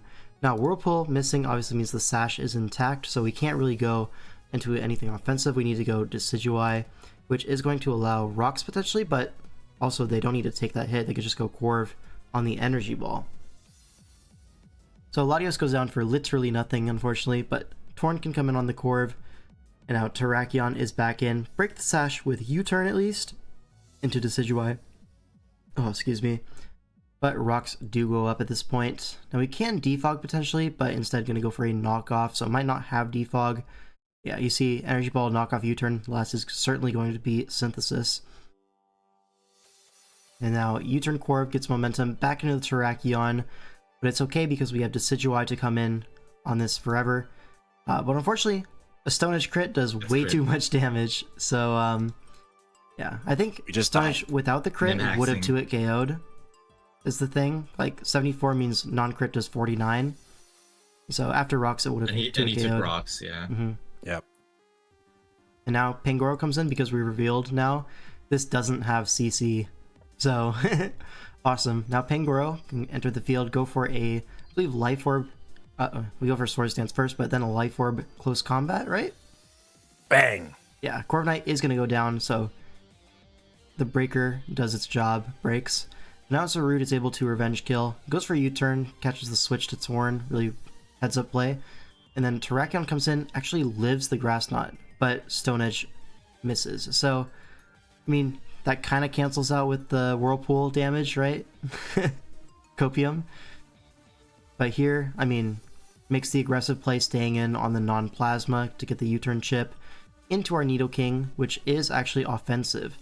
So it goes for a sub, and now, once the Lando's in, able to, correctly go for an Ice Beam, but this Landorus is actually, like, max HP with Yachi Berry, so it's able to live. Now, the pivot to Torn is pretty easy. Now Zera in. Could be a U-turn here, but goes for Heat Wave expecting the sack. Not going to be the case, and now punished for a 0 or a hit. A crit knockoff is going to put this potentially in CC range, but maybe not. It's going to switch, sack the Terrak to Double Iron Bash. And now Zero Aura comes in. There. Goes for a Protect. To be fair, Paddox is fighting. He's fighting for it. Yeah. Like, it's hard, but... Makes me think the Zera could be choiced, the way that it had to switch out and come back into close combat. But regardless, now you can go Nidoking. As they switch to G-King, a sub there would have been pretty nice there. But... because now you can pivot to Zarude on the Earth Power. Goes for Power Whip is going to knock out our Nidoking. And Melmetal in should be rewarded with a KO with Double Iron Bash. But at this point, Nim just has too many Pokemon alive. And that Zera is too big of a threat. It's looking actually faster than our Melmetal as well. Gets off the chip, and now Plasma Fist is just a sweep. So, well played from Nim. Obviously, can't take anything away from him. And Paddox, gonna end up with a loss in week 1. So we go down 1-0 against the big dogs. Unfortunate. This is so sad. But it's okay because we have game 2, Jimmy G versus Draw. Draw 15, one of the oldest names in draft. This guy has been around for a very long time. Actually carried me to my first Team Tour chip back in DPL Season 2. He went on a 10-1 season, including multiple wins and tie breaks in finals and semis. Like, this guy was just Thanos. Now is there just... Good job, carry me. Yeah, but that was a really long time ago. That was 7 years ago, something like that. Yep. Yeah, 7 years ago. Yeah, back before half of Draft League was even born. Literally, like Set of Wrath was literally in diapers. Literally. Bro didn't even have a cell phone yet. Literally, yeah. But Jimmy G here is using this Mega Altaria Weavile team. A little bit of a tough bring into the Registeel. Looks like a really strong Pokemon into us, but we do have Lando to punish it, and they don't have great Lando switch-ins. So that's like the main idea of the team is Lando will break, Altaria will win the late game, right? Because if Altaria comes in, the Reggie has to come in on that, and we can get our Lando in, and we can start cooking. I mean, you can look at it, there's no ground resist really. Like, there's Gorgeist to like resist ground, but expect to see like a air balloon on something, I would say, when I see this team preview. The bench is Thundurus and Granbull for a draw, and on our side is Blastoise and Garbodor. So yeah, we can look at this game. Miss Magus leads off into a Gren.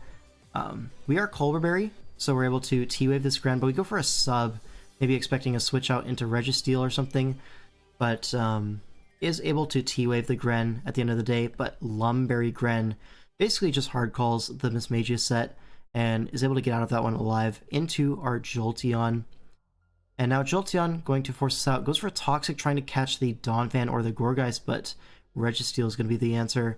So Landorus does find a way on the field, so finally able to go for an attack, but going to Calm Mind instead as the Donphan comes in. Big hit from the Earth Power, reveals AV Donphan, which makes sense because the Registeel is rocking, and gets rid of our Life Orb, which is a really big deal. Now potentially could Ice Shard, so a pivot to Weavile is in order, and goes for a Swords Dance, expecting a switch to either Quillfish or Registeel. Not going to be the case, but Donphan stays in. Doesn't kill with the Earthquake, and now it gets picked up by the Ice Shard, but still, damage has been done. Weavile's basically dead. These early sequences have been kind of ugly. They have been a little bit. And now Quillfish comes in. Rough. More than likely going to be Aqua Jet in the Landorus matchup, so also comes in handy here on the Weavile. Knocks that out. And now Jolteon can come in. The ground type is dead. It's a pretty free Thunderbolt if we want to take it. But we go for a sub, which works out. Gorgeist comes in. We can Toxic that thing, but it's actually Scarf Gorgeist, and that's going to put a stop to our sub-toxic shenanigans. Let's get the switch out into Jirachi on the Seed Bomb, and now Jirachi can go for a number of things. We go into the Registeel as Reflect goes up, so it's a Screens Jirachi. We go into our Landers on the Seismic Toss, and now Earth Power is looking pretty scary for draw. Earth Power going to do 88 to the Gren, puts it down in Torrent range, so something will be dying to this. It looks like we might not have a water move, or he's just expecting the ult. I guess maybe it's a mid-ground, may as well. But now Jolteon in, can go for a Thunderbolt as Gorgeist pivots in. And I believe we have Protect on this set, so we can scout the Scarf Lock. It's actually Explosion, funny enough, so saving the Protect for that was pretty nice. But now Medicham can come in, basically force a KO. All of our Pokemon are too low to take a hit. And even Fake Out, just going to knock out our Landorus. But now we can go Jirachi, which is faster than this. Goes for a Reflect, gets that up. And now goes for a Life Orb Moonblast, which depending on the HP investment on this Medi was a roll. But unfortunately, not going to get that. Our Jirachi goes down, and now it's all on our Altaria to carry the game. So we go to Registeel. But our Altaria set is designed to beat most Registeels. We have DD, Roost, Refresh. So this T-Wave comes out, but we can refresh that off. But unfortunately, it is that Flash Cannon, which is going to get around our physical defense investment and Reflect. And that's going to just do it KO with the why do you say full early pair as well. Wait, why do you say early GG though? Damn, bro. Damn, Like, I mean, we could just full pair of this to death, right? right? Nah, that's crazy. Why did he say GG like 6 turns early, bro? Don't be doing that. That's tough. But yeah, We need to put some respect on Jimmy fucking G, bro. I do think if those first sequences didn't go, because like in the mid game, it was looking pretty even. I think Jimmy actually was like fighting back in like the middle stretch of the game. It's just unfortunately we got literally the first 10 turns like wrong every it was just terrible. Yeah. But in the end, maybe something differently could have been done. Maybe, yeah. So we do go down 0-2 in the series. Tough. Tough. And now That's we go alright. to Killer of Impersonators versus Fierce Flamethrower. Now this is an interesting matchup. We have Terra Zarud against Terra Hydrapple. But this is like a very fat team. Hydrapple Core of Pex. You have the Ogrepon Hearthflame. Triple grass on this, which is interesting. But one of the grasses is tearing. And the other two don't really share too many weaknesses, really. So it's really not that bad. You have Mismagius for some speed control. And then obviously just Shadow Ball is a good click into a lot of Pokemon. Yep. On our side, we have our Zarud. It's supported with Screen's Latios potentially. You have Gliscor, could do a bunch of things. We just have Habita Draft, but Petra instead of Braviary. Basically, yeah. We just use that blueprint that he's used multiple team tours And, to pretty good success. Gliscor over Lando Eye because we couldn't get him. Yeah, he was sniped, sadly. But okay. We have Terra Poison on the Zarud, Terra Electric on the Empoleon. On the other side, there is a Steel Hydrapple, and the other Terra, is it benched? The other one is Mismagius? Yeah, Mismagius, which is Terra Ghost. So that points towards an offensive Mismagius, if anything. And yeah, we're probably just going to see the Steel Hydrapple, though. Alright, let's get into it. Gliscor going to lead off into the Terra Steel Hydrapple. Now here, we have two options. We can taunt or we can knock off. Taunt is more so the better click into like a defensive Terra type with Nasty Plot, but knockoff was there in case it was like Terra Dragon, because you know, potential choice specs Terra Dragon Hydrapple was on the table. We did see that in mocks sometimes.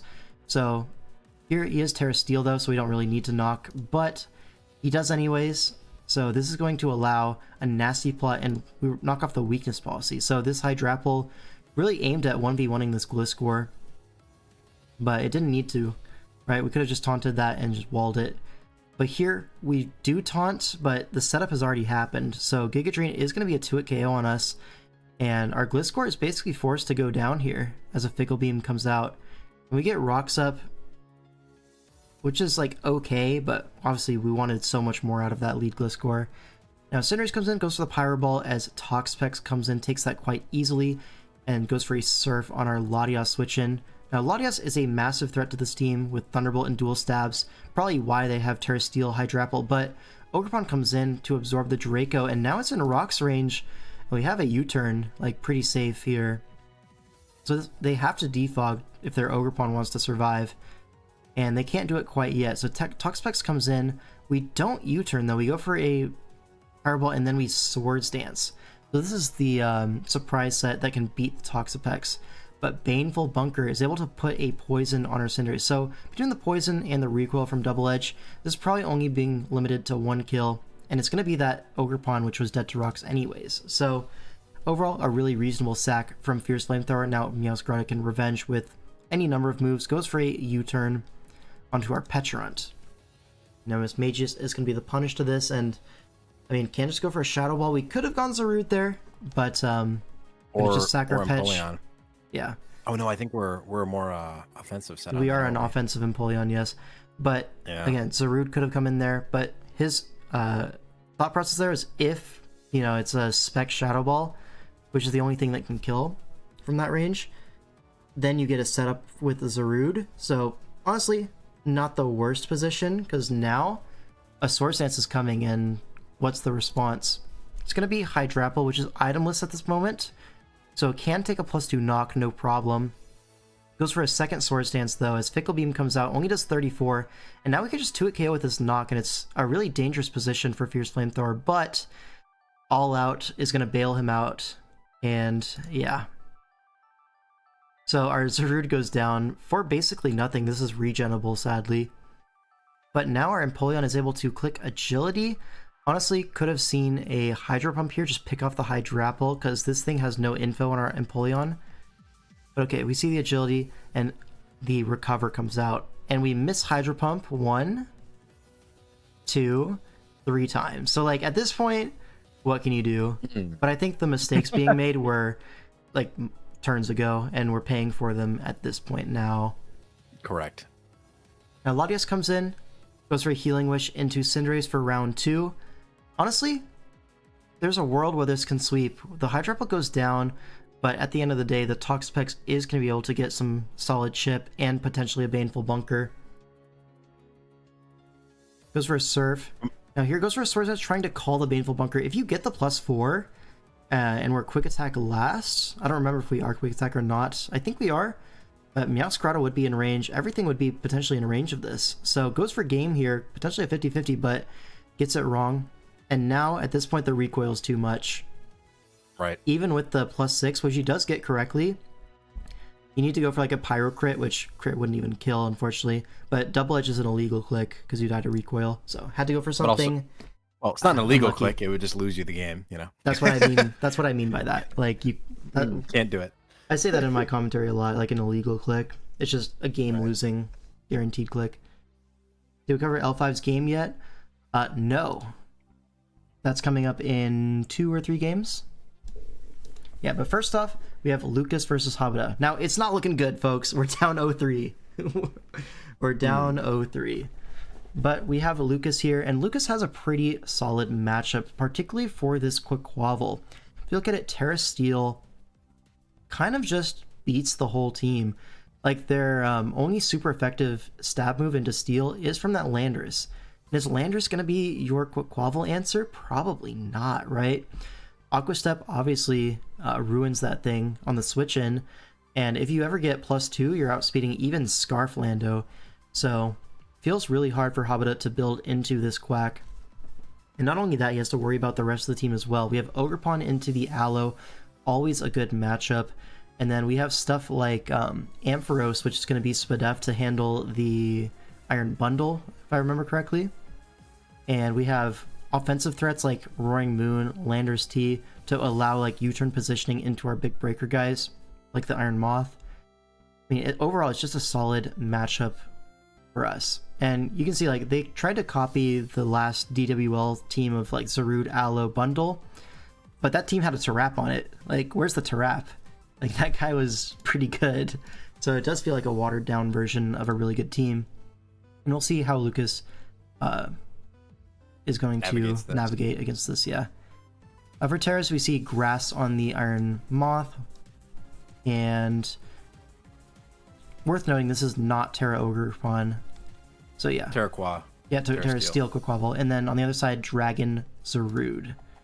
Alright, let's get into it. Moon is going to lead off into the Landorus.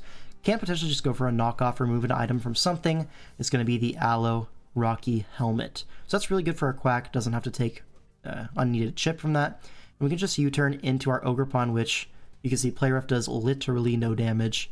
This allows us to set up a spike as Corviknight comes in. Could potentially defog, but if it does, that's going to allow our Landorus in. And our Landorus is probably going to be Rock's Taunt, right? Into Corviknight. That's like the default set. And now Landorus on Landorus, just going to see Rocks for a U-turn, get some chip on that into our Ogerpon. But here this Landorus is going to reveal the Pasho Berry with Sludge Wave, so this is going to open up the Aloe significantly. So good prep from Haba. It's really high value to lure in the Ogerpon like that, so well done for him. But what this does allow is an Iron Moth turn.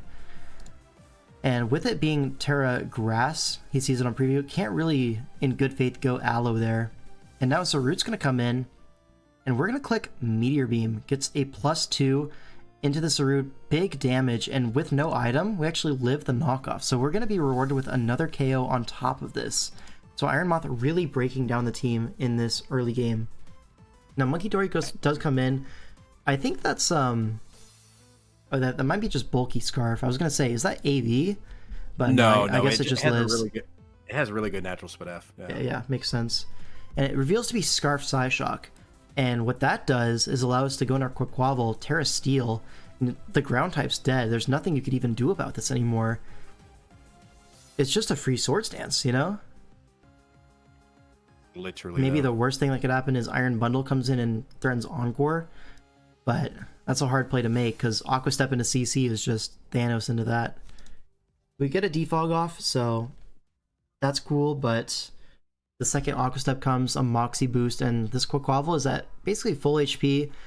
Aloe is going to take 1 CC exactly, gets a Wish in the air, but can't really protect there, because even if you heal up, you're still in range of the next CC. He's just going to forfeit. So Lucas, really dominant win with the Quaquaval. Really not a whole lot Kawa could do about that besides maybe keep HP on his Zarude, but even then... I think the wish click, I think that was like symbolic of Habito's, wish and desire that Lucas would just like collapse from a heart attack or something at his computer, and then that way he got claimed. But unfortunately, Quaquaval does what it does best. I feel like every time we use this guy, like on Armory, this guy always swept. Yeah. Shit is cheap, bro. And Especially I with know Terra. Theo used this in World Cup as well, where it's just screen Sableye into Terra Quaquaval, and he went like 6-1 in the World Cup. Or was it 6-0? It was one of those, like some crazy record. Or it was really positive. And so we're bringing that to the DPL this season. And now we go into the next game. Speak of the Devil, Theodore Manny. Wait, why is he the devil? The hell? I mean, you see his team, right? Yeah. I watched this game live, and I really, really felt bad for Slick Panther. No, do we have to go over this game? So I'm just going to let this one play because, okay, TLDR, Slick brought one Pokemon that can actually do anything into Stall. And this is like the thing about Theo Stall, like he's so good at piloting it. Like this Celesteela was really good. You're going to see this set. It ended up being Acrobatics, Heavy Slam, Rest Talk. So it's able to just survive forever. And Acrobatics has a lot of PP, so you can actually stall out a lot of recovery moves. Here, Dugtrio comes in. I must warn you, the matchup preview was shown and we lost 2 viewers. Coincidence? I think not.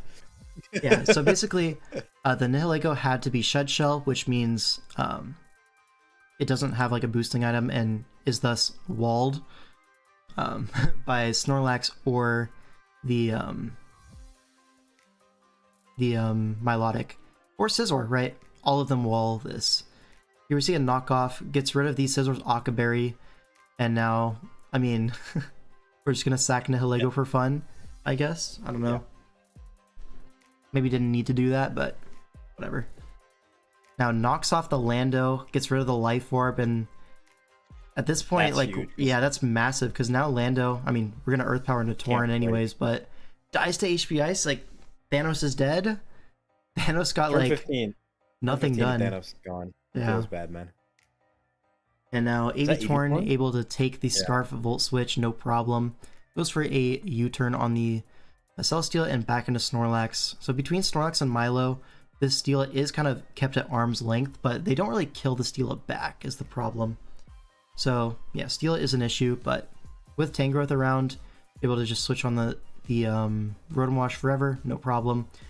Necro comes in, but Milo in, and we see Swords Dance, so maybe something can happen, but no, our Milo is faster. Just fast as hell. Yeah. Yeah, NASCAR Milotic, always faster than the Necrozma, able to haze away the boost. And we're just able to recover that off. Now, this Necrozma was potentially Z move, but it just wasn't Z, I suppose. Or didn't fire it off for whatever reason. Yeah. Yeah. Like, If what it is was Z this Psychic, Necrozma? it could have claimed the kill there, right? It could have, yeah. That's what I was thinking. Well, also worth noting, we have a Mega Sableye on the bench, so the Z is probably aimed at that, right? Like a Z Earthquake, maybe? Maybe. Well, what other physical move would you be? Like, I think it would Dark just Holy be Cliff Earthquake. knockoff? Yeah, that's what I'm thinking. It's got to be Z Tectonic. I think he just thought he would be faster and just Photon and save the Z for like Scizor. That makes a not lot of gonna lie, sense. I've had this exact situation come up where I brought a setup Pokemon versus Theo, and I was like, "Oh, I'm in the money." And then he just had haze. the world's fastest Encore from like Yeah, an yeah. Albino, and I was like, Yeah, yeah. "Wow!" He does this all the And then time. and then I just lost. hmm Now at this point, like a lot of the scary stuff is dead or like fully revealed, so all of the pieces are known in this like chess game. Right. Yeah, and just want to point out there is a Stunfisk there, which is probably going to do absolutely nothing, but we'll see. Well, it has a lot to live up to, right? With chess using like Of course, yeah. prime Stunfisk, like you can't match that as a Stunfisk user. But here another recycle, and then Snorlax is he's just chilling. Exiting the field for fun. Yeah, Milo comes in crucially on a Moonlight. Potential high roll Photon Geyser could have knocked out the Milo from that range, but Theo able to maneuver the situation correctly. Finds that recover turn, and now we're back to complete safety. Tangrowth comes in on the Pain Split, but really no problem there. We got Computa in the chat. Yeah. Now Scizor still being careful around last move. Oh, it's Continental Crush. Same thing, right? Stone Edge. That actually only did 51, which is crazy. Yeah, can just recover that off, no problem. But still playing around like the Akka. Like, we don't have Akka anymore, so Heat Wave last on the Necrozma could be like potentially scary I for this as well. understand him But going for the Z move because there's never any sequence where you're going to be able to get a +2 Z move off because Melodic will Yeah. always haze. Mhm. So Now here- it's kind of a dead slot. they do trick the Tangrowth, which is step 1 of removing it. You're going to see step 2 later. But now Steel rests back up to full. Necrozma in, catches the Seismic Toss. Like, eventually this Necrozma will also run out of Moonlights, right? And here a Toxic. This Toxic reveal was really big. Because now, the Milotic doesn't need to, like, scald it or anything. You can just haze and wait for the Toxic to do its thing. Now here's Stunfisk comes in. Bro, this is so so fucking evil. This is like the last interesting turn of the game. You see Tangrowth come in on the Infestation. It's Scarf Tangrowth, right? But Stunfisk is healthy enough where it lives a Giga Drain. It actually goes for Reflect type, which is an interesting way of trapping the Tangrowth to open up your Rotom. However, it's not like Rotom really wins either. Like, we still have Snorlax. I feel like if we had done this like 30 turns ago, Yeah. it's gonna have been pretty interesting. Yeah. Mm-hmm. But now Doug can come in, traps the Stunfisk, so you can't do that again. And Rotom in. Now that Rotom is a little bit more of a threat with Tangrowth gone, he just takes the return chip on Rotom, and now it's like one more rock switch in. So yeah, game's done. Go Scizor, and you can actually just roost on this. The full set is revealed, and it's Assault Vest, so you can't Trick or Pain Split. You can only Hydro, does less than 50, re-roost. So Scisor's back up to full. Yeah. Can we put this shit on fast? Yeah. Basically, this is a PP stall war, but Steela eventually will run out of acrobatics. Yeah, we're just hazing for the love of the game. Yeah, see, Snorlax has 5 recycles, 6 recovers, but only 9 acrobatics. Is this amnesia? Yeah, amnesia. Oh hell nah. Yeah. Bro, Theo's fucking evil, bro. Yeah, and the thing is, Scizor can also roost on all these guys. So there's another pool of like roost that you can go This is through. the only generation where Snorlax can do this shit, by the way, too. Yeah. I just wanna point Yeah, this out. get the what the haze fuck? off, back to Scizor, free roost, Photon, Moonlight, knock, knock, knock, knock, rest, recycle. Disgusting work. Yeah, Scizor in. This is crucial. Scizor comes in on an Acro and it's like a high roll, so 51. The next one could kill. Now the Scizor like HP is like a little bit scary. But here he's finally using his regen effectively, so Heat Wave, and then obviously Necrozma has to Moonlight. You can just U-turn. At this point, Necrozma can't really heal effectively, so Milo just takes the kill. Now it's just recover. Then And now it's here, just I sit remember around. this turn in particular, the Acro got like an absolute max roll, knocked out our Milo, and now you have an attack boost. So you can actually break the Snorlax, but there's only 2 acrobatics left. And once you use those 2 acrobatics between Snorlax and Scizor, you can't heavy slam to victory, right? But not only that, you would have to dodge a Heat Wave on top of that, so it was all good in the hood.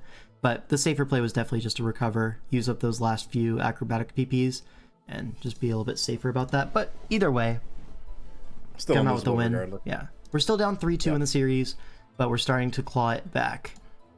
And now we have me. Yippee! Oh, hey, dude. All right, so my team here. I do have a Boots Terapagos. I have Boots Weavile. Pretty like standard sets there. Like Therap is just Rock Spin, Starstorm Flame. There was a Rotom on the bench, but it did not come. So I was happy to see that. I can just spin away Tinglu Hazards forever. No problem. And then my Garchomp is actually really interesting. That is like max physically defensive with a little bit of speed actually. And then it's Swords Dance 3 attacks. So basically this one, it walls a lot of Pokemon while still doing a lot of damage is the idea. Because Ogerpon Hearthflame is a really big threat to my team. Like I don't have a lot of ways to offensively revenge it. I have my Gengar, but that's not pivoting in on Ivy Cudgel, you know? So I needed a bulky Garchomp or a Scarf Garchomp, you know? But I decided to go with this bulky one. Just because Scarf Garchomp into Corviknight, a little bit homeless, you know? What gen format is this? This is SV. SV Draft. But yeah, my Garchomp, really good set here. I really enjoyed this. My Skarm is like quite fast. Has a little bit of attack investment as well. It's Brave Bird, Taunt, Roost, and Spikes. So the idea is, if the Tinglu wants to set max layers, I can just match the layers, and then with my Boots Weavile knocking off their boots, I'm able to just play the long game effectively. And potentially I could get my spin off eventually, and then I'm like super winning with like max layers up, Nox surrounding. And then my Gengar is Scarf Trick. This is to deal with a +1 Dragonite, always revenges Hearthflame, and I can trick the Tinglu with Choice Scarf, really limit that thing. So there's that. Then my Hydrapple is going to be like specially defensive but still modest, a little bit of speed. Nasty Plot 3 attacks, so Giga, Fickle, and Terra Blast Electric. So Electric is aimed at the Corv, and there's also Pex on the bench, so it kind of just kills the whole team. And they did bring in Alcremie for this, and I'm kind of wishing that I kept my old Hydrapple, which I had in a previous paste, because it would have shit on this Alcremie, but you're gonna see, it's all good in the hood. For Terra types, obviously I have Electric Hydrapple, but he has Fire Torn, and that's a scary thing because that's going to boost his Heat Waves quite significantly. But a good thing about it is it's not going to be like Fairy to block my Garchomp Scale Shot or anything like that. So my Garchomp looking really strong here. My Hydrapple as well, it's not like Steel, so it's taking good damage from my Fickles. I'm like generally okay with Fire here. You see Steel on the Alcremie. Again, I expect like Torn to Terra, most likely. But let's get into the game. Lax is obviously a great player, so I'm going to have to be on my A game. Now, Hydrapple lead off into Tinglu. I really liked Hydrapple lead because I have the option of tearing or not. In front of Tinglu, I just don't tear, I just Nasty Plot. Now, Alcremie comes in, and you're going to see I tear Electric immediately because I don't want to get like Luring Voiced for too much damage, and he is Light Screen, Calm Mind. So that's going to put my Hydrapple in jail, but I do force a recovery here.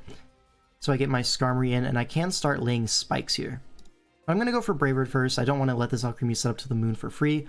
And I do have my Hydrapple in on the Torn as Light Screen goes away, so it's okay. He's in range of like a Fickle if it's all out, so he gets out of there into the Alcremie. Safe play, early game. Don't want to risk your Torn for no reason. I go into my Skarm, and now I can start laying down the spikes.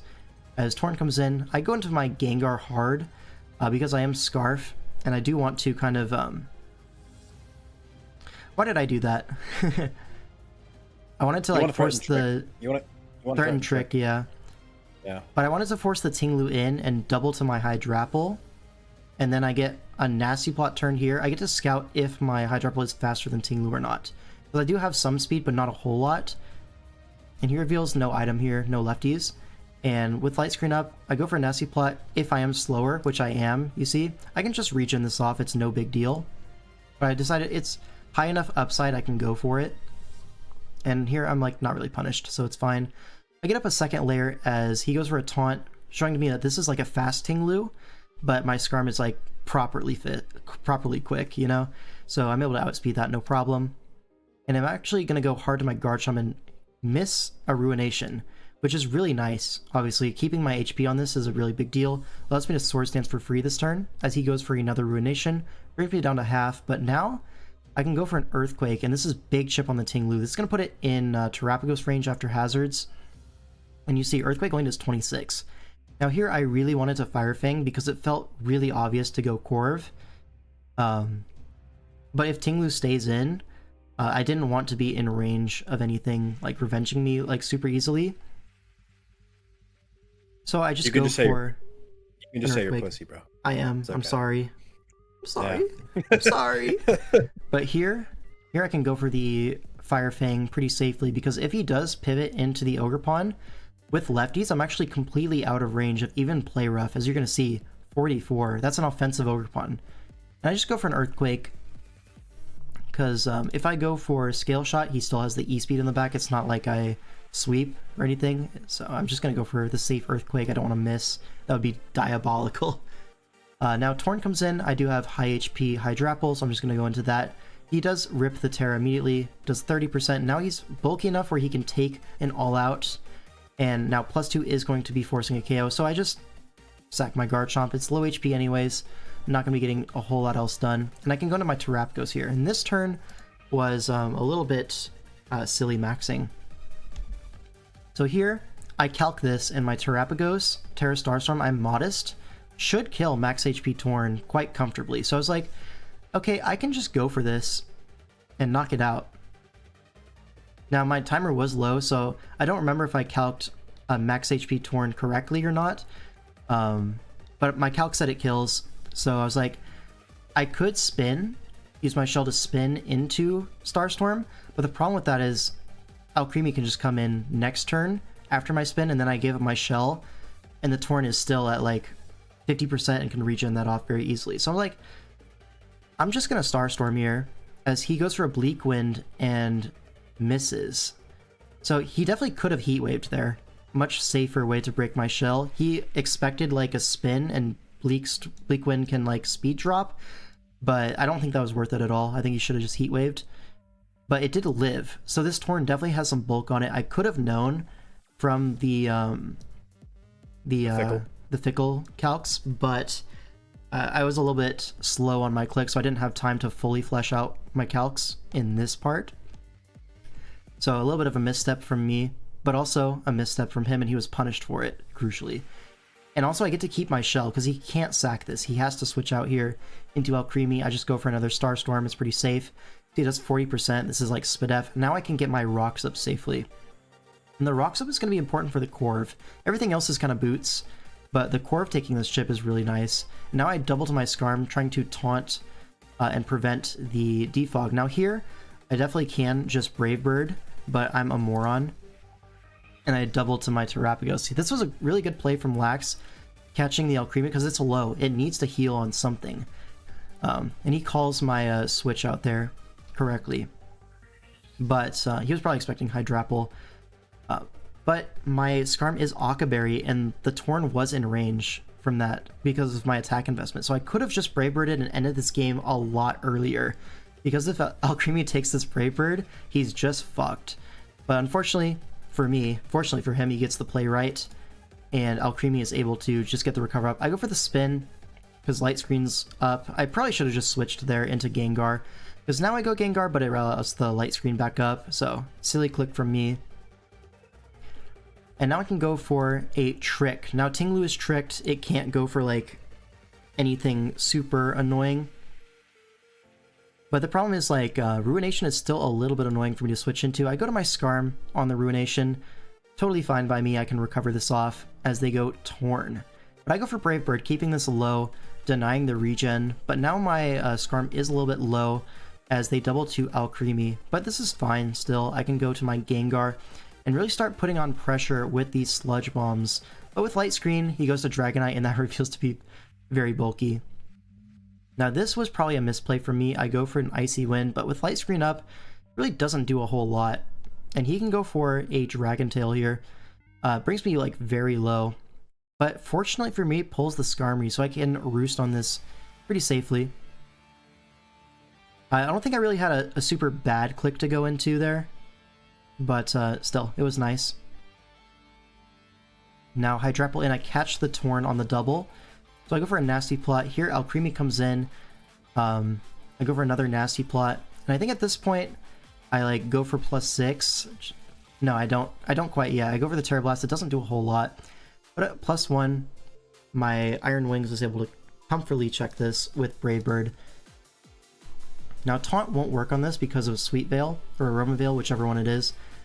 Yeah, the Torn has regen back up to full, so I need to do the whole like dance of like getting chip on it again. But I go into my Hydrapple, totally fine. Now Alcremie does come in. I go for Nasty Plot here. I probably should just go Gengar again. I guess not Gengar, but yeah, because the light screen goes up and then he can just Alluring Voice me. I should go Scarm in that situation. Here I go for +6, trying to like outpace this, but with the light screen and +2, it's just not the play, unfortunately. So I get a little bit of chip, but he does force me out, and I do have to like regen farm this later. My Scarm is able to still beat this 1v1, so it's not the end of the world, but obviously definitely sucks. I go for another Brave Bird here, just trying to get this as low as possible, but he switches to Torn, so I can save it. I can go back, farm some regen, but it is a 2-hit KO, so I use my Shell here just to alleviate pressure. My Gengar is still useful to click Sludge Bomb into this team, so I can get a kill with this as well, with Alcremie being weakened at 50%. This is like a good use of Shell in like the longer games, right? You see? So now I go for a Rapid Spin, just trying to break the multi-scale. I don't really have a safe Dragonite switch in with Skarmory at 17%. So what I'm going to do is I'm going to force a Roost here. I mean, sure, he could just attack me, but I think it's wrong. And I'm going to get my Weavile in. Now, I'm threatening Triple Axle through the multi-scale, and I know he's going to switch to a Helmet Corv here. Like, I know that's happening. So I'm just going to take the safe knockoff, get rid of the helmet for later so I can click Triple Axle freely. Because Triple Axle is my way of making progress in this endgame. So here, I'm able to regen farm as the Corv is forced to roost. Now here, I probably could just double, but I go for a Nasty Plot. I am potentially out of range of Earthquake, so I just go for a Fickle Beam. If I'm able to trade the Dragonite, that's really good for me. But here, he goes for Light Screen, and after all the clicks into Alcremie, eventually one of them crits. I don't know if that's ahead of schedule or not, but I've clicked a lot of moves into Alcremie, and so a crit feels reasonable, but obviously it does suck for him in this specific situation. And I love that Cinerath chimes in with Beast Mode on the crit. Yeah. He's just gargling it at this point, bro. Yeah. So now Torn comes in. Even though I'm +2, he is able to, with Light Screen, set up on me. So he does get the Nasty Plot turn. I go for Fickle, no All Out, unfortunately. But now I have my sack of Terrapagos. He misses a Heat Wave. That doesn't make a difference at all. He just connects the next one. But now I go into my Weavile. At this point, I'm feeling pretty okay with just making safe clicks, right? Because all I need to do is get Corviknight low, get my Hydrapple in, and then once I find a Nasty Plot situation in front of the Corv, which I will find eventually, it's unguardable for him. At least that in my mind, that's like the win path forward. So I just need to knock, forcing the Corviknight, and if he doesn't roost here, that's fine by me. Weavile next time can just Axle and 2-hit KO it. But I go to my Scarm as he body presses. I should have gone Hydrapple there for sure, but I go Scarm, and I get my Roost off, as he goes for a Roost as well. So now my Scarm is a little bit healthier, able to check the Dragonite, because I believe the last move is going to be Extreme Speed, so I wall this forever now. But also crucially, my Akka Brave Bird is back and activated for chipping the Torn. Now I guess the Nasty Plot up, and again, I'm forced to sack something to get my Weavile in, but at this point my Gengar was, not super useful, so I'm okay sacking it to get my Weavile in. Another knockoff, another day. But again, this Corviknight has to roost, really, I think. So Hydrapple in on the roost, and now I get my Nasty Plot turn as they go Dragonite, and now I can just Fickle this. It's a huge HP trade that's positive for me. Even through multi-scale, this does, okay, not that much actually. 61, a little bit Wilted Rose. But here I can go Skarmory as he's forced to roost. Honestly, it would have been nice to double Hydrapple here, farm some regen maybe, and then go back to my Scarm. Because Skarm kind of 1v1s the whole team at this point, but this is fine too. I can just Brave Bird this forever. He's going to run out of Roost eventually, and something has to take this Brave Bird. Corv, not really a good switch into Skarm, so I'm just going to Brave Bird here. You see 41% on that Torn. The attack investment coming in clutch. I clicked so many Brave Birds this game. The damage really stacked up. And now Dragonite in, I'm just going to Roost, right? There's no, like, scary situation for my Skarm right now. As he goes into his Torn, I Brave Bird. Now he's thinking, it's probably Akka, but I just got to go for it. At this point, I am Akka. I live that, and the Torn goes down. And in the chat, I say, Hitler dead. Shoutouts. Now, Corv comes in, and I'm thinking the only way I lose this is if it's Iron Defense Body Press, which it very well could be. Considering it's like boot spam, he doesn't necessarily need defog, so I taunt, I live the Body Press, and I can Roost up, but I'm running really low on Roost is the problem. So I'm actually going to switch out to my Hydrapple. Potentially could have Roosted one more time, I think, but I'm going to go to my Hydrapple. As Dragonite comes in on the Terra Blast, I'm in range of Earthquake, so I'm going to switch to Skarm as he makes a great read. Goes for Dragon Tail, and now my Skarm is in range of E-Speed, so now it just got dangerous. Because this Dragonite can potentially just 1v1 my Hydrapple with Earthquake and my Skarm with E-Speed. So Weavile's the only thing left for the Dragonite on my team. And I can't switch Weavile in on an Earthquake because I'm in range of the follow-up E-Speed. So it's actually a little bit of a tricky situation for me. But he's also in a tricky situation, right? Because Corviknight comes in on this triple axle. And here, even though I don't get 3 hits, I only get 1 hit, the Corv still kind of has to heal. Because now, like, he's at 70, comes in at rocks at 58. He's in range of 2 axles. He doubles to Dragonite, which is a good play. But I get my Hydrapple in. I can just go for Fickle in this situation. Keep this Dragonite low. My number one thing is I don't want this to have multi-scale, if I can help it. But here, I'm just going to sack my Skarm as he makes a really nice play. It goes for a Roost.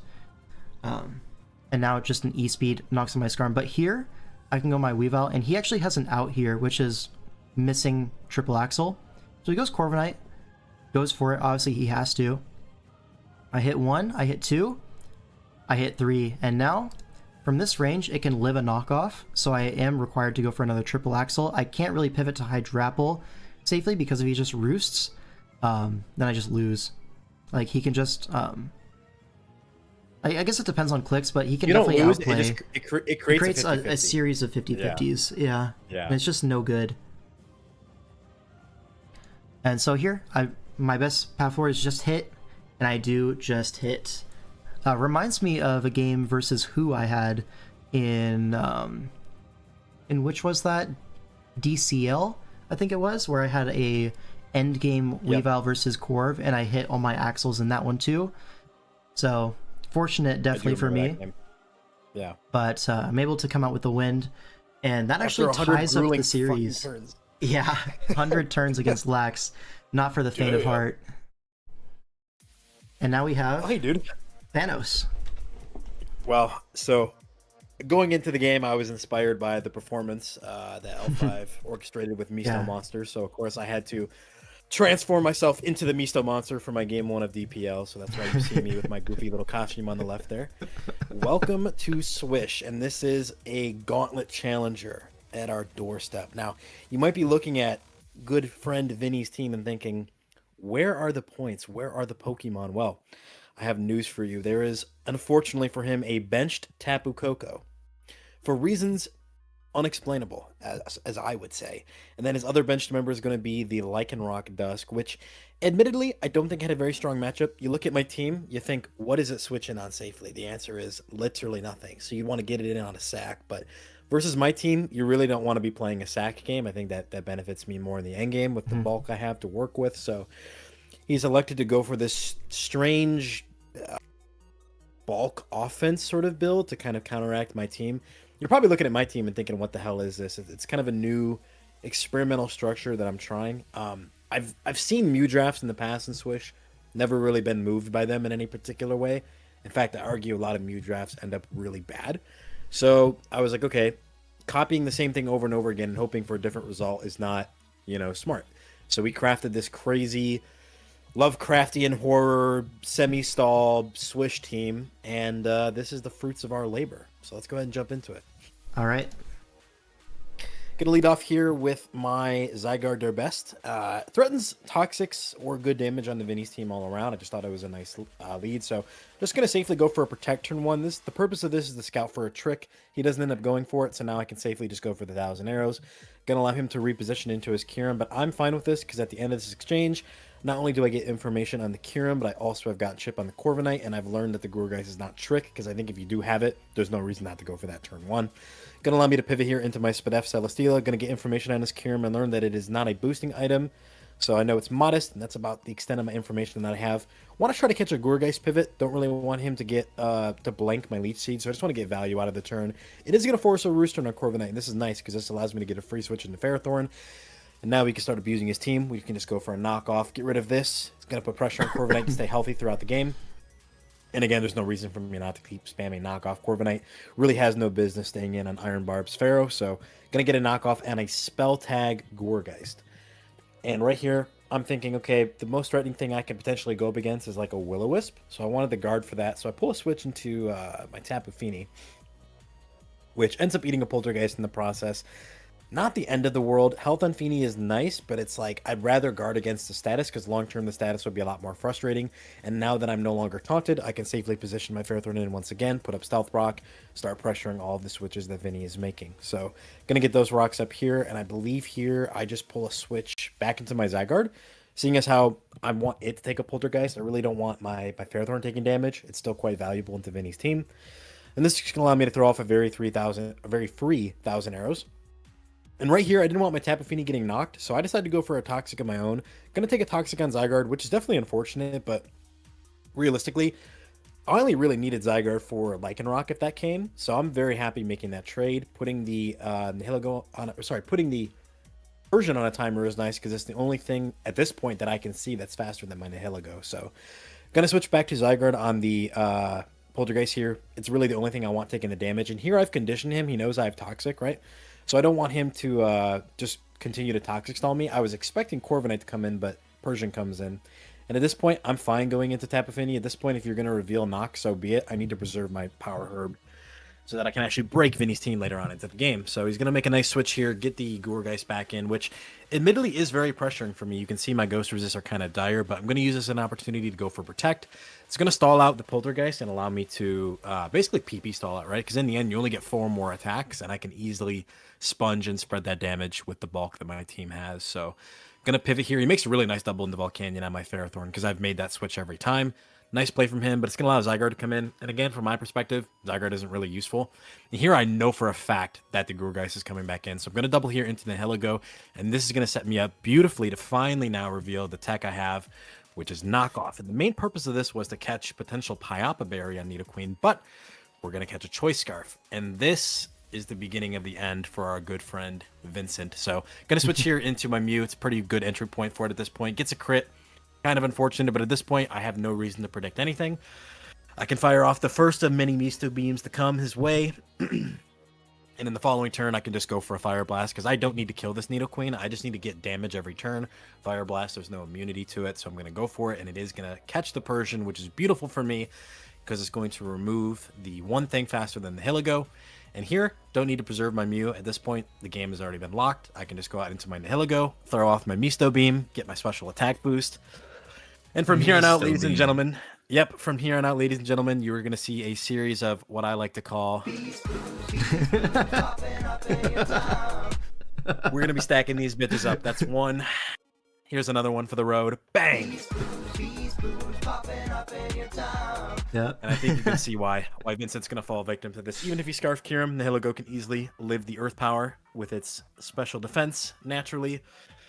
And yeah, he kind of just gets rolled. It all falls apart. His prep was very much focused on counteracting a speed boost in Nihilego, which makes sense because it is quite good into the Tapu Koko. But because he benched the Koko and because I brought the special attack boosting, yep,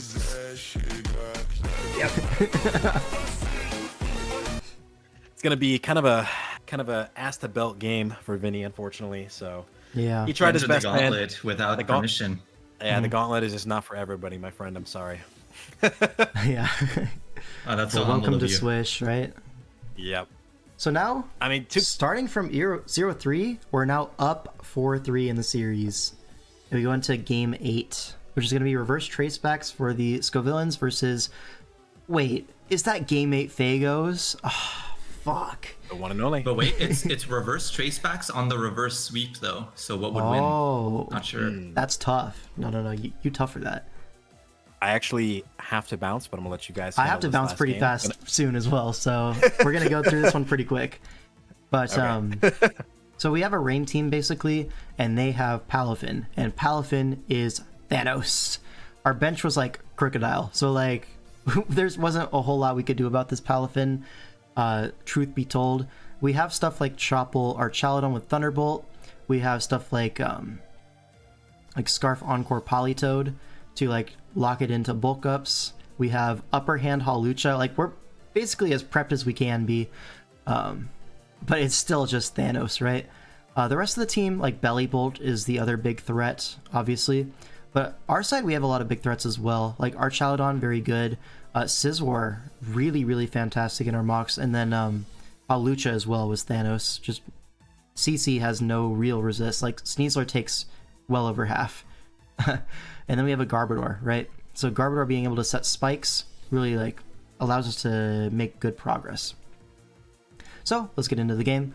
Our Chaladon leads off into the Palafin, which makes sense. We just get our free rocks here as Belly Bolt comes in. We go for Draco Meteor, scouts out the set. It is especially defensive or like mixed def, but definitely some EVs in there as they go for a Soak, and with the charged up, we don't want to stay in there. We just go Scizor as they slack off. We can go for a Swords Dance here, get boosted up as they go for a Discharge that does 51%, which is a lot, but we can roost this back up, and now Discharge does 25 as they get a para, but that doesn't matter too much because in Champions it's only a 1 in 8 chance to get fully parried, and now it's actually low-key good because we're able to go for the slow CC, and we're able to attack them without taking a charged up Discharge when we're at -1 from CC. At least that's the theory, right? We get fully paralyzed, and you know, our sequence to break Belly Bolt a lot of times in mocks was just to trade Scizor for it, get that +2 CC off, and now it's like down at 20%. It can't really heal, and then the rest of our team can kill it and prevent the heal at 20%. Like it doesn't heal on anything else. So that was the idea, but here we're not able to get that sequence. So now Sylveon has to come in on Discharge, and like here we're gonna go for a Yawn, at least force it out for the time being, but it is Toxic last, which is the worst case scenario. And now Sylveon is going to double to Garbodor, trying to catch the Skarm, I guess, but Skarm is going to taunt and prevent our spikes from going up, which is really tough. Now Polytoad is our pivot in on the Skarmory, and we're able to just go for a Weather Ball here. It's pretty good damage into everything. He ends up going for Hydro, a little bit stronger, assuming you hit. Now Serena takes that hit as we go into our Chaladon on the Rapid Spin. A little bit of a crit. It's okay. We don't mind getting hacked that bad. It's okay. We can bounce back. Okay, so they miss High Jump Kick, which is actually, if you think about it, a higher chance of happening than the crit, so let's call it even. We get rocks up. But this is going to burn our Chopple Berry. You see it only does 20% at the end of the day. So we're able to keep rocks up, and Serena goes down. But now Thanos is back on the field, and it's really hard to remove this Belly Bolt. So we go for a Draco Meteor just to force the slack off next turn and get our Scizor in for free. But now that it's already parried, the problem is this Belly Bolt can just go for a Soak or a Discharge, and like either one is really strong clicks into us. End up going for a Soak as we go for a Roost. So Scizor's back at full at least, but Sylveon's able to come in and absorb this Discharge. But another Soak. With spikes up, this is like really punishing for Tracebacks, and Game 8 Fagos, he always knows what to click, you know? So Scizor in to absorb the charged up Discharge, and now we can go for a Roost up, get back to being healthy. But this Belly Bolt is just so annoying with this Soak Discharge forcing us out. And this time we go into Garbodor to absorb the Discharge, and now we can finally start getting the spike up, but they do para us, so it's not the easiest thing. And we go for a Toxic instead, just desperately hoping for the Belly Bolt to stay in because we're so far behind at this point. It's 6-5, but this Belly Bolt is unkillable, and Palafin is a looming threat in the back, so we need something to go our way. Now Politoed comes in, goes for a Weather Ball as Hydreigon comes in. But given that their Mamoswine was benched, this is likely the Rocker, so we're going to see Rocks go up here. And with all the layers up, this Palafin in the back, it's really looking tough, right? Bellibolt can come in on Sylveon all day long. Hyper Voice, even though we are invested, only does 36. Like, Bellibolt is just so fat. My favorite treat, Bellibolt, yeah. So we go for the Yawn. It's drowsy, but there's a relatively healthy Skarm that can just pivot in. So really, it's not the end of the world for Faye. Go for a Hyper Voice, force a Roost at least, but Sylveon's basically dead to hazards. A Parting Gift is our Yawn here, which means that Skarmory not really super able to stay in and taunt versus our Mega Scizor. So we are able to get a Swords Dance going, which is like our way back into the game. So Palafin does come in on our Swords Dance, and our CC is threatening massive damage on this. We live a Wave Crash, but it is Encore. So that is unfortunate. Catches our Swords Dance, and now we go into Politoed, just trying to... So they go for Bulk Up. We have our Scarf Encore of our own, but obviously Jet Punch is coming, and with the Rain Boost and those hazards, it is just going to kill us. So here we go, Garbodor, trying to get some Aftermath. Potentially like some recoil. Yeah, so 25% down. But this Palafin is definitely leftovers. Yeah, there it is. And here we just go Hawlucha. Here, definitely going to click Upper Hand here as we get a crit, which is really nice. And now this Palafin's in range of close combat, so it's a little bit of a 50-50, right? Jet Punch on Upper Hand, good for us. CC on anything else, good for us. And obviously, other way around, good for Fagos. Here, he's going to go for another Upper Hand, doesn't quite connect as Drain Punch is going to crit our Hawlucha. And at this point, Faye doesn't have to predict anything. You can just Drain Punch. Even if you CC, you get the -1 and then Drain kills. So it was just completely locked up after that first failed Upper Hand, and that's going to be the game.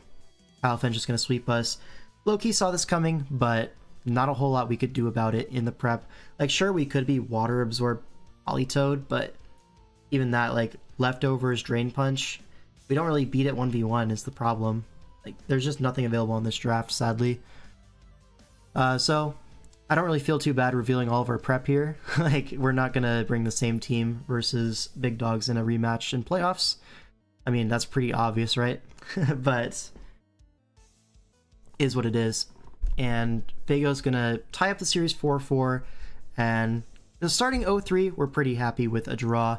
So going into week 2 with 1 point on the board on the standings, pretty okay with that. And yeah, I gotta go. See you guys in the next watch party next Tuesday, most likely. Depends on if something comes up. But yeah, be out of here.